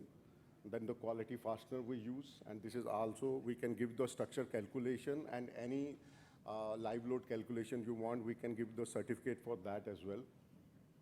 And these are the few projects we have done.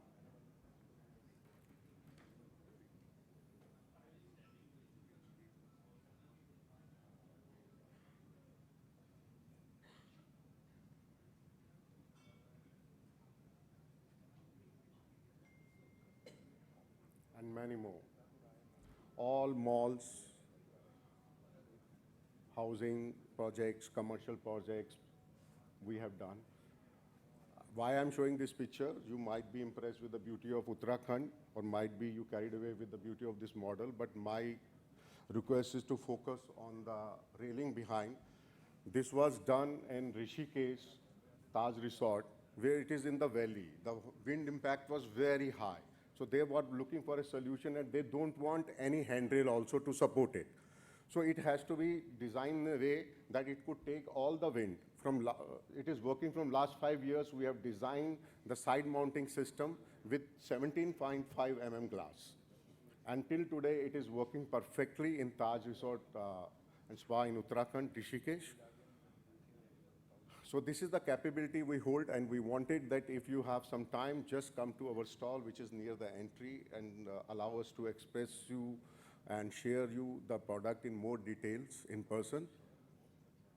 And before I end, I'll just tell you that we have a partner, Heritage Marketing, who will be available here to serve you for all your requirement for exterior and interior. Other than railing, which they are representing us, they have quite a range with them, and you can have a meeting with them over there to understand their all kind of a working down there. Thank you very much. I think I should just short and sweet.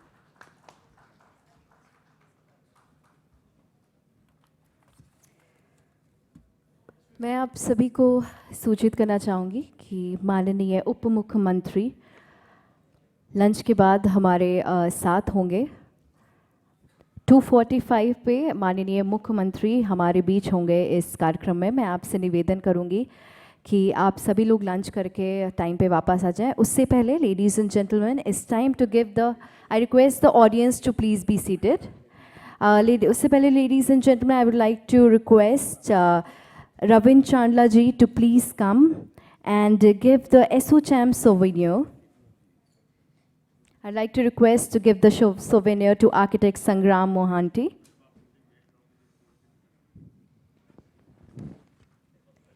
Can we have a big round of applause to Shri Sandeep Grover ji?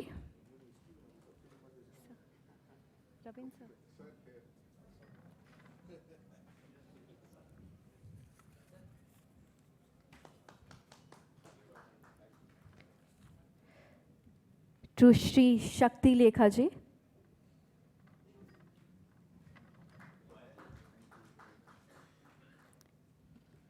To architect Somendu S. Rai ji.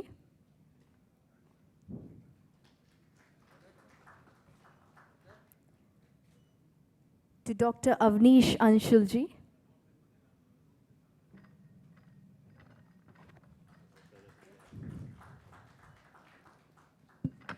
To architect Sudhir Balakrishnan ji. Ladies and gentlemen, let's have a big round of applause for all the speakers on the dais today. Thank you so much. It was such a wonderful session. Thank you so much, all the speakers. I'd like to request for the group photograph and request Ravin Chandra sir and Pinaki Das Gupta ji to please come for the group photograph. Mr. Shubh to please come for the group photograph.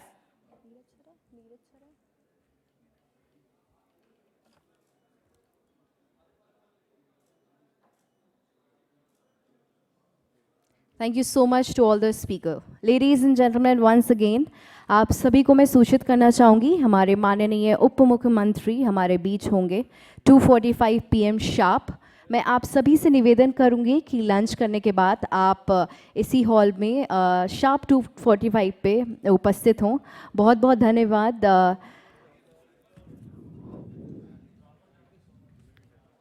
You can have your lunch. I once again request you all to please be on time at sharp at 2:45 because our Honorable Deputy Chief Minister will be here at 2:45 PM to this event. I request you all to please be on time. Please have your lunch and be back by 2:45. Thank you so much. Ladies and gentlemen, good afternoon and welcome to the post-lunch session.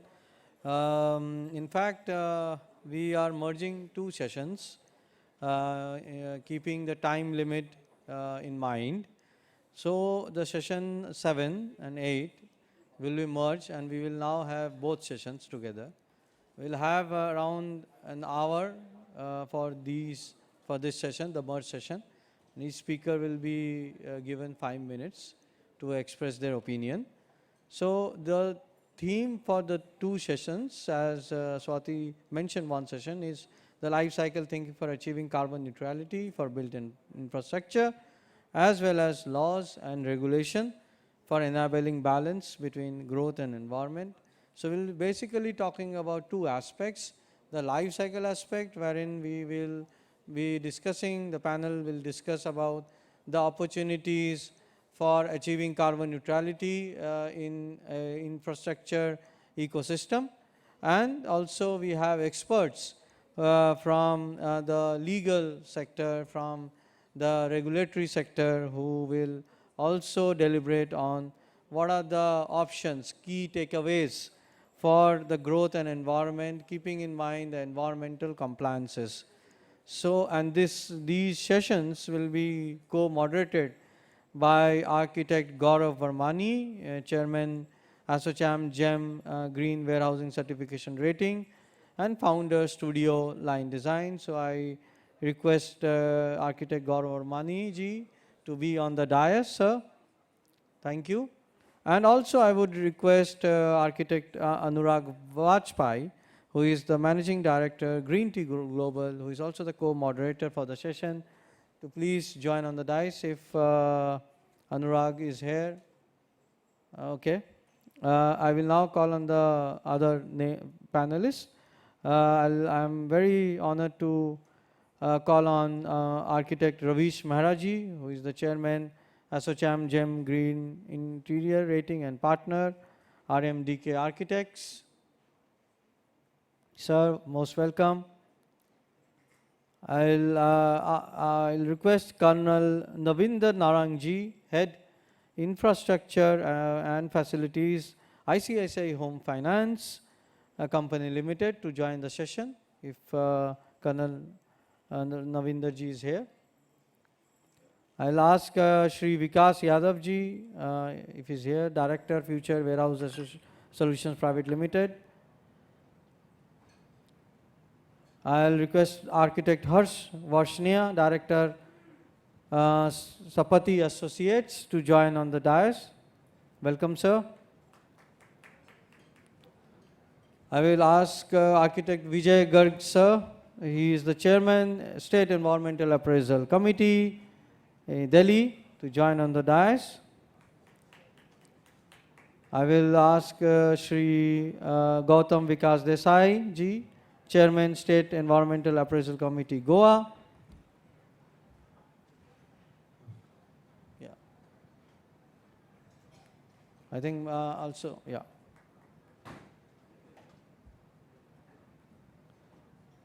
I think a couple of our panel members are still to join, but I think, so should we wait for the other panelists?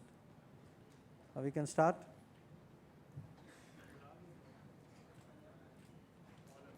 Yeah.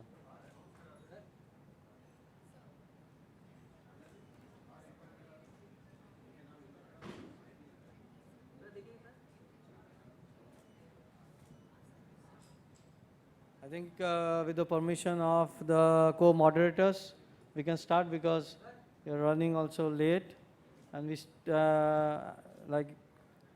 have like around 1 hour. The session should run till 4 o'clock or 3:52 to be precise. Sometimes I have to play a little kind of strict principle, but yes, we are running short of time. And Deputy CM would be here any minute. So I think we should start. So sir, the floor is all yours. Thank you so much. Thank you, sir. Thank you.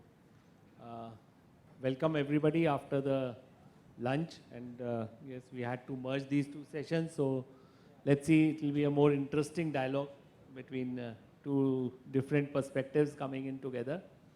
So what we are now talking about is to achieve carbon neutrality as the goals have already been set and the vision is already in place. So we don't have much time on the achievements which we have to make over the next not 1 hour, at least the vision set by the Prime Minister of India. So let's quickly keep going ahead on that. So I would like to start with Colonel Naran. He comes from a home finance background. So Colonel Sir, if you could just share your views on the importance of carbon neutrality in terms of infrastructure developments that are happening, specifically in the Indian context. Hello, thank you. Thank you, Gaurav. Firstly, thank you for inviting me from Bombay. As part of ICICI Group, we are honored to be part of the wonderful gathering here. In the Indian context, the carbon neutrality has been, if you look at the history, it has been as part of our daily living all through. It's only in the recent 100, 150 years that because of westernization, we have started living those values and adopting the lifestyles which lead to the imbalance in carbon neutrality. If you see our villages and the way we used to live, I think we were most aligned with the nature, the nature of our houses, the kind of roofing we used to do, And even in those olden days, we always used to find solutions against things like flooding, things like seepages, leakages in a very natural way, using all the natural resources. So what I feel is it's time to get back to that thought process without leaving the proper the attributes of the modern day living. So what I mean to say is our country is very, very blessed with different types of, the contours, the geographies. We have natural air conditioning from the Himalayas. We have natural, sea breeze coming from our coasts. We have rivers flowing down. We have the wonderful ingredients which we can use for achieving carbon neutrality. Carbon neutrality is nothing but getting the same carbon dioxide absorbed which you are giving back. So just look back, आप बचपन में जब सीखते थे in your schools, carbon dioxide जो breathe करते हैं हम, वो पेड़ हमारा carbon dioxide ले लेते. That was the simplest way of understanding carbon neutrality. But over the years, the amount of carbon dioxide man is generating artificially by way of construction, by way of infrastructure, by way of not following those balance norms, cutting off the trees, they are leading to the imbalance. So high time we can get back. Fortunately for us, there are 2-3 things happening very good. One is India's growth story. The kind of economic resurgence India is showing is unparalleled. With you all know, in the coming 10 years, India will become an economic giant again. Second is, still our 60 to 70% people are still in rural areas where they are already ingrained with the same values which we used to have earlier. So it's not difficult to align them to the new thought process. Thirdly is our cities are getting overburdened. It is the right time to start developing our villages, our rural areas, make them better, make them all equipped with the kind of infrastructure, education, and because of digitalization, it's much easier to do it without spoiling the infrastructure artificially. It's possible to retain the natural infrastructure, yet layer it with all the requirements using digitalization. So these are my 3 key points. Thank you so much. So well explained, and you encompass the whole perspective from all angles. And yes, definitely India is growing. So all the more challenges also need to be addressed, because we should not be in the wrong places. So we should start addressing these issues right away. I would come to Harsh now.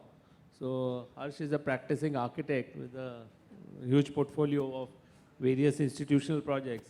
So Harsh, we would like to hear from you, like what would you like to highlight and illustrate from your real-time projects, from your examples of carbon neutrality, where you have been able to achieve some remarkable progress in your infrastructure, institutional projects, which have either been completed or still they are in progress. So when we come to the topic of carbon neutrality, so we have been fortunate enough to be amongst that cycle of people right now, or amongst those designers who we should say, who are leading this mantle of introducing carbon neutrality into the upcoming buildings, and seeing that they reach that milestone that has been set forth. We are quite late, I would rather say, in going towards that milestone, but it was bound to happen.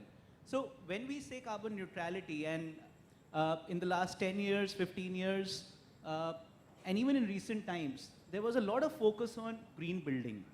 And when we say green building, the focus of the entire exercise was largely on what was going into the building, and then a very small component was how the operations and performance of that particular aspect was.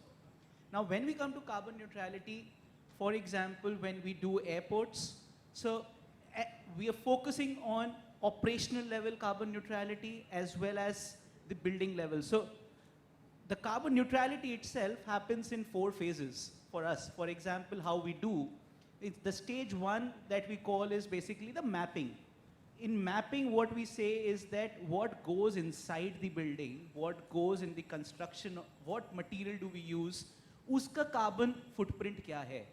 वो stone, वो brick, वो glass, एक minute चीज का एक mapping and उसका एक carbon एक footprint कितना है. Then second we say that, for example, we use that, but then एक usage आ गई कि उस building को बनाने के लिए what is the optimum material that we require. The second is how do we reduce that then. Ultimately the aim is that yes, we're reducing carbon emissions. Now when we say carbon emissions being reduced, we need to then see the second component is reduction. So then we focus on reduction. Eventually, after the second point, the building comes up. Then what happens is the building starts operating. Then we come to the third part, that is optimization. Now, this is the very important aspect when we say optimization, and that's where the balance comes in as a designer or as an architect or as a project manager, what has been envisaged versus how your building is actually performing, be it in terms of high side equipments, be it in terms of your passive design. We must have thought what would be the optimum solar heat gain. Now, we know that there's a drastic climate change happening. The buildings will behave differently, the materials will perform differently. So now actually how is the building actually performing is what we will cover in the third stage, that is the optimization stage. So plus minus कितना करना है, कितना जितना materials का usage था, was that optimum, is that to be reduced, and then striking that entire balance to achieve the fourth stage, that is the neutrality. So how we, how we are incurring the present, in the previous session there was a talk about Ayodhya, so we are lucky enough to be working on the Ayodhya airport. And in the Ayodhya airport, basically we're doing the exact thing. So we're doing the 4 stages, that is basically mapping, then we do the optimization, reduction, and then the neutrality. So is tarah se we are taking that cycle ahead and achieving that. Now, in terms of live examples, for example, Delhi airport, GMR has been highly successful. We need to accolade that, and in terms of how they're doing that, that is what we are trying to do on the upcoming new projects, wherein, for example, a railway station or an airport, the component that runs behind what we actually see, for example, the airside operations, the lighting on the runways, the baggage handling systems, the inline check-in systems, they actually, they account for more power than what is actually being seen by us live inside the building. So, for example, how do buildings use green electricity is a perfect example being led by the Delhi airport right now, wherein they are capturing, they're taking the energy or the electricity rather, I would say, only from a plant that is solar powered. So 100% of that is solar powered, and that is then green electricity. So these are some of the examples or rather initiatives that we are taking in the live projects in the industry, and we are trying to make an impact with that. Thank you. Great. So after hearing from you, I suppose we need to also look at the importance of laws and regulations that are going to control this, and I would like Anurag to take this further on the regulations and laws front. Thank you so much, sir. So, I think laws and regulations, sir, in general practice, they are meant for minimum compliances. If we see not only in India, but across the globe, laws हमेशा ही minimum compliances के लिए ही बनाए जाते हैं. But जब हम लोग बात कर रहे हैं vision to achieve carbon neutrality, they certainly are ahead from our time. इसका मतलब ये नहीं कि हम अचीव नहीं कर सकते हैं. इसका मतलब हमारे अंडरस्टैंडिंग के हिसाब से जब हम लोग प्रोजेक्ट्स करते हैं, और also as Harsh has mentioned, there are a lot of stakeholders who understand, who try to maybe implement those maybe above than what is required minimally from the compliances point of view या regulations point of view. एक सबसे बड़ी अड़चन जो हमें महसूस होती है वो माइंडसेट की है. माइंडसेट एक ऐसा कंपोनेंट है जहाँ पे लोग कभी सीखना नहीं चाहते हैं, या तो there are number of barriers which gets listed, and number of barriers when we say, then certainly the cost is a barrier, because we actually talk about the maybe money intensive activity. You build the building with maybe 10 crore to 50 or 100 or 500 crores, then you also look at the possibilities of changing the specifications because of the maybe additional component like carbon neutral या material specification change करना है, या minimum efficiency standard के equipment हैं उनकी specifications को आपको high performance standard के हिसाब से change करना है, and that is where it impacts the cost of the project also. And यहीं पे आकर के somewhere people have to maybe sit on the drawing board and do the calculations कि अगर हम इस चीज़ को calculate नहीं करेंगे कि हमारा जो cost investment है उसका return कितने time में है, अगर हम ये चीज़ ROI नहीं निकालेंगे किसी भी investment के against में, then we'll also be maybe talking about the cost and cost, nothing else. तो cost investment एक component जो एक barrier की तरह हमेशा ही लगता है. दूसरा कंपोनेंट जो मुझे लगता है कि मटेरियल अवेलेबिलिटी, ये एक जैसे अगर हम लोग अक्रॉस द जोग्राफी इंडिया के हिसाब से देखें, जो मटेरियल यहाँ पे अवेलेबल है वो हो सकता है कि सेम कॉस्ट पे उत्तराखंड में अवेलेबल ना हो, और इस तरह के कि जहाँ पे may be new specific materials की बात करें, जैसे कार्बन न्यूट्रलिटी की बात कर रहे हैं, तो इन्वायरमेंट प्रोडक्ट डिस्क्लोजर्स, इस तरह के जो सर्टिफिकेट्स हैं या इस तरह के जो मटेरियल्स हैं which may be gets manufactured with the minimal damage of the environment, वो मटेरियल की अभी अवेलेबिलिटी इंडियन मार्केट में इतनी नहीं है, और वो कहीं ना कहीं जब हमारी सप्लाई लिमिटेड है तो डिमांड भी उस हिसाब से अगर ज़्यादा हो रही है तो उसकी कॉस्ट इम्पैक्ट आएगा. तो मटेरियल अवेलेबिलिटी को कहीं ना कहीं सुनिश्चित कराना ये रेगुलेशंस का भी पार्ट है, ये हमारी लॉज का भी कंपोनेंट है. हमें सिर्फ डिक्लेयर करके कि आपको कार्बन न्यूट्रल बिल्डिंग बनानी है ये सफिशिएंट नहीं है. We have to also look at the supply chain holistically, and that is the purpose I will say. Third part जो मुझे लगता है as a barrier sir, in terms of education, we have to build our young generation to be prepared about this knowledge. क्योंकि अगर हम लोग उनको build नहीं करेंगे, what we also understand sir कि अगर हम लोग आज कार्बन न्यूट्रलिटी की बात कर रहे हैं तो एक्चुअली इम्प्लीमेंटेशन हो सकता है एक डिकेड के बाद ही शुरू हो, and this is a precious time where we have to build our young generation. तब शायद उस समय इंडस्ट्री रेडी भी होगी और जो प्रोफेशनल्स हैं वो भी रेडीनेस स्टेज पे होंगे. That is my submission here, sir, on this. So, as we have a combined discussion, you would like to put something to Vijay sir also? You want to have some questions for him, or I'll take it further? Life cycle में? Sir, Vijay sir का initiative for the students and for the education segment for ASSOCHAM GEM has been phenomenally well.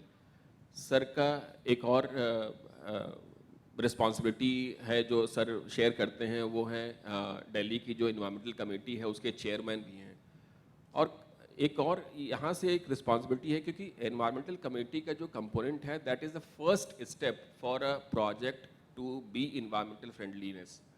और उस stage पे बहुत सारी चीज़ें जो हमें रिक्वायरमेंट रहती हैं, जैसे अगर हम लोग एनर्जी एफिशिएंसी की कोड की बात करें, कोई भी हमारे गवर्नमेंट प्रोजेक्ट है या कमर्शियल प्रोजेक्ट है या प्राइवेट सेक्टर प्रोजेक्ट है, हमें लगता है कि जो मिनिमम रिक्वायरमेंट है वो पूछी जरूर जाए. वो डिमांड अगर नहीं करेंगे ECBC कंप्लायंस की या अबाउट द स्पेसिफिक मटेरियल, तो शायद जो डेवलपर है वो उस चीज़ को पहले ही इंस्टेंस पे अगर वो चीज़ नहीं लिखी है तो वो उसको सप्लाई करने में उसको डिटरेंट फील होगा और उसके लिए वो एडिशनल कॉस्ट होगी in due course of time. Sir इस वाले पार्ट में मेरा आपसे सर क्वेरी है कि इस तरह की जो मिनिमम रिक्वायरमेंट हैं, जैसे रूल्स रेगुलेशंस हैं, उसको कहीं ना कहीं हम जो फर्स्ट स्टेप है जैसे इन्वायरमेंटल कंप्लायंसेस को जो पार्ट है उसको हम इंटीग्रेट कर दें. Integration is also a challenge. एक डिपार्टमेंट दूसरे डिपार्टमेंट से बात नहीं करता है, वो अगर हम लोग इंटीग्रेट कर दें that will be a major win. What is your opinion on this integration issue sir? Thank you, Gaurav, and thank you, ASSOCHAM, for inviting me and sharing my thoughts on this important subject. Firstly, the environmental clearance is today an integral part of the building plan sanction or building permit to say for all projects which are more than 20,000 square meters.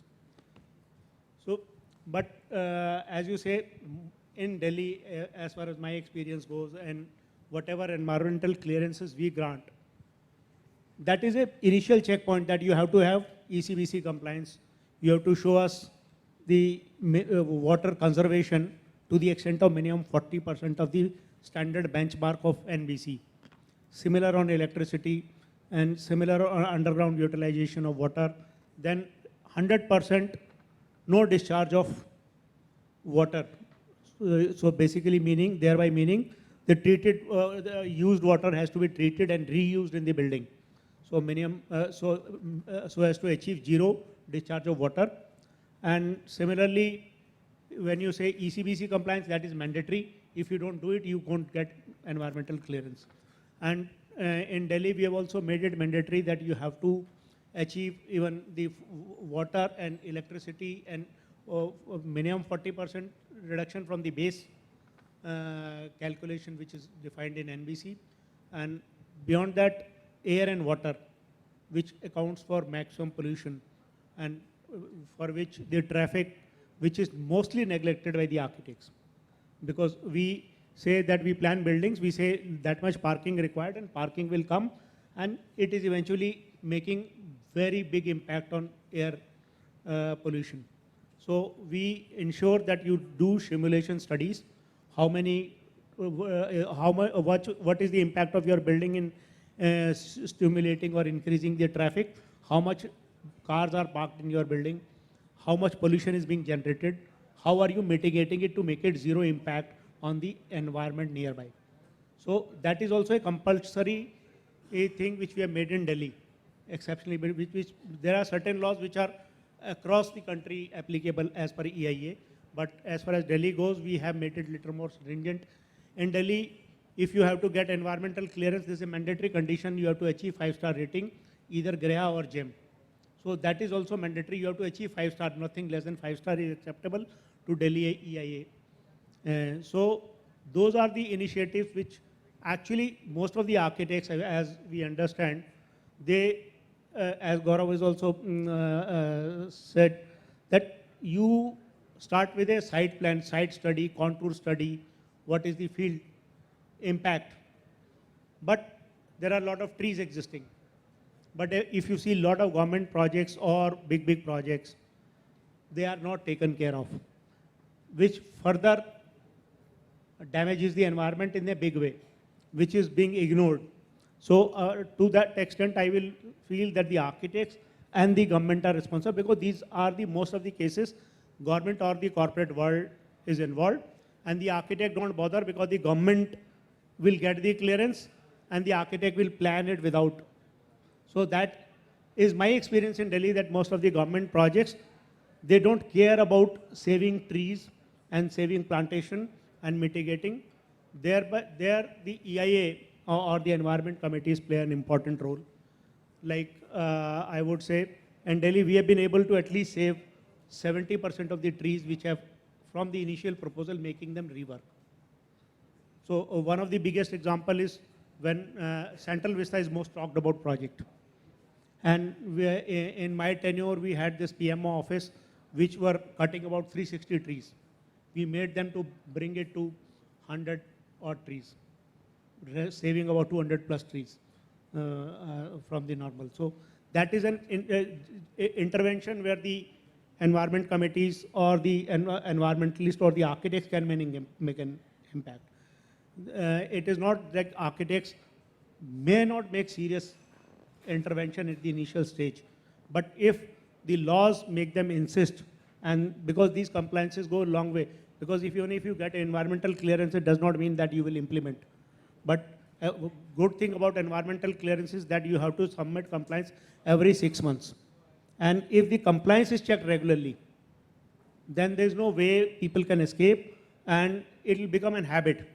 So my submission to all architects that as these are becoming mandatory, maybe sometime, it is only in Delhi, but it will come all over the country sooner or later. So if we abide by these and learn to work like this, the clearances will be better, development will be better. And even though Delhi development is little slow because of these stringent norms, So as far as I remember, about 26 projects in the entire year got cleared in last 1 year, which is far, far below. Then the number of applications also become less because people are scared of putting up incomplete thing. And then another thing which in the morning some session we were talking about, Tushar was talking, I guess, was about the water, potable water, using treated water as a potable water after conversion. So which has not been tried in this country. So as Delhi, as an experiment, we have approved in one project in Delhi where there is no water availability, to ask them to use treated water to bring it to a portable level with the help of IIT Delhi, and demonstrate how treated water can be used as potable water so that there will be zero discharge, the scarcity of water can be overcome, because Delhi is shortage of 25% of the peak demand. So those are the interventions which an architect, as an environmentalist or as an architect, we can make, and laws are helping that, but how you implement, how the people who are sitting at the helm of the affair implement and stress on that will matter. I'll stop here for. Great to hear your views, sir, on what all initiatives are being taken in the capital, and definitely they will come to other capitals and other large cities of the country, which will make a bigger impact. I would like to hear some views from Mr. Mehra. Like, how would one suggest the way forward in near and long-term roadmap for achieving these net zero carbon footprints in future for the infrastructure projects to come in? Good afternoon. I am Ravish Mehra, architect from Delhi. I am thankful to ASSOCHAM for inviting me to this such an important event. We have had exchange of various ideas during last 2 days on trying to understand how to regulate, control, or think about alternative energy options. What I feel is we also heard that more than 70% of India is yet to be built by 2050. To be very honest, it sounds like something very scary, that if it is only at 30% and we are facing, which looks like a crisis, what will happen at 70%? So my viewpoint, I look at it in two ways. One, that how to build, and second aspect, can we refuse to build? I'm not saying that we don't build. Can we reduce? Can we optimize? I look at the second aspect of building. COVID taught us some very unknown lessons, because it was an uncharted territory for all of us. Suddenly, we were all sitting at home, and thankfully, most of us survived. We are all here.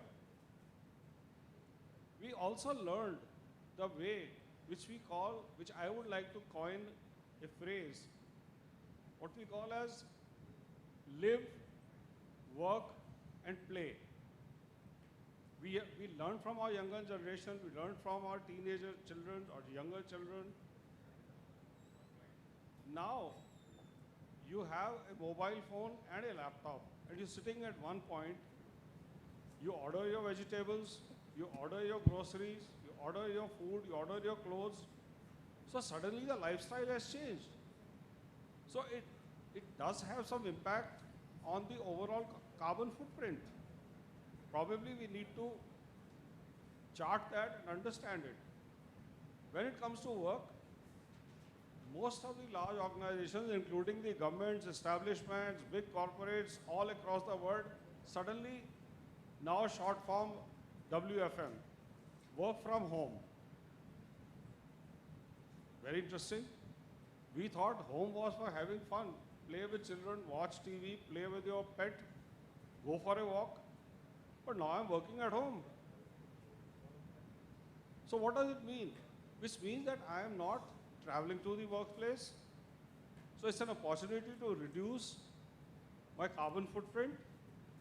Also, even after so-called normalization, the COVID is still there. We still know it hasn't vanished. the offices spaces are becoming shorter and shorter.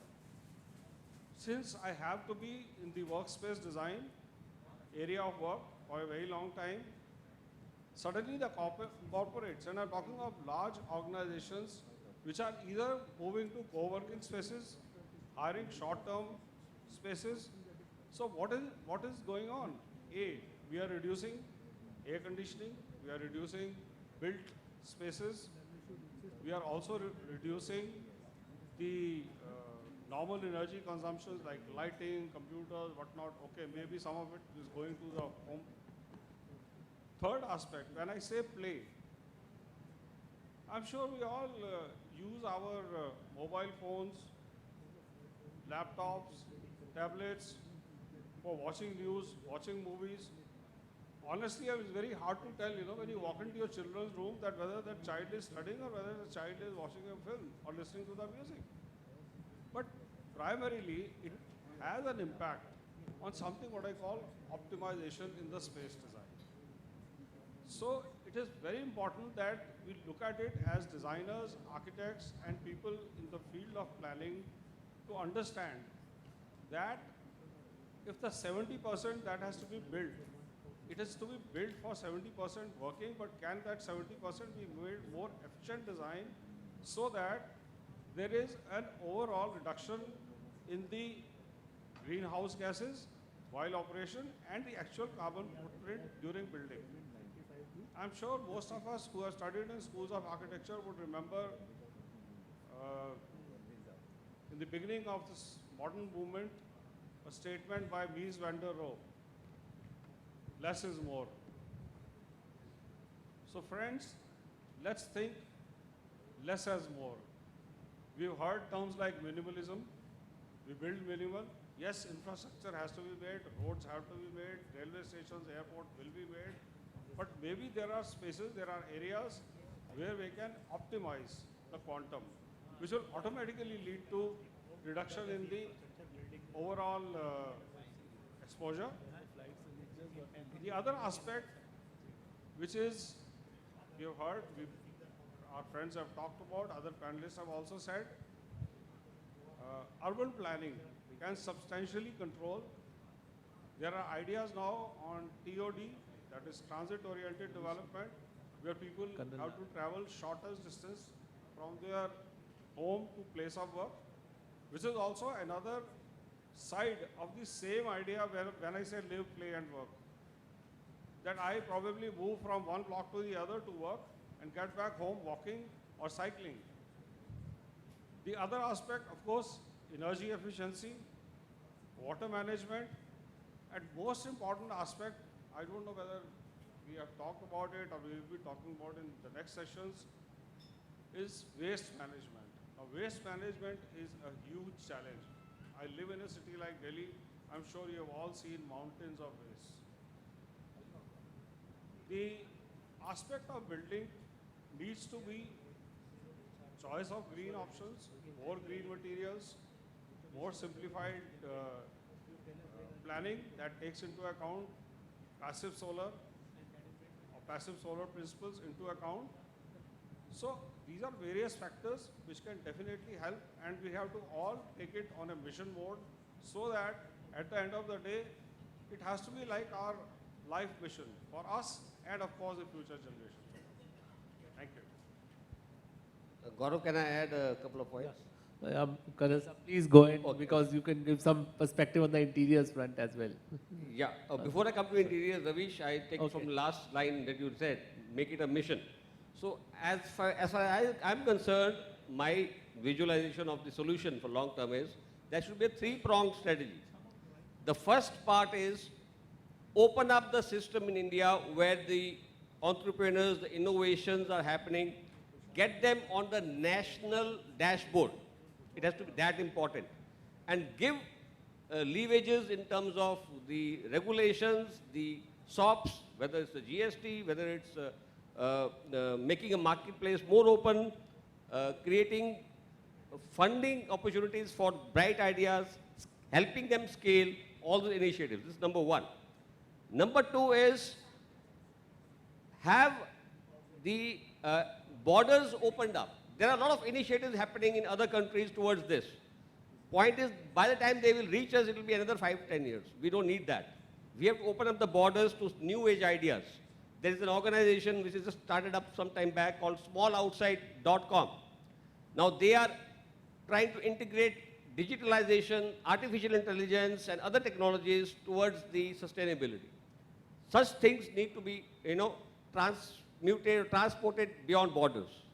And the third point is make the traditional models more prohibitively expensive. Like recently the petrol's cost went up and now the normal public is now automatically aligned towards the electrical vehicles.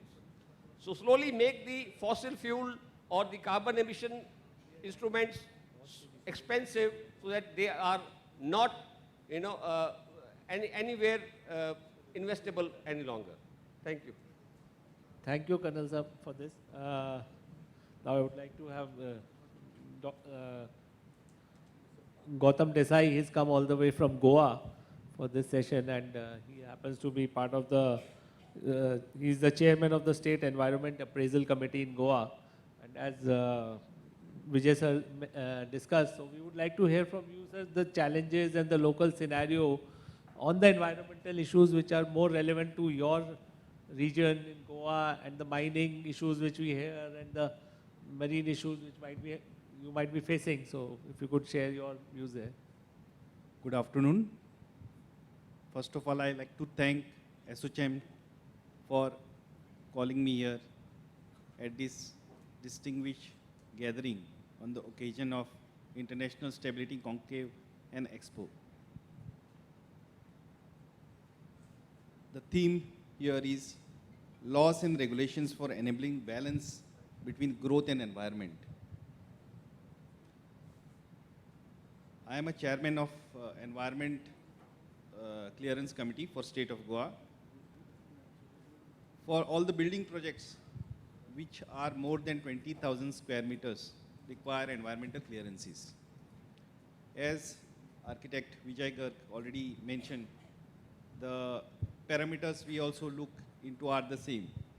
Apart from that, since being as our state is a coastal state, we deal more into coastal buildings, ports, harbors. Also look into the damages for the coastal ecosystem, biodiversity. Now, as Mr. Anupam Mittal said, return on investment is most important for any project. So time which is taken for clearances should be minimum. And we at Goa, we ensure that any environmental clearance is cleared within maximum period of 100 days that we are doing. Also, we are promoting green buildings.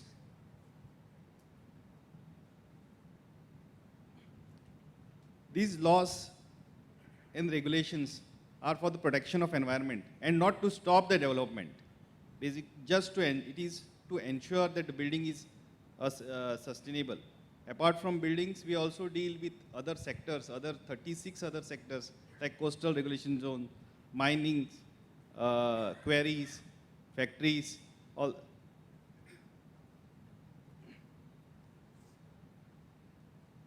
So, in short, the spirit of law should be to promote development and to see development is in a sustainable way. Yes. Thank you. Thank you, Mr. Desai. Harsh, I would like to come to you on this. That if you could suggest some methods for ending and reducing the emissions during building, construction and infrastructure sector, as well as the complete life cycle of the project. I think it again goes back to the 4 components which I said. So when we are saying the build part, so before actually building the building, the entire chart of the materials that we're going to use, or for example, the term that we use, the bill of quantities or whatever goes inside the building, that should be mapped. Until unless we map that, we're not going to know what is going to be the the carbon footprint or how we are going to do the carbon offset.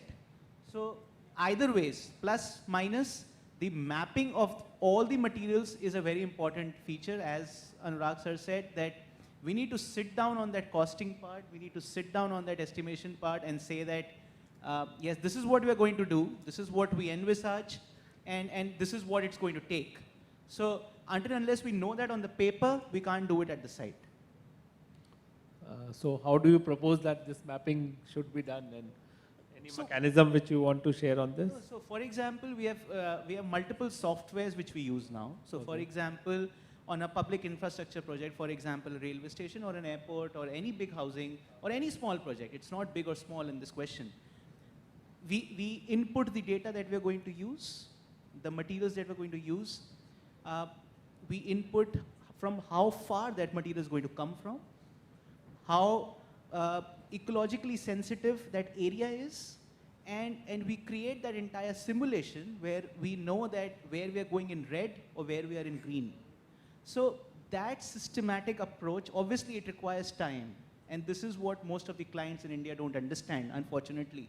But as professionals, as practitioners in the industry, we need to take this initiative and we need to enlighten them that yes, if you're looking for carbon neutrality, if you're looking for that, we need to work on certain parameters and systems.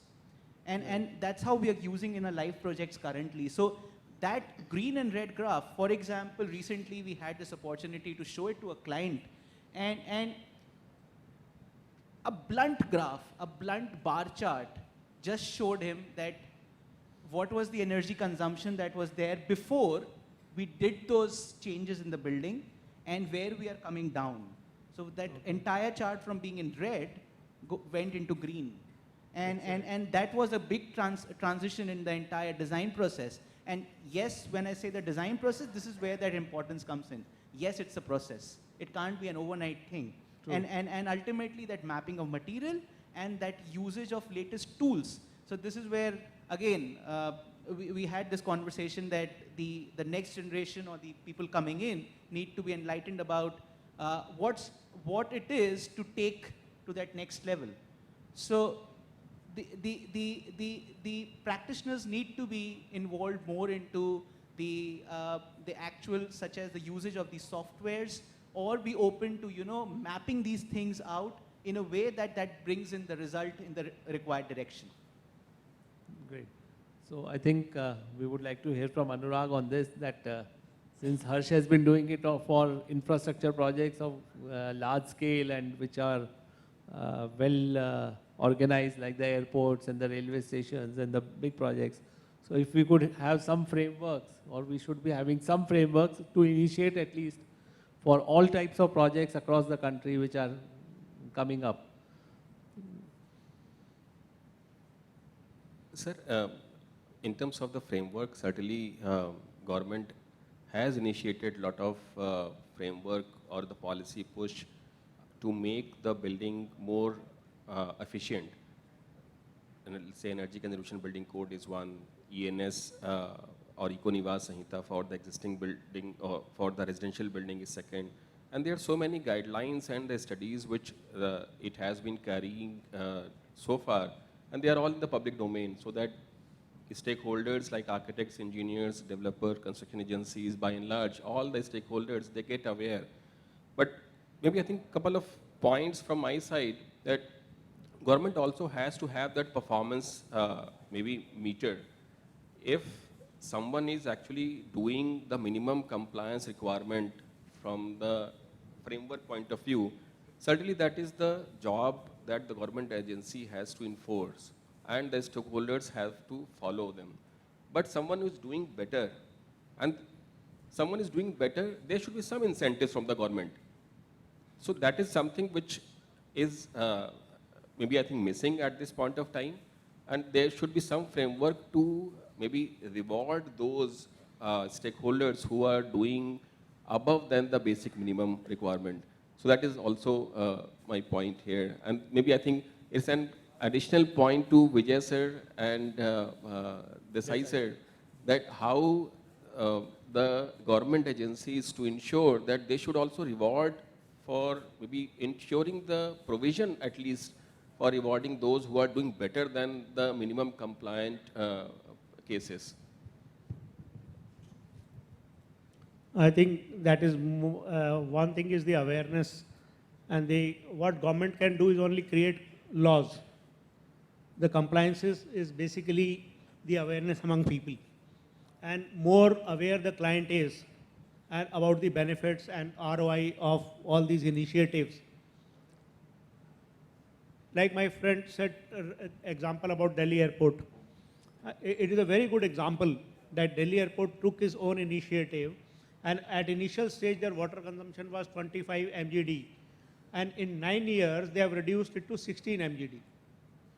So that is not because of the government compliance, because of their own realization that the water is available less and how they can perform better and save on money and do better. So Delhi Airport is a very nice example as far as GMR, a large scale project. At many appraisal, if you look at their, we had opportunity of having 2-3 presentations from them and learning how they are trying to implement all this. But as far as the other infrastructure projects, which are basically building works, neither the architect is interested to run those softwares and do, because they are working on low fees. They are not wanting to, but when it comes to EIA clearance, when we ask them, give us traffic simulation study, they give us heat island study, what is the input and what is the output. And not only at the construction stage, it is to be looked at the operational stage also. And like even in what is solar power minimum requirement, how much you can generate, how you can mitigate, all that, but who is interested? But that is where the government has created laws, but committees like us can insist on better than that. So that is where, like building code says, you have to achieve minimum 2% of the solar power in each project. Our committee insists that we should have minimum 10% as of now in Delhi, maybe in time to come. Like electric vehicles. So there was no provision earlier, electric vehicles have to be provided for. So now it is that you have to do away with diesel and CNG vehicles. So you have to come to minimum 20%, but we insist you do 50% electric vehicle provision so that electric vehicles are encouraged. And we are even saying to the project proponent that you make them parking free for such vehicles, and so that people are encouraged to use such initiatives. So those are the initiatives which beyond law, what matters even in the government or the people who are involved as the stakeholders, and even in the government can demonstrate by their own projects. Unfortunately, government is the biggest defaulter. That is my observation. The private proponent is not a defaulter because he wants to comply, he is scared of the government. But the government is scared of nobody, and they are the biggest violator. And that is the fact, whether we like it or not. Even when we sit on this side, so we see when the government project comes, they say, oh, relax this is a public interest. What is public interest? You are actually killing public interest in the name of public interest. So that is where we need to sensitize the user community, even in the government project. They need to ask why, if it is asked from me, why it is not being done here. So that is where the government or the laws can make intervention. Like solid waste management, sir said, solid waste management in today's EIA clearances, we say no solid waste disposal outside, you recycle as much as possible. And you have to show it on paper. And after that, you have to show it in the clearances, the compliances. How far that has been followed up by the compliance team, that need to be observed. Like in Delhi, if you have real-time sensors on construction site, as soon as your air quality index goes up, Pollution Control Board sends a notice, immediately stop the construction. So all projects, big projects, they have to have mandatorily real-time sensors, and they are monitored regular basis. So if not 100%, at least 70%, 80% is controlled by that way, whichever come under that segment. So it is public awareness and the stakeholders which need to demand I think people awareness is the biggest initiative one can do, because the government alone cannot do anything unless people cooperate. I would like to add something. As the question of incentives has come, incentives can be proposed through laws also. In Goa, as Pollution Control Board, there is a consent to operate given. It is given for 5 years, but if it is a green building, it is 10 years. This is the incentives which is being already given, and it is a regulation.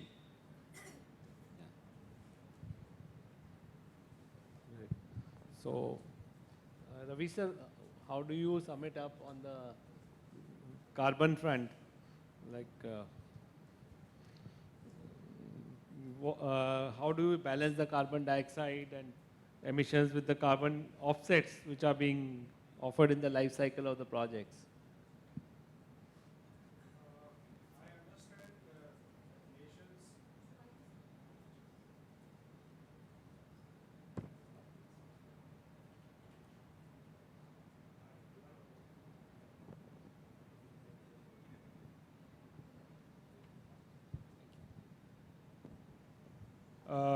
Nations, large corporates, organizations across the globe have been working on this concept of what is called carbon offsets. I think we all understand what carbon offset means. Basically, I think it's morally not correct, to be honest. Perhaps maybe because we live in a country like India, and we have heard talks about, we don't throw glass bottles, we don't throw even plastic bottles. We clean up the shampoo bottle and fill it up with hair oil or something. I mean, we are not a country, I mean, if we have to change clothes, they go into some kind of a recycling mode. Now I'm hearing from very large organizations like Levi's, trying to claim that we are using glass bottle fibers to make pair of jeans or footwear. But what I'm saying is, how did it first happen in the first place? How were they allowed to get away with it for so many years? I mean, like we say that 30% of the countries, or even less than that, I don't know the numbers exact, but most of the countries are responsible for major carbon footprint. And developing countries like India, with probably going to be the largest population in the world, is being asked to meet those targets. Yes, we'll meet them because we have the understanding and we have the initiative. But this thing, like I said, has to be taken forward as a mission mode. Gentlemen, ladies and gentlemen, it's a war at all fronts. And the war begins at school level. One of my learned friends mentioned that we have to look at it from the education point of view. I'm of a firm believer that unless you make aware the younger generation, and I'm not saying schools of architecture, schools of engineering, right from the school level, unless they become conscious and understand this whole idea, this mission will not happen. This will not be taken forward. I'll use one story as a little metaphor, although it's a wrong metaphor, but you will understand at the end of it why I used it. They say that Model T Ford, the first passenger car in the world, which was sold commercially, was launched in the year 1908. When they tried to sell that car, the Ford found that it was very hard to sell. People were not buying cars. So they asked them that why they are not buying cars. So when their survey showed that people don't know how to drive a car, so how will they buy? So Ford set up driving schools. In our own country, one of the leading computer hardware manufacturers went by that model, and in 1988 launched series of institutions for training young generation. If you remember, I don't know how many of you will remember, since I am little, come for an earlier generation, there used to be people who used to learn stenography and typing. They used to go to a typing school to learn because that gave them some job opportunity.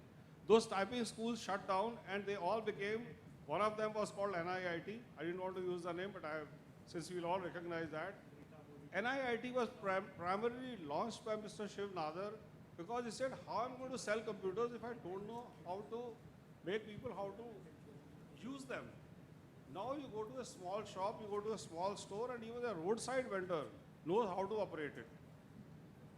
So, my purpose of telling this story was that if we want the green initiative and missions to succeed, we have to bring it from ground up. People who are in the practice, people who are in the working mode, they are big stakeholders, they have a reason. Although I'm not a very big fan of rules and regulations, because I think they, somewhere down the line, they interrupt creativity, they stifle thinking, particularly design thinking, but at the same time, this idea of reward and punishment seems to work. It's like basically profit and loss. So people will take up, people will follow is when there is profit.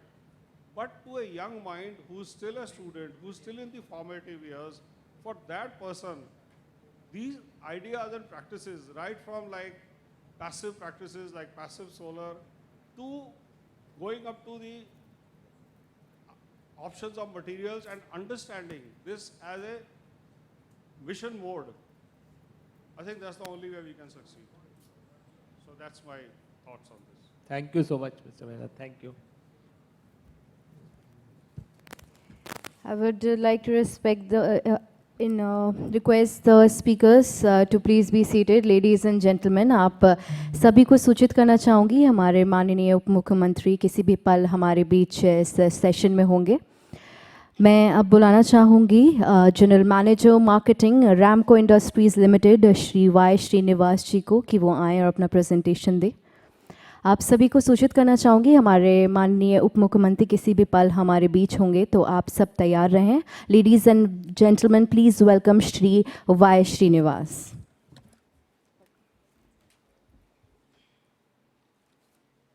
Thank you so much, ma'am. And on behalf of Ramco Industries Limited, I welcome you all. I am Y. Srinivas.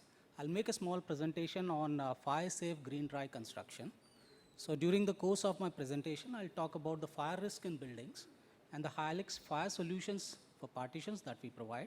And I'll do a quick comparison between the brick wall and the dry wall construction, and I'll talk about some client list of ours. So basically, when we are talking about fire risk in buildings, two things come to our mind. One is the active fire protection system, and second is the passive fire protection system. So in order to understand this better, we'll look at some fire accidents that happened in the last 10 years. So basically to understand actually what went wrong and probably what could have been done better in order to save lives. So this is an accident that happened in 2017 in London. So it's a 24-story building. Actually, the rapid spread of fire has been attributed to the building's exterior cladding. It's a type which is widespread in use. So what really happened here is, at 1 o'clock in the night, the fire started due to a faulty refrigerator. And within a half an hour, the fire went up to the 24th floor. So that means that the fire spread at a rate of around 90 seconds per floor. And the reason for this rapid spread of fire was something called stack effect. Basically, it is the gap that is formed between the cladding and the wall of the building. So because of which the fire went up at a very, very fast rate. So we'll better understand this with the next slide. What you see on the left-hand side is the arrangement of the cladding. What you see is the air cavity between the cladding and the insulation, which actually drew the fire upwards. This is another fire that happened in Sharjah. Actually, the type of material used was exactly the same material, but there was 0 deaths. No deaths as compared to 72 deaths which happened in London. And the reason was the active fire alarm systems were working very fine, and the people immediately escaped through fire-safe exits, which were there. This is one fire that happened in Mumbai in 2017. Around 14 people lost their lives. This is actually a restaurant which was there on the top of the building. And what really happened, it was a very freaky accident. Actually, it was a hookah bar. It was serving hookahs. And the embers from the hookah flew up and the curtains caught fire. And incidentally, the entire staff of the building, of the restaurant, escaped unhurt. But the customers who were there, they actually couldn't make out where the exits were. So this happened. This is another fire that happened in 2011 in a hospital in Kolkata. 89 people lost their lives. This is again due to a faulty, it was a short circuit at the basement of the building. And the reason for the deaths was again no ramps or no fire-safe exits. And the AC system was also not put off, and the carbon monoxide started spreading through the AC ducts. This is a very, very unfortunate incident that happened in Tamil Nadu in 2004. It was a primary school where around 800 students were there and in that building. And probably the lives of the students could have been saved, but for this. There was only one entry and exit, which was just 4 feet wide, and children could not escape through this exit. So two things that come out very strikingly is the choice of material is very, very important. The material should be such that it does not propagate fire. And the second is the need for fire-safe exits, which is very, very mandatory in order to save lives. Accidents can happen anywhere, but fire-safe exits are something which is very, very essential. So in line with that, now I'll talk about the solutions that our company provides. We basically manufacture a product called Hylix calcium silicate board. It is a combination of cement, lime, silica, and selective mineral fillers, and is manufactured through a high-pressure steam curing process. It is manufactured as per the JIS. JIS stands for the Japanese Industrial Standards. And we are a member of the IGBC and USGBC. We source our raw materials, 95% of our raw materials within a range of 500 kilometers, and we have a 18% recycled content in it, and there is 0 VOC content. And our product is also Green Pro certified. And so when we talk about fire parameters, basically we're talking about 4 things. One is the combustibility, ignitability, and surface spread of flame, and fire propagation index as per BS 476 part 4 to part 7.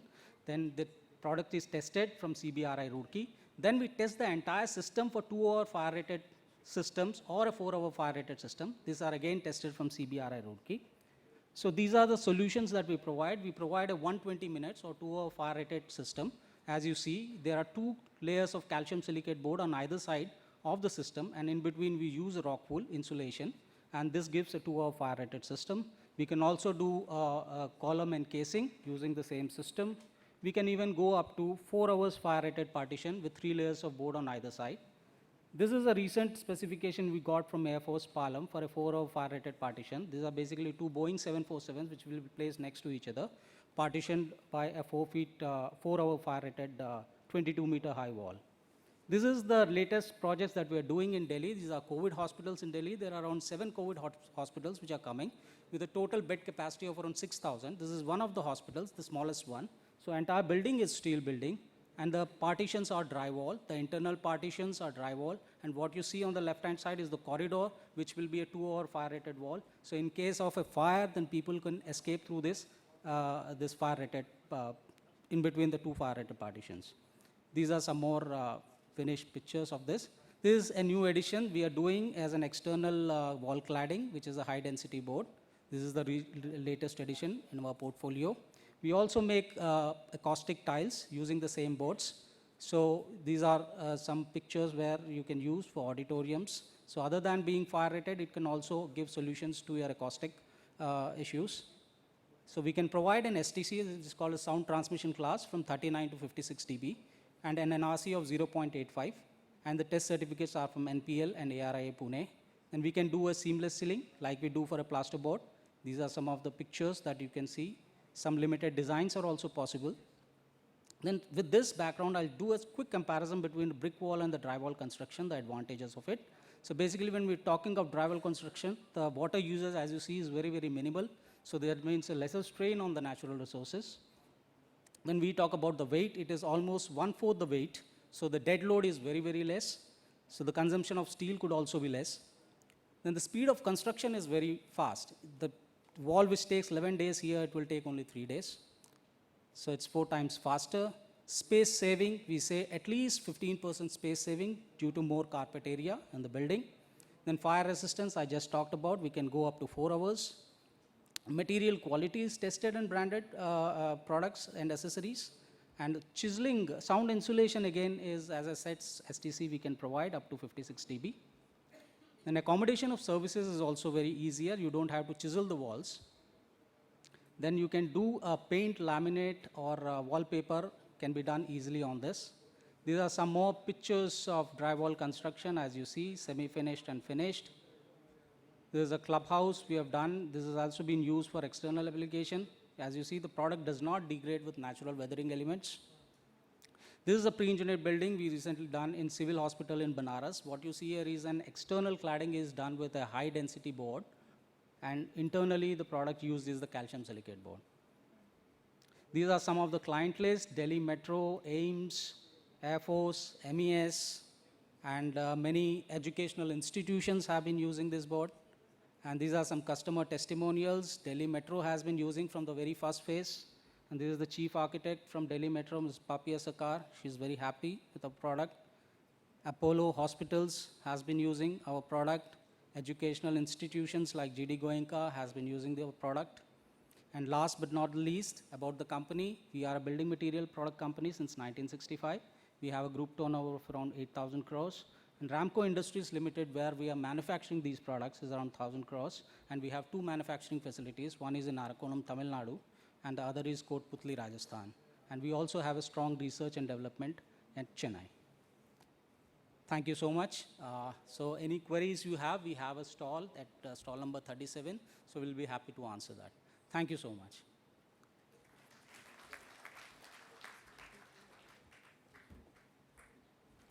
Thank you so much, Shri Y. Srinivas ji. Now would like to request Pinaki Das Gupta ji to please come and give the ASSOCHAM souvenir to Shri Y. Srinivas ji. Ladies and gentlemen, can we have a big round of applause?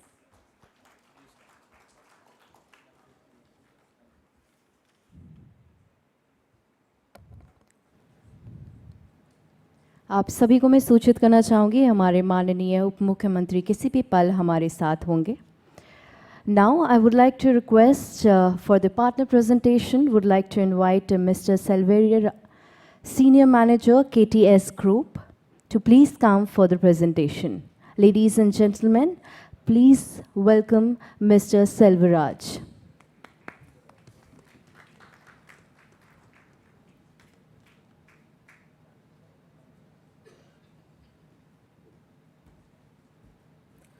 Good evening to one and all. Today I am here to present about net zero carbon and decarbonizing.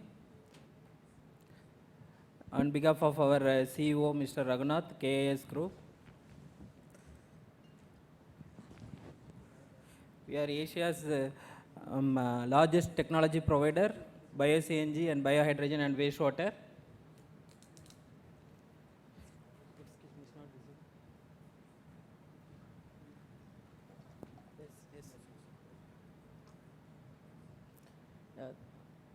We have best biogas power plant for Indonesia, and India's bio-CNG we got the first prize.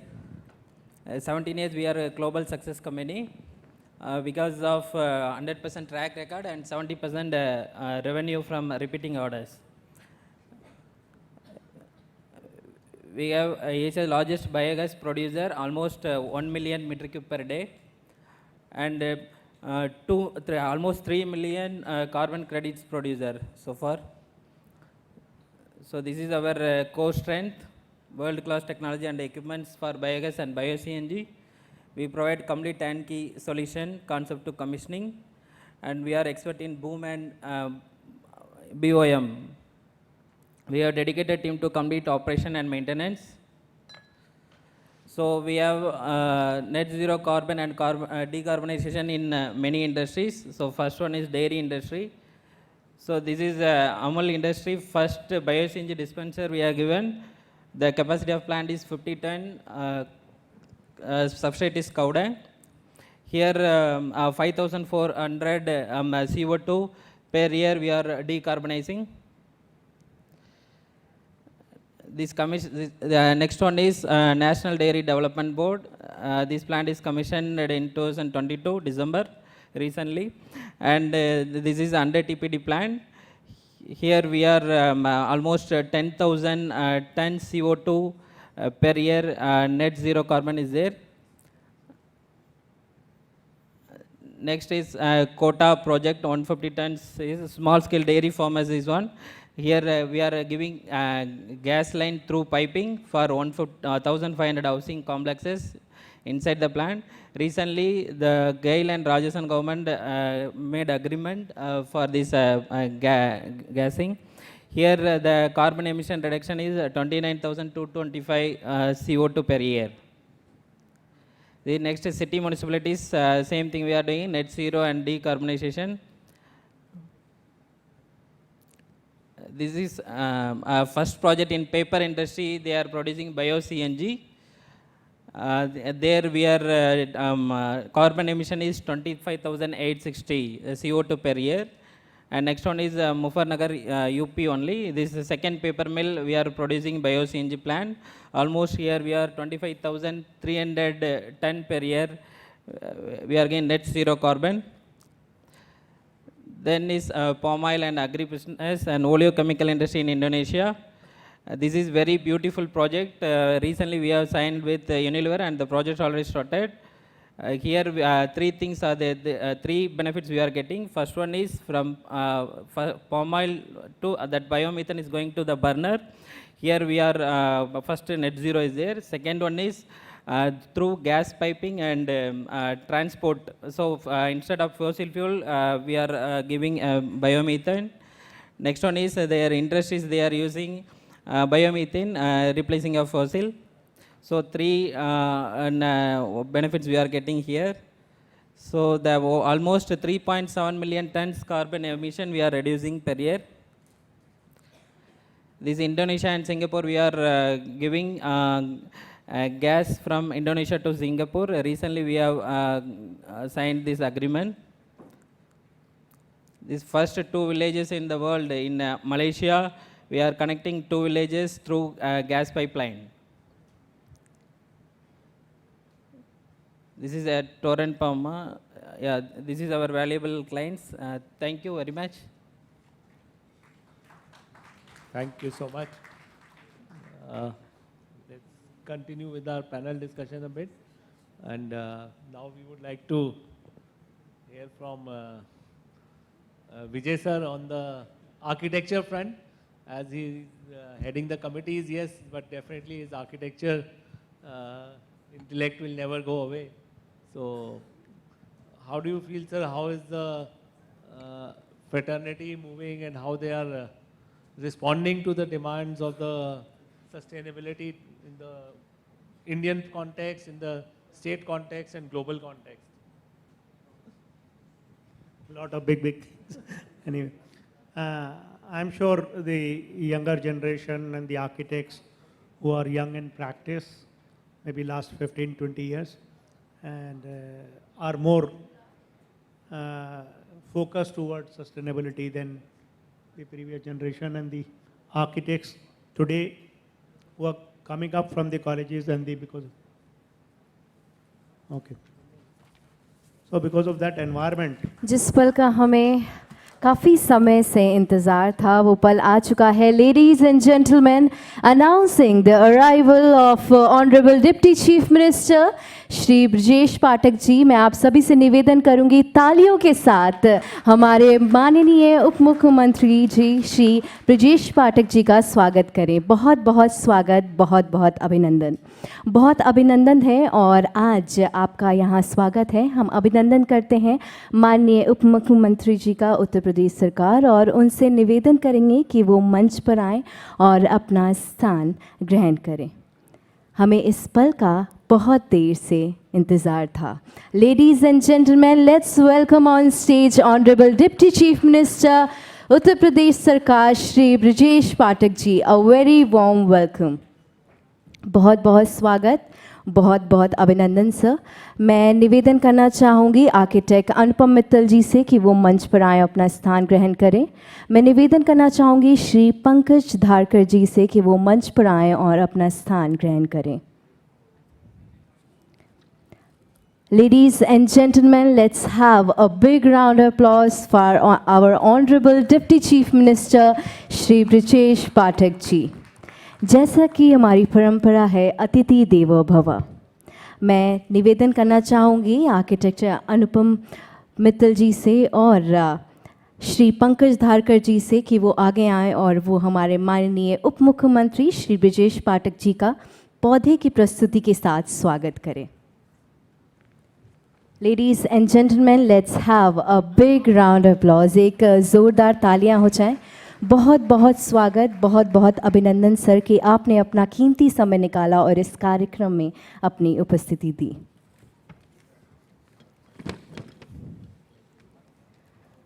Ladies and gentlemen, let's begin. I would like to request Chairman ASSOCHAM GEM UP and Principal Architect R&M Consultancy Service, Architect Anupam Mittalji, to please come for the welcome. Ladies and gentlemen, please welcome with a big round of applause Architect Anupam Mittalji. Welcome, sir.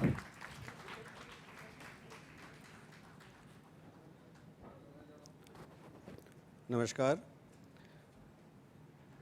माननीय उप मुख्यमंत्री उत्तर प्रदेश श्री ब्रिजेश पाठक जी का हार्दिक अभिनंदन। Sir, आपका बहुत इंतज़ार था हमको और अल्टीमेटली आपने आके इस कार्यक्रम की शोभा बढ़ाई। एक छोटा सा परिचय मैं देना चाहूँगा और एक उसमें कोइंसिडेंस है, बहुत इंटरेस्टिंग। सर ने पहली बार 1989 में जब लखनऊ यूनिवर्सिटी में सर आपने पहला चुनाव जीता था, सर मैं उसमें एक वोटर था आपका। और उसके बाद उनकी जो 1990 में आपने लखनऊ यूनिवर्सिटी से प्रेसिडेंट का इलेक्शन जीता, उसके बाद 91 में आपने संघर्ष समिति फॉर्म की और 2004 में is one elected his 14th Lok Sabha representative and he became the member of committee of privilege Rajya Sabha in 2006 and then continue करते करते आज उप मुख्यमंत्री का पद संभाला हुआ है। एक और कोइंसिडेंस है सर उसमें, आप की जो आपका जो पिछला विधानसभा क्षेत्र लखनऊ मध्य, वहाँ से भी सर मैं आपका वोटर हूँ। और जब भी फ्यूचर में आपका जो भी आपका पद बनेगा बढ़ेगा, उसमें हर जगह जहाँ पे नॉट ओनली, अब मैं अब शब्द से हटाता हूँ, हम पे आता हूँ सर, हम एक संस्था जो एसोचैम है और इसका जो ग्रीन बिल्डिंग सर्टिफिकेशन का जो हमारा प्रोग्राम जेम है, तो सर ये आप मान के चलिए जितने लोग यहाँ उपस्थित हैं सब आपके लिए जेम्स हैं और आप सबके लिए हमेशा तत्पर तैयार हैं आपके लिए काम करने के लिए।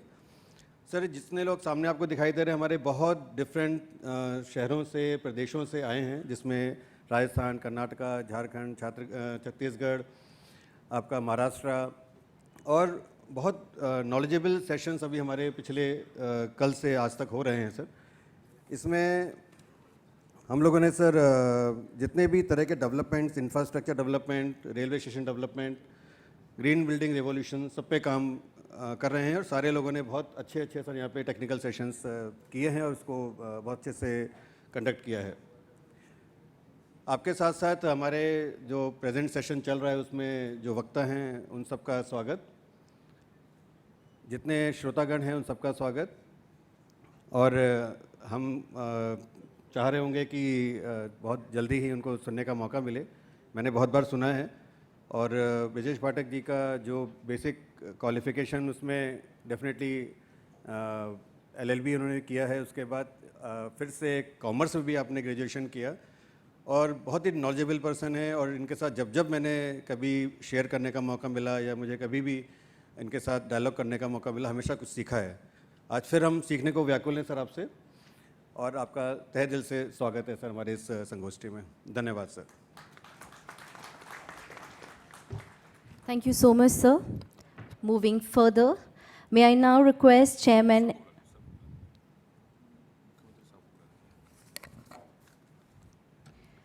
Ladies and gentlemen, जिस पल का हमें काफ़ी समय से इंतज़ार था वो पल आ चुका है।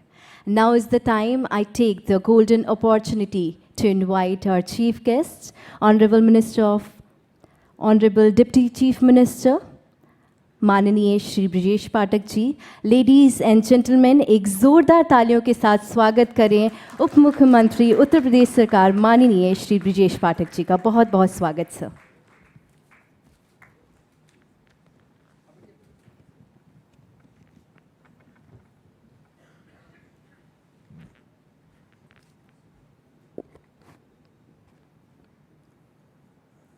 जेम 5th इंटरनेशनल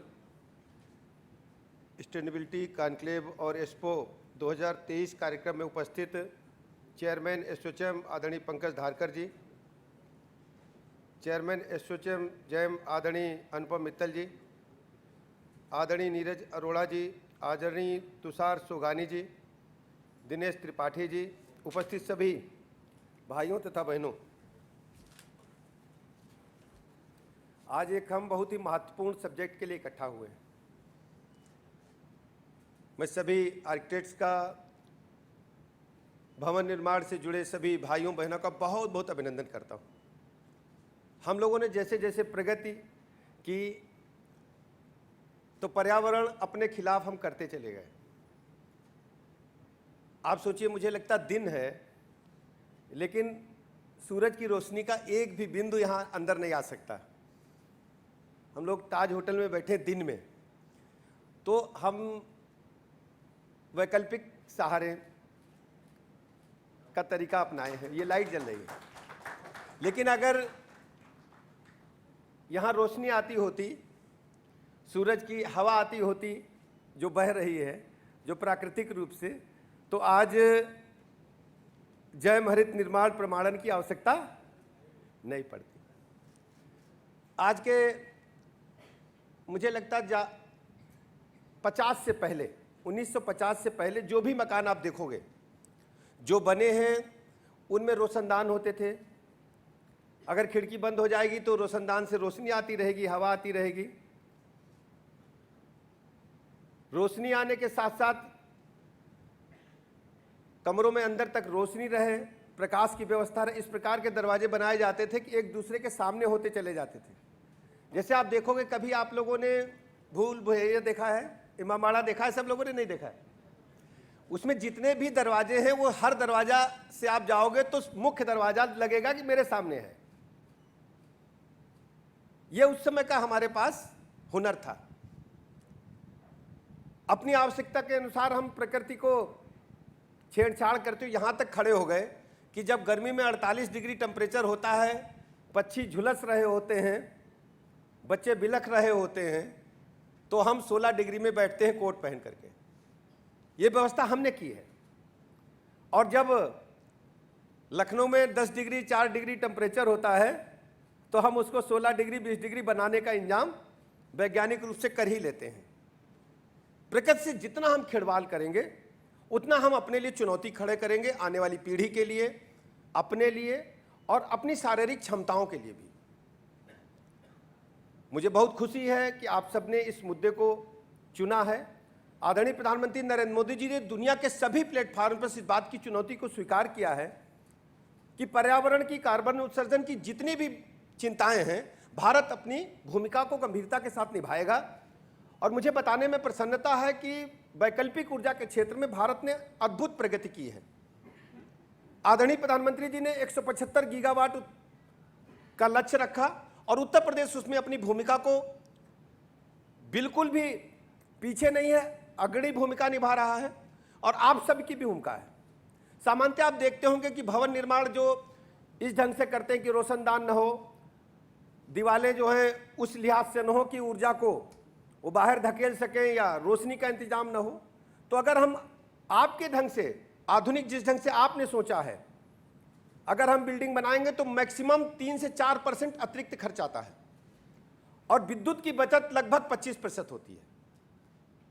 तो इतना बड़ी चुनौती भी हम झेलें, पैसे भी रिकरिंग ज़्यादा खर्च करें, तो मैं सबसे कहना चाहता हूं उत्तर प्रदेश के सभी लोगों से कि आपके जो जैम हरित निर्माण प्रमाणन आर्किटेक्ट्स का एक ऑर्गेनाइजेशन है, इससे जुड़ करके अपने भवनों को इस प्रकार पर्यावरण के अनुकूल बनाएं कि आपको प्राकृतिक रूप से हवा, पानी, रोशनी मिलती रहे, जिससे अपने प्रकृति को, अपने पर्यावरण को हम संरक्षित कर पाएंगे और आने वाली पीढ़ियों को भी हम सुरक्षित कर पाएंगे। मैं आपके कार्यक्रम की सफलता के लिए शुभकामनाएं देता हूं और आभार प्रकट करता हूं कि आपने इस कार्य के लिए लखनऊ को चुना। हम सब जानते हैं कि अभी फरवरी माह में पूरे देश में उत्तर प्रदेश की चर्चा होने वाली है। हमारे पास इन्वेस्टर समिट भी 10-11 फरवरी को है और इसी दौरान हम G20 के भी कार्यक्रम उत्तर प्रदेश में करने वाले हैं, जो इसी बीच शुरू होंगे। G20 के कार्यक्रम के लिए आज शुरुआत आदरणीय मुख्यमंत्री जी के मार्गदर्शन में हम लोगों ने किया। आज हम लोगों ने वाकाथन का आयोजन किया था। आप सोचिए, जो देश दुनिया का सर्वशक्तिशाली अपने आप को समझते थे, दुनिया के जो 20 देश अपने आप को सब कुछ समझते हैं, उनकी अगुवाई करने का काम, उनकी अध्यक्षता करने का काम आदरणीय प्रधानमंत्री नरेंद्र मोदी जी करेंगे। और भारत ने आसानी से ही ये पद हासिल नहीं किया है, इसमें आप सबकी कड़ी मेहनत है। आप सोचिए, जब कोरोना महामारी का काल आया, पूरी दुनिया त्राहि त्राहि कर रही थी, सभी परेशान थे। लेकिन आदरणीय प्रधानमंत्री नरेंद्र मोदी जी के मार्गदर्शन में, उनके नेतृत्व में भारत ने कुशलतापूर्वक इस बीमारी से, महामारी से लड़ने का काम किया। छोटे छोटे टीके जो वायरस के बनते थे, चाहे टिटनस हो, चाहे पोलियो का हो, आप सोचिए जब उनका आविष्कार हुआ भारत में कब आ पाए। भारत में आने की गति उनकी इतनी धीमी थी, किसी टीकों को 40 बरस लग गए हैं, किसी को 60 बरस लग गए हैं। लेकिन कोरोना महामारी का टीका जब इंग्लैंड, अमेरिका में बना, उसी दिन भारत में भी बना, और एक नहीं बना, 2-2 टीके बने। आज हम लोग बैठे हैं स्वतंत्र रूप से बगैर मास्क के। चाइना में हाहाकार है और कई राष्ट्रों में हाहाकार है, लॉकडाउन है, काम नहीं हो पा रहा है, हम सब लोग वैक्सीनेटेड हैं। तो ये आदरणीय प्रधानमंत्री नरेंद्र मोदी जी का कुशल नेतृत्व है कि दुनिया के पैमाने पर भारत की साख बढ़ी है। और हमने केवल कोरोना महामारी का टीका अपने लोगों को नहीं दिया, हमने 100 से अधिक राष्ट्रों को कोरोना महामारी का वैक्सीन देने का काम किया। आज दुनिया के पैमाने पर कहीं चर्चा होती है तो भारत के बगैर वो पूरा नहीं हो पाती। आप सोचिए रूस यूक्रेन का युद्ध कितने अरसे से चल रहा है, सभी राष्ट्रों के बच्चे वहां फंसे थे, भारत के भी बच्चे फंसे थे, करीब 32,000 बच्चे हमारे वहां फंसे थे।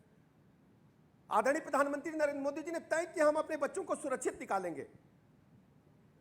यूक्रेन के राष्ट्रपति महोदय से भी बात की, रूस के भी राष्ट्रपति महोदय से बात की, और अमेरिका के बाइडेन साहब से भी बात की, और तिरंगा लेकर के जो बच्चे निकल रहे थे, गोली नहीं चली। कोई सोच सकता था कि भारत की ताकत क्या है? भारत जब बोलता है तो दुनिया सुनती है। भारत बहुत तेजी के साथ आगे बढ़ रहा है। जो लोग सोचते थे कि भारत एक सपेरों का देश है, नाचने वालों का देश है, जादूगर दिखाने वालों का देश है, आज भारत बदल चुका है। पहले लोग कहते थे कि भारत जो है कलंदरों का देश है। आप देखते होंगे आगरा, फतेहपुर सीकरी के पास भालू नाचने वाले बहुत मिल जाते हैं, जादू दिखाने वाले लोग मिल जाते हैं। लेकिन भारत अब वो भारत नहीं है। भारत की ताकत को लोग समझ रहे हैं। आप सोचिए जिन लोगों ने हमारे ऊपर गुलामी का सिक्का चलाया, आज उनको आर्थिक मोर्चे पर हमने पीछे धकेला है। हमारी आर्थिक ताकत उनसे आगे पहुंच चुकी है। हमारे ढेर सारे बच्चे इंग्लैंड में पढ़ते हैं, आप लोग भी जानते होंगे। आज वहां मेट्रो में हड़ताल चलती है तो बच्चे टैक्सी से जाते हैं। नर्सेज हड़ताल कर देती है तो स्वास्थ्य सेवाएं पूरी तरह से चरमराई हुई हैं। आज मैं कह सकता हूं कि उत्तर प्रदेश राज्य में 75 के 75 जनपदों में मेडिकल कॉलेज बनने की प्रक्रिया शुरू हो गई, और 65 मेडिकल कॉलेज आज हमारे चल रहे हैं। 65 मेडिकल कॉलेज हमारे चल रहे हैं। और जब हमें काम करने का अवसर मिला था तब मात्र 13 मेडिकल कॉलेज हमारे पास थे 2017 में। आज हमारे पास 65 मेडिकल कॉलेज हैं, 2 एम्स हैं, KGMC जैसी हमारे पास महत्वपूर्ण संस्था है जो पूरी दुनिया में जानी जाती है। हेल्थ के मामले में हम बहुत तेजी के साथ आगे बढ़े हैं। हर स्थिति में हम चुनौती स्वीकार करने के लिए तैयार हैं। आप सोचिए जितने में हमारे यहाँ हार्ट ब्लॉकेज दूर करने के लिए स्टंट पड़ जाता है, उतने में तो अमेरिका में सामान्य बीमारी की दवाई नहीं मिलती। ढेर सारे हमारे मित्र अमेरिका से हमसे बात करते हैं, कहते हैं आगरे का ताजमहल भी देखेंगे और हार्ट का ब्लॉकेज दूर कराने के स्टंट भी डलवा जाएंगे, भैया व्यवस्था कर देना। ढेर सारे मित्र हमसे कहते हैं। ये सच्चाई में बयान कर रहा हूं आपसे। स्थितियां बदल चुकी हैं और इन स्थितियों को बदलने के पीछे उत्तर प्रदेश अपनी भूमिका निभा रहा है। आप सोचिए 1/5 हिंदुस्तान उत्तर प्रदेश है, और उत्तर प्रदेश ने इन 17 से लेकर के 23 तक के बीच में अभूतपूर्व परिवर्तन हुआ है। लाइन ऑर्डर पूरे देश में नंबर 1 पर है। आज हमारी बहू बेटियों की इज्जत आबरू की तरफ जो तिरछी नजर से देखते थे वो डर रहे हैं। किसी की हिम्मत नहीं तिरछी नजर से देख ले। ऑर्गेनाइज क्रिमिनल्स इसी लखनऊ में हमने एक एक गाड़ी में 10-10 बंदूकें भरे हुए देखा है, आपने भी देखा होगा। आज किसी की हिम्मत है क्या?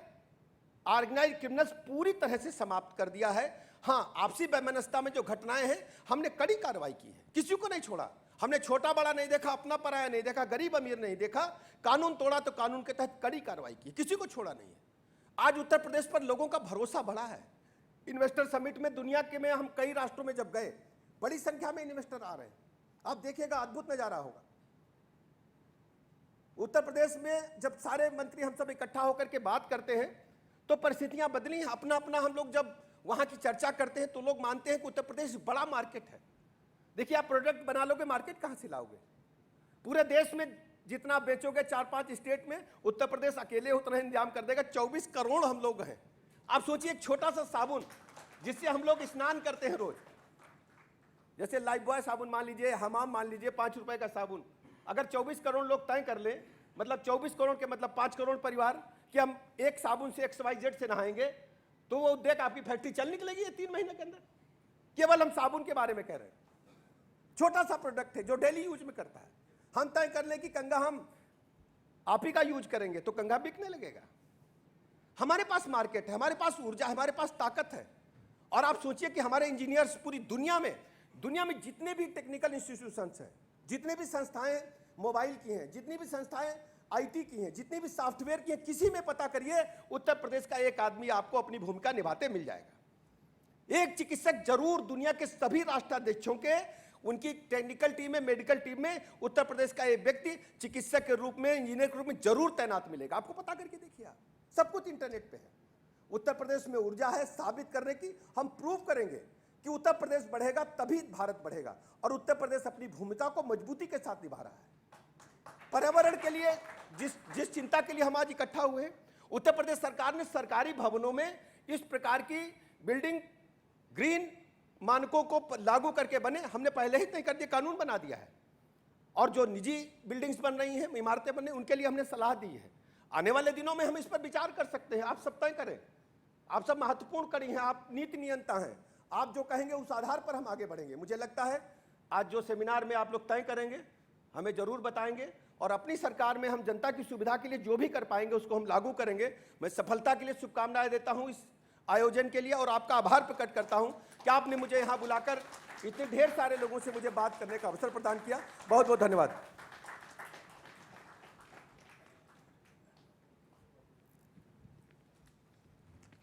मैं बहुत बहुत धन्यवाद करना चाहूँगी कि आज आपने इस कॉन्क्लेव में तमाम जानकारियाँ दी। बहुत बहुत धन्यवाद कि आपने अपना कीमती समय निकाला और यहाँ पधारे। निश्चित इस कार्यक्रम की शोभा बढ़ी है, और आज जब हमारे लीडर्स हमारे साथ होते हैं तो एक अलग आत्मविश्वास हमारे अंदर आता है। लेडीज़ एंड जेंटलमैन, मैं अब निवेदन करना चाहूँगी माननीय उप मुख्यमंत्री जी से कि वो आगे आएँ और ASSOCHAM carbon footprint assessment and rating program के बुक को लॉन्च करें। मैं निवेदन करना चाहूँगी नीरज अरोड़ा जी से कि वो आगे आएँ।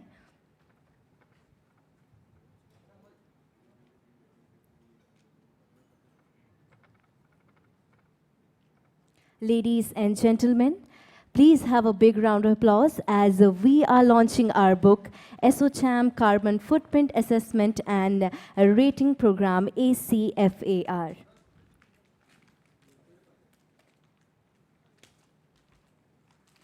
मैं चाहूँगी एक ज़ोरदार तालियां हो जाएं।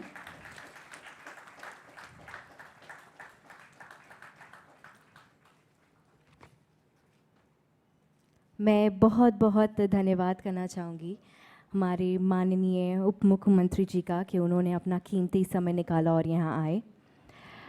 समय आ गया है ASSOCHAM के मोमेंटो को देने का। मैं निवेदन sorry I am interrupting you.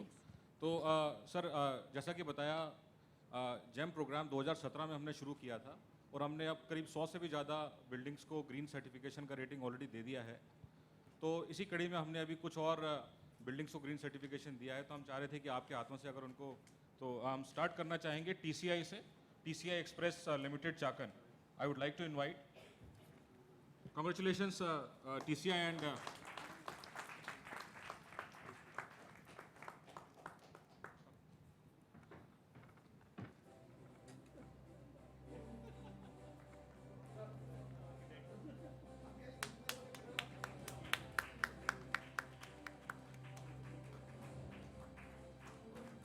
next I would like to invite Unique Legacy Regal. Please join us. Anshul Gujarati ji, please welcome.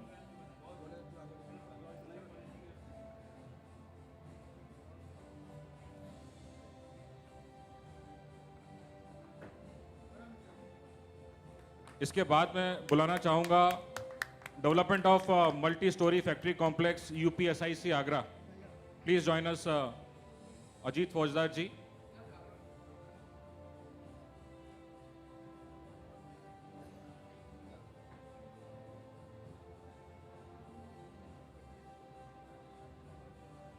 इसके बाद मैं बुलाना चाहूँगा Vinayak industries product certification. Vinayak industries Welcome, sir, and congratulations to you.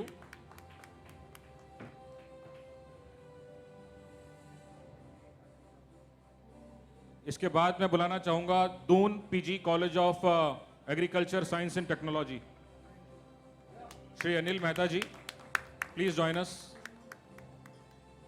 Shri Anil Mehta ji.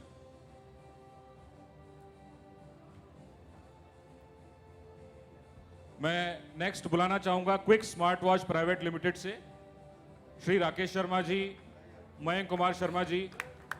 Sir, quick smart watch के लिए मैं बताना चाहूँगा कि क्विक स्मार्ट वॉच ने अपने 3 प्लांट्स हमसे ग्रीन सर्टिफाई कराए हैं अलग अलग क्षेत्रों में, मानेसर, हैदराबाद, बेंगलुरु, और पॉलिसी लिया है कि इनके सारे प्लांट्स अब ग्रीन ही होंगे. सो राकेश शर्मा जी, कॉन्ग्रेचुलेशंस एंड वेलकम.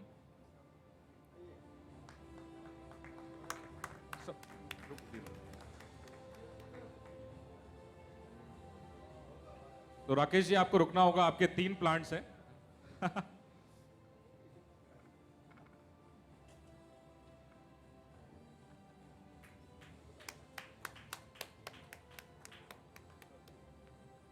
इसके बाद बुलाना चाहूंगा Excalibur by Nahar, Shri Abhishek ji and Roshni Udaywar ji.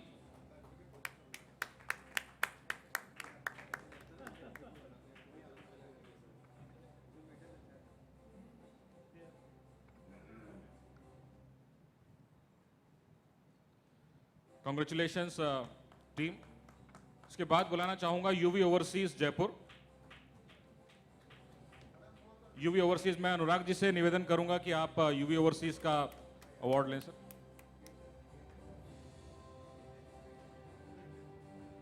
UV overseas, Anurag ji. और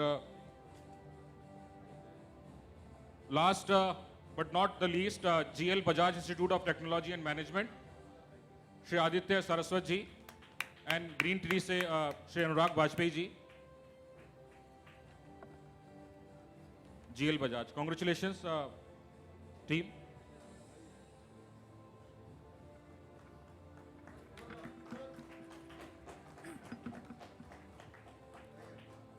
धन्यवाद सर, धन्यवाद. Swati ji, take over please. Thank you so much, sir. As we are moving on, this is the time to present ASSOCHAM memento to our Honorable Deputy Chief Minister, Shri Brijesh Pathak ji. मैं request करना चाहूँगी architect Anupam Mittal ji से, श्री पंकज धारकर जी से, श्री नीरज अरोड़ा जी से, श्री रविंद्र चांदला जी से कि वो मंच पर आ जाएं. और मैं निवेदन करूँगी कि ASSOCHAM का मोमेंटो हमारे माननीय उप मुख्यमंत्री श्री ब्रिजेश पाठक जी को दें. Ladies and gentlemen, let's have a big round of applause. एक जोरदार तालियां हो जाएं. मैं बहुत बहुत धन्यवाद करना चाहूँगी सर कि आपने अपना कीमती समय निकाला और इस कार्यक्रम में अपनी उपस्थिति दी. ASSOCHAM की पूरी टीम की तरफ से, ASSOCHAM की तरफ से बहुत बहुत धन्यवाद कि आपने इस कार्यक्रम में अपनी उपस्थिति दी.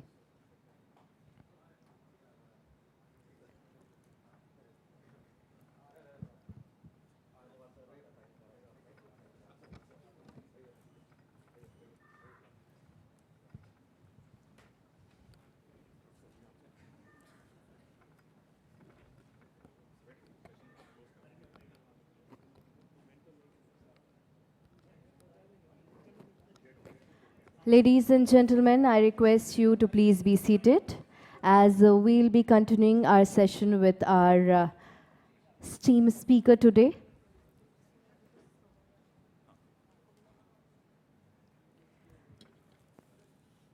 Ladies and gentlemen, now is the time to give the ASSOCHAM souvenir to our speaker seated on the dais. I would like to request Shri Neeraj Arora ji to please come on stage.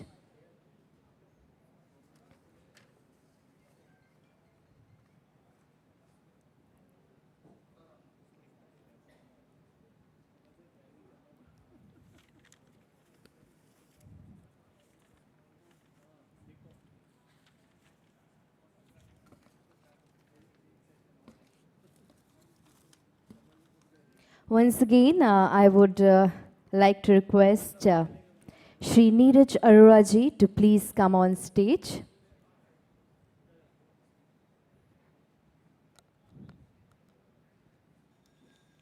Would like to request you to give the ASSOCHAM souvenir to Shri Gautam Vikas Desai ji.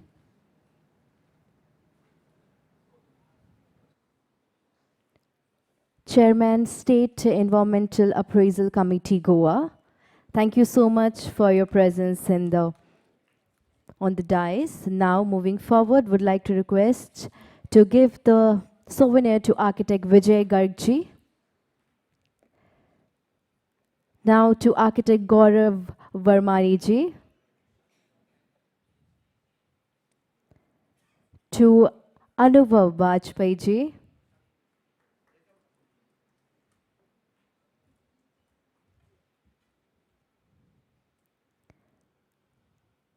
To Architect Ravish Mehra ji.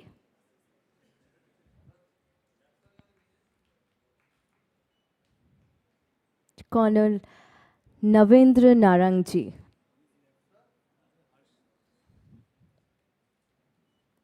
To Architect Harsh Vaishnav ji. I would like to request all the speakers, including Neeraj sir, to please come forward for the group photograph.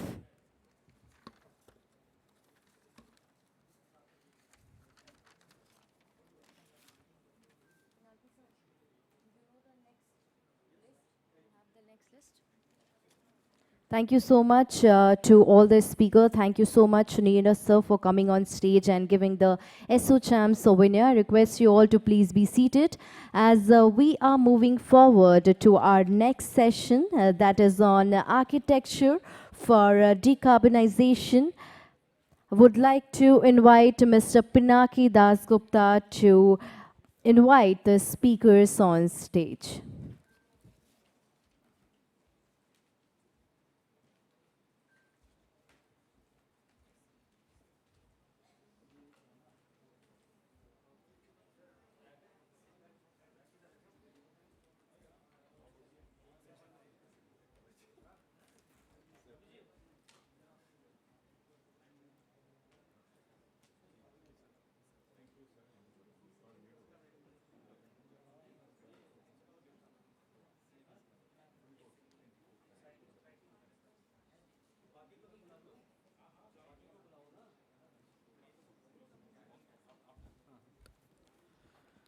Great.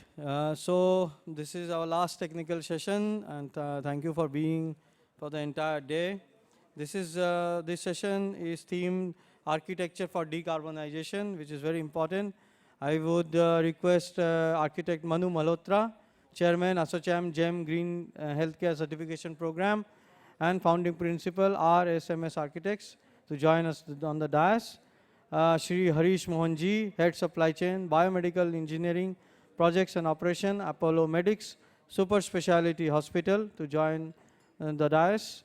Shri Akshat Kapoor ji, Vice President, Supply Chain and Operations, Regency Healthcare Kanpur, to be part of the panel.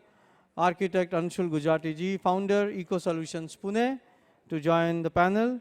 Shri Sandeep Narang ji, Chairman, ASSOCHAM GEM Committee for Students Activities and Senior Consultant, Sustainable Construction, and Dr. Roshni Udawar, Co-Chairperson, ASSOCHAM GEM, Maharashtra, and Director, Roshni Udawar and Associates, and she will also moderate the session. So over to you, Roshni. Thank you so much.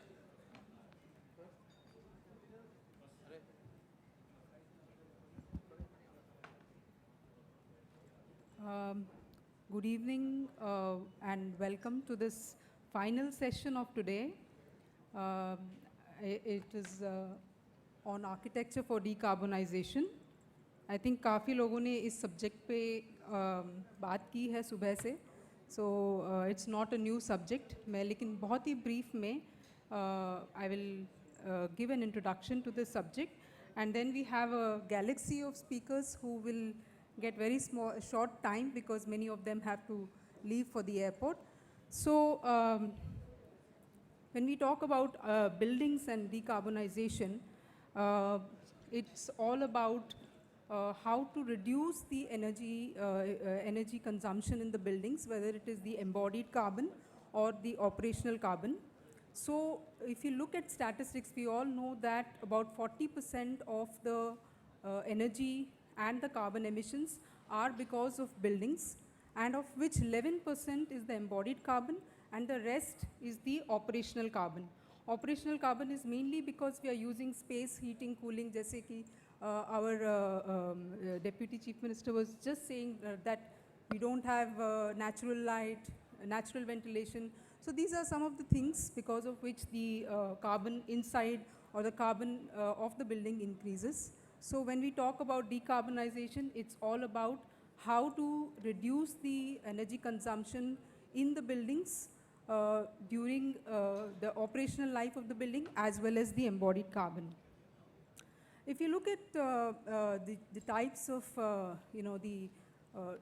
how do we differentiate in embodied carbon, the foundation and the basic building material is one part of it, and it can be from 30 to 50% of the carbon can be because of this aspect of the buildings. Then there is the building systems, which is the HVAC, the lighting, and a lot of other systems.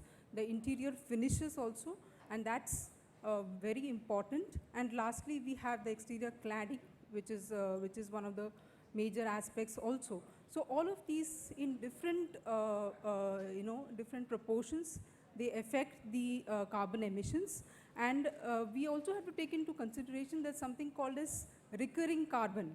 Building एक बार बनती है, लेकिन interiors हम करते रहते हैं. तो there is something called as recurring carbon, which is also very significant. If the building lifespan is long, then the recurring carbon can be long too, can be much more as well. So some of the ways in which we can reduce embodied carbon is by using waste materials within the buildings, and this is one of the things. There can be many other ways in which we will do this. And the concept which drives embodied carbon in buildings is called cradle to cradle, which was first introduced by William McDonough. But it's all about from the time the building materials are taken out from the earth till the time they go back into the earth, what happens to how much carbon do they give out. So a very good standard which describes this, or very good way of doing this, is called as EPD, or Environmental Product Declaration, which is as per the international standards ISO 14025, and in which it evaluates the entire environmental impact of any building material from the start till the end. So this is an international practice, and today many building construction materials are looking at this. You can see that some of the materials like aluminium have high embodied energy. However, if it can be recycled, then that can be reduced as well. So something like concrete, it has, if you look at the UN Chatham House analysis, what it says is that concrete can be like a nation, which is in terms of the carbon emissions, and it can be third in the world just before India in terms of its carbon emissions. However, we can change this. There can be something called as green concrete, which is mainly related to recycled demolition, using waste aggregates which are recycled, or using alternatives like blast furnace, slag, fly ash, and so on and so forth. Of course, we also need to look at materials on the envelope, which means that the operational energy can be reduced. If the building has a material which has a good thermal performance, then the overall energy consumption is reduced. And we use insulation, or rather it is recommended that we use insulation. However, this insulation, although it is good for the operational energy reduction, it is very high on embodied carbon. So we need to strike a balance between the two and see what best can be done. One of the best examples that we have in terms of decarbonization is retrofitting of the Empire State Building. This was done by Rocky Mountain Institute almost 2 decades ago. And what they did was they took an old building and see how they could reduce the energy consumption by changing in an existing building. And one of the things they did was to retrofit 6,500 windows, made it from single glazed to triple glazed. and achieved almost 40% reduction in energy consumption. So to end my presentation, I would say that there are 3 things we can do in order to achieve decarbonization: reduction of operational carbon, renewable energy to look at the balance of energy, balance of the carbon, and reduce the embodied carbon of the new buildings.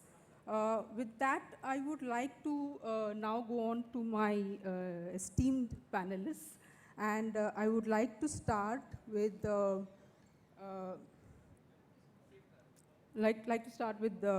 Mr. Manu Malhotra.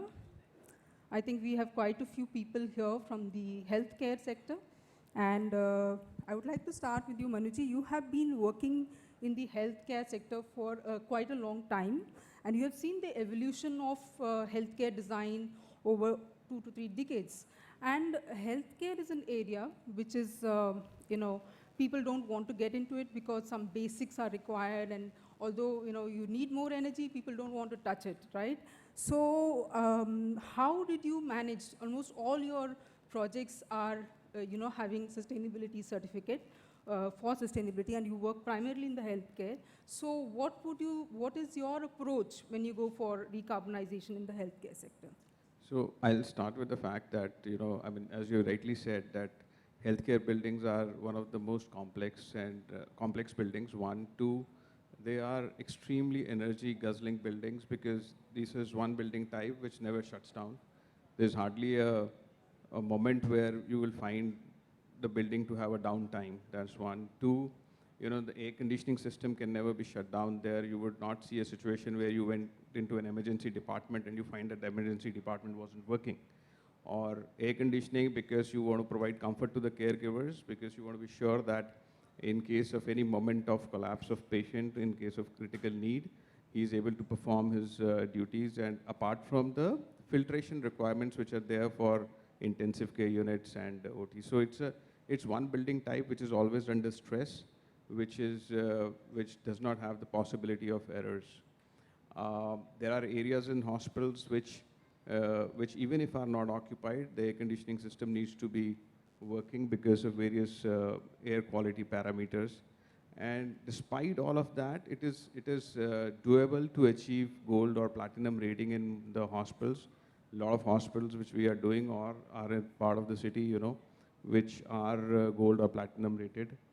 Some of the few things which we kind of take care of while designing hospitals, I think a lot of it has been said by a lot of MEP consultants who were there in the previous sessions. I will keep myself focused on the architectural bit of it. We use some of the latest technologies in softwares like Sefaria, Design Plus, Energy softwares, in which we do annual simulation of the buildings and see how the building envelope kind of performs in the given environment. So being an architect, I always try and use the passive ways of reducing the heat load of the building, ensuring that the building orientation is done in a way that it reduces the heat load. The fenestration design, the percentage of fenestration on each facade is designed basis that. Apart from that, the building envelope, you were also talking about the building envelope. So we try and ensure that all the active ways are kind of utilized while designing the building. Apart from that, in the urban context, we also see that you do not have the maneuverability to kind of orient the building in the way you really wish to. That's where the passive designs, selection of the chillers, selection of the glass, and all of that kind of plays a vital role. So yeah, these are some of the points which we kind of take care of. So continuing on the same line, we have Mr. Harish Mohan here, who is head of the supply chain biomedical engineering projects and operations for Apollo Medical Super Specialty Hospital. So whenever we do a green building, it also results in a cost escalation, and that ultimately somebody has to bear the cost, and probably it's the patient who's going to bear this cost. So how do you manage this issue? So the simple solution for this problem is to start early. When you're designing a hospital project and you are on the drawing board to develop that project. If your vision is to develop a green building, then that is the right time. You cannot, the later stages, the more delay you make in designing the green building, the more cost you will incur. And that cost will eventually be paid by the patient in terms of higher cost of treatment to the patient. So the primary goal is to start early, to strategize, to plan, so that you incur minimum cost and you get maximum results, and in turn you also contribute to the environment and develop a sustainable healthcare ecosystem for the patients. So it's very important to have the architect and the design team involved right from the beginning. Is that what you're saying?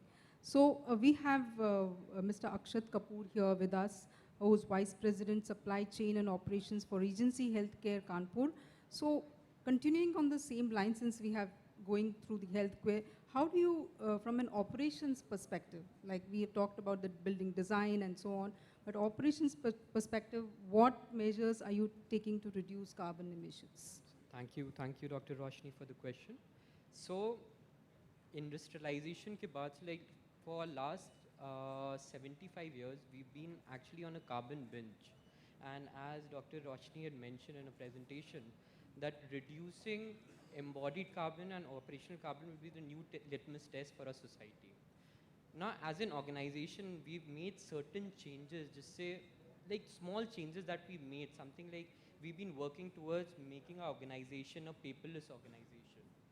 Now, इसके examples बहुत सारे हैं, जैसे अगर हम लोग बात करें, हम लोग अपना MRD digitize कर रहे हैं, MRD being the medical record department, उसको digitize कर रहे हैं, सारा central एक database central server पे store होता है, तो जो record files आपको maintain करनी पड़ती है वो reduce हो जाती हैं that way, तो paper का wastage कम होता है that way. और examples अगर मैं बात करूँ तो आज के दिन हम लोग के यहाँ billing, doctor prescriptions, ये सब हम option देते हैं जो आपको directly email या आपके mobile पे मिल सके. So again, these small steps जो हम लोग plan कर रहे हैं towards being a paperless organization will have a major impact on the environment if everyone follows the same similar steps. उसके अलावा अगर मैं बात करूँ कोविड टाइम्स में बहुत ही अच्छी चीज़ आई थी एक ऑनलाइन कंसल्टेशंस की. तो ऑनलाइन कंसल्टेशन जब से आया तो उससे क्या हुआ कि आपका पेशेंट का ट्रांसपोर्टेशन रिड्यूस हो गया, क्योंकि पेशेंट को घर बैठे बैठे वो सर्विस मिल रही है. अगर ट्रांसपोर्टेशन उनका पेशेंट का ट्रांसपोर्टेशन रिड्यूस होता है तो इन अ वे आपका एनवायरनमेंट में जो कार्बन का आउटफ्लो होता है because of burning of fossil fuels, तो वो आपका कम हो जाता है. उसके अलावा अगर मैं बात करूँ, हम लोग के हॉस्पिटल में भी rigorously follow the policy of reuse and reduce. अगर हम फूड वेस्टेज की बात करें तो हमारे यहाँ एकदम माइन्यूट लाइक बहुत ही बेयर मिनिमम फूड वेस्टेज होता है. इसके लिए हमने क्या कर रखा है, जो भी एक्सेसिव फूड हमारे अस्पतालों से बनता है वो हम लोग ने टाई अप कर रखा है विद रॉबिन हुड आर्मी, जो आगे ये फूड को प्रोवाइड कर देती हैं. तो उससे we ensure that food wastage is minimize in our organization. Same for हमारे अस्पतालों में STP ETP इंस्टॉल्ड हैं, जिससे क्या होता है जो एक्सेसिव वाटर जो आता है, जो आपका एज इन जो वाटर होता है वो हम लोग उसको रीयूज़ कर पाते हैं एंड में. जब एक बार STP का जो एंड प्रोडक्ट होता है, इन्फेक्टेड वाटर अगर मैं बात करूँ तो इन्फेक्टेड वाटर वो आप रीयूज़ कर सकते हो when it goes through the entire chain of the STP and ETP, and it can be reused in flushing of toilets, से गार्डनिंग पर्पस, क्लीनिंग पर्पस. तो आई जस्ट फील लाइक ये जो छोटे छोटे स्टेप्स हैं, if we make these, if we take note of these steps and make sure कि ये steps हमारी organization में follow कर रहे हैं, तो this will have a very big impact on the environment and also in achieving carbon neutrality, जो हम लोग का goal होना चाहिए going forward. Thanks, Akshat. I think all the points you mentioned, like paperless office, food waste reduction, and all of the other things, ETP, STP, these can be achieved, I think, by any organization. I mean, it's all about looking at your processes and how you can refine and improve them, right?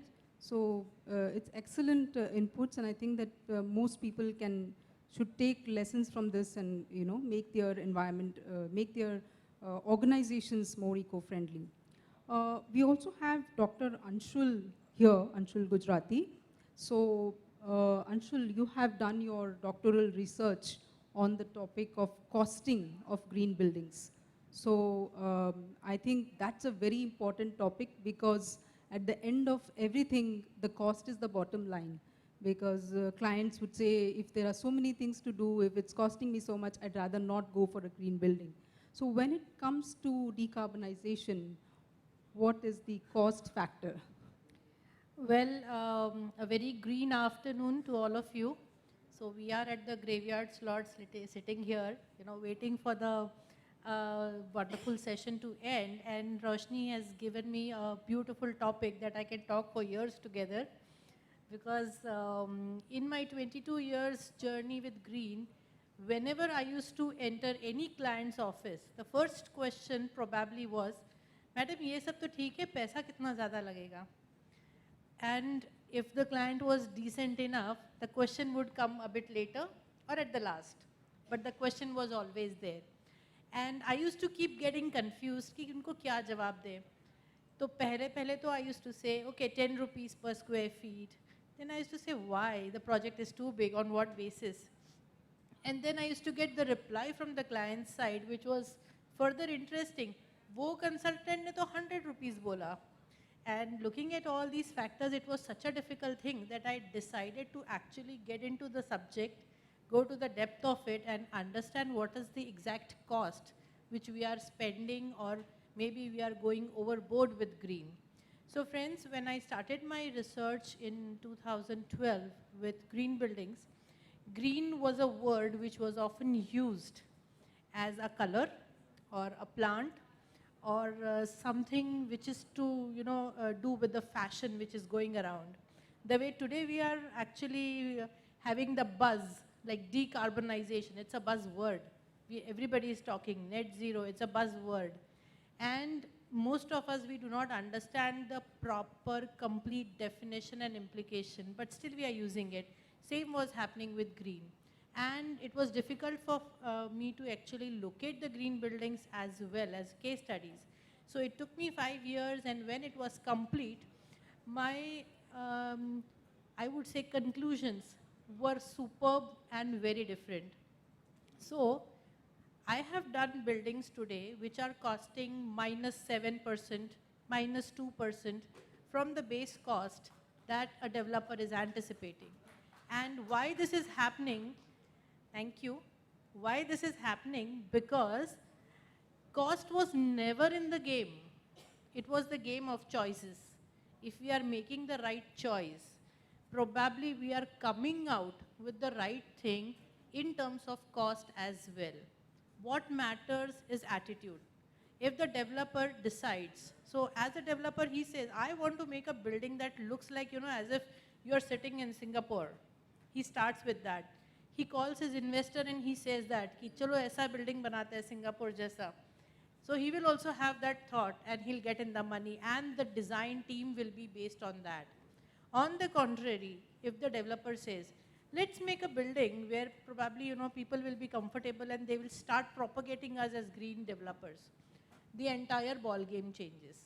So again, it's a matter of choice which starts from the thought a developer is putting into. So Dr. Roshni, when you are actually talking about cost and also connecting it to decarbonization, we have to get up, start walking, and then running. With decarbonization, we are talking of flying. It's a long way to go, but definitely we have already started with our footsteps. And believe me, friends, a project cannot be cost-driven at all when it comes to green. Because it is our aspiration that we want a 5 GEM project, we want a 5-star project, we want a platinum project without investing into it. But probably we don't want to listen to the consultants as well, who are there to tell us what to invest in, what to exactly put. And probably one lacking thing which it has been realized in years, that consultants don't want to integrate. So this green building game is inclusive of all stakeholders, including the end users.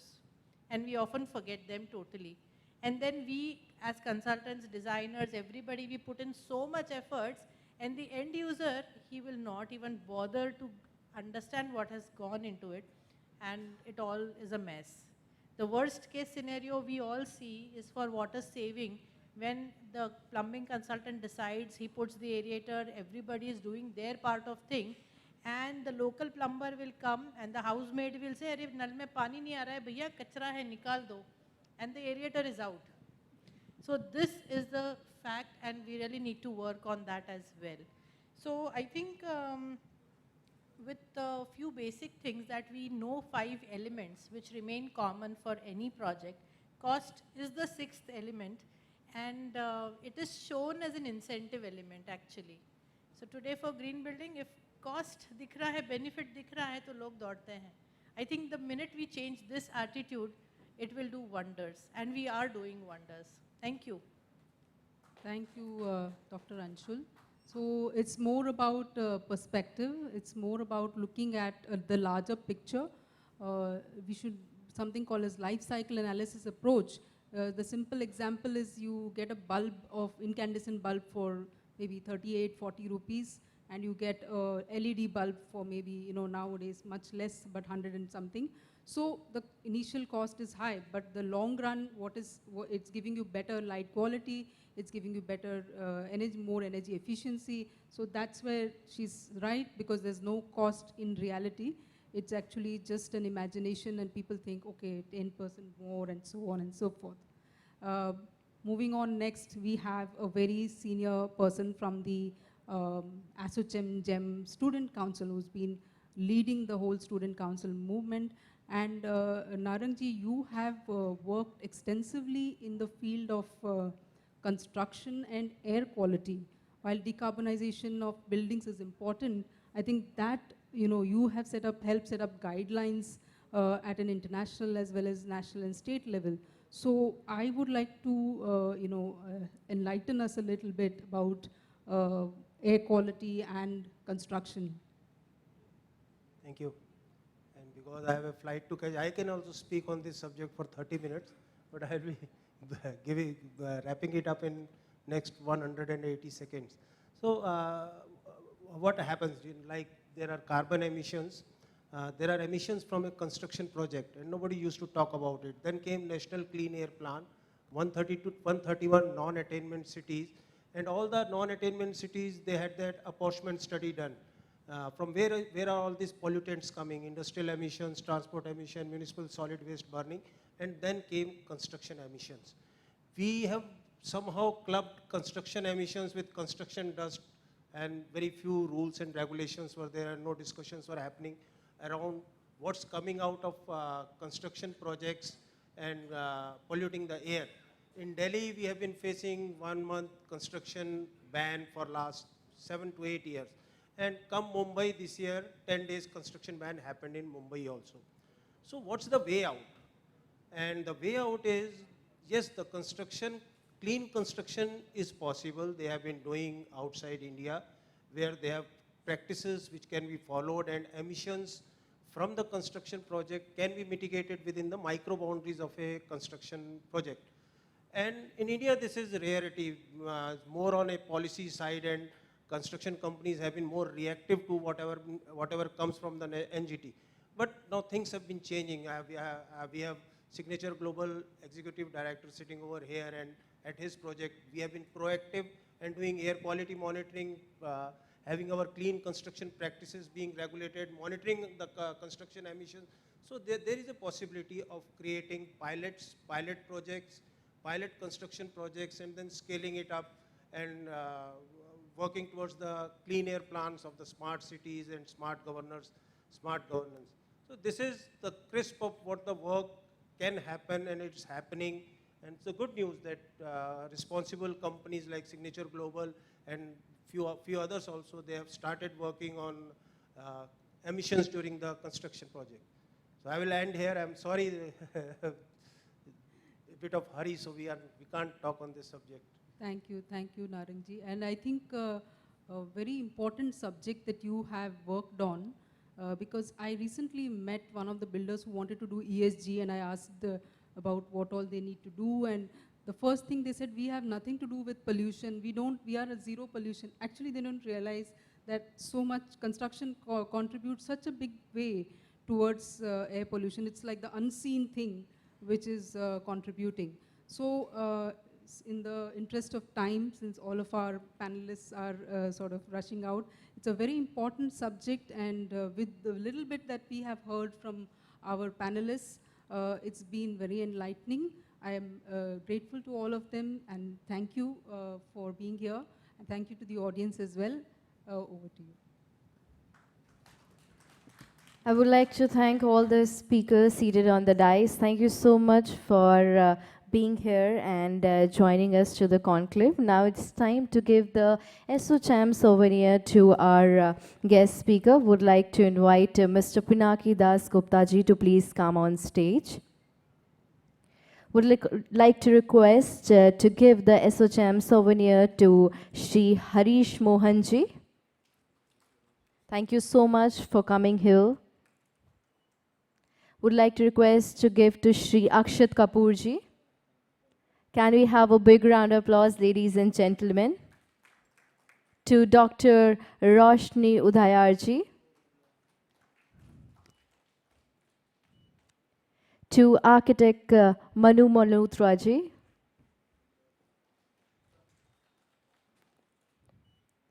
To architect Anshul Gujarati ji.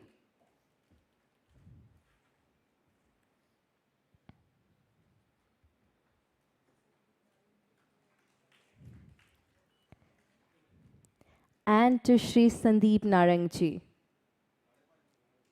Thank you so much all for taking up your time from your busy schedule and being a part of this conclave. It has been a very...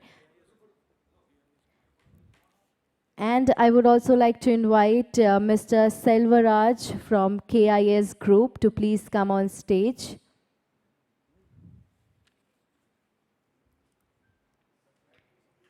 And would like to request Pinaki Das Gupta ji to give the ASSOCHAM souvenir.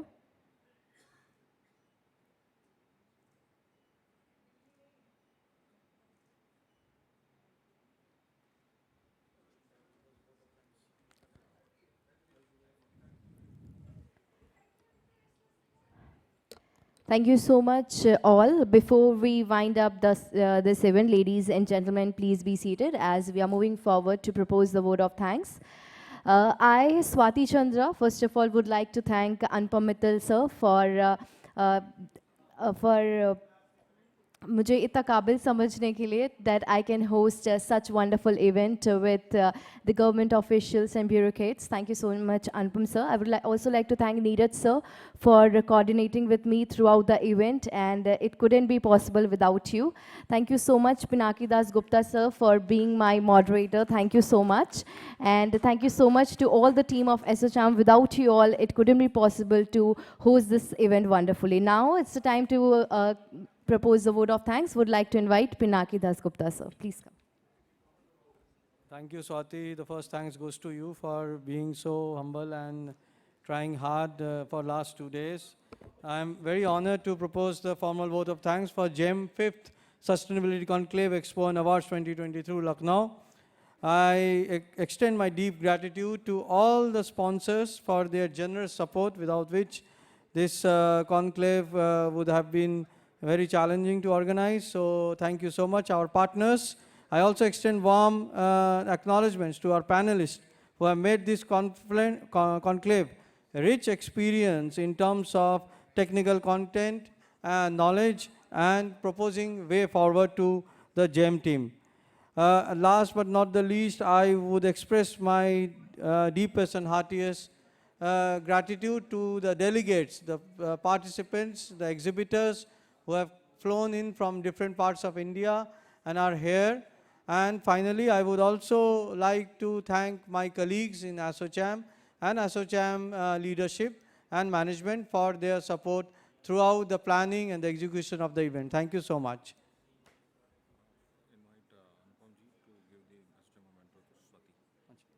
Now I would request Anupam sir to give ASSOCHAM memento to Swati.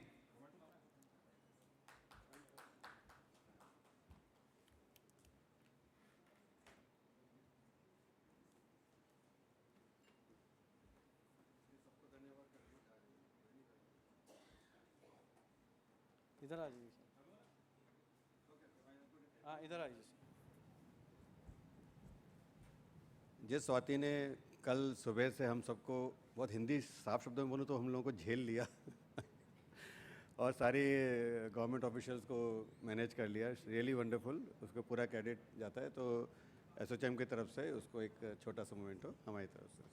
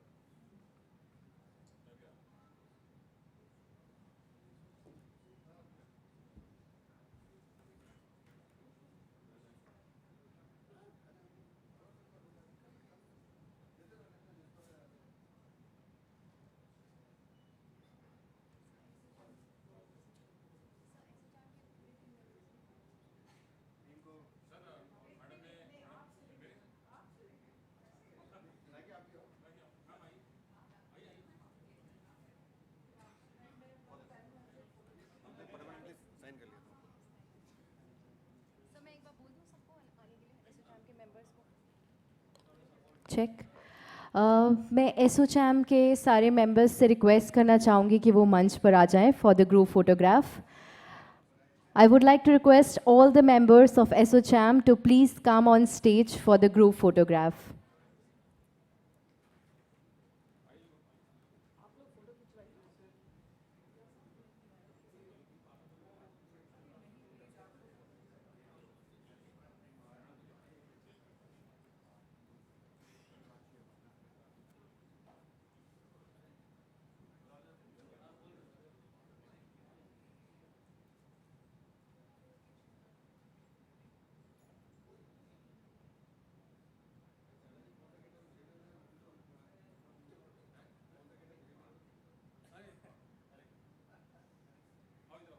Once again, would like to request all the members of ASSOCHAM to please come on stage for the group photograph.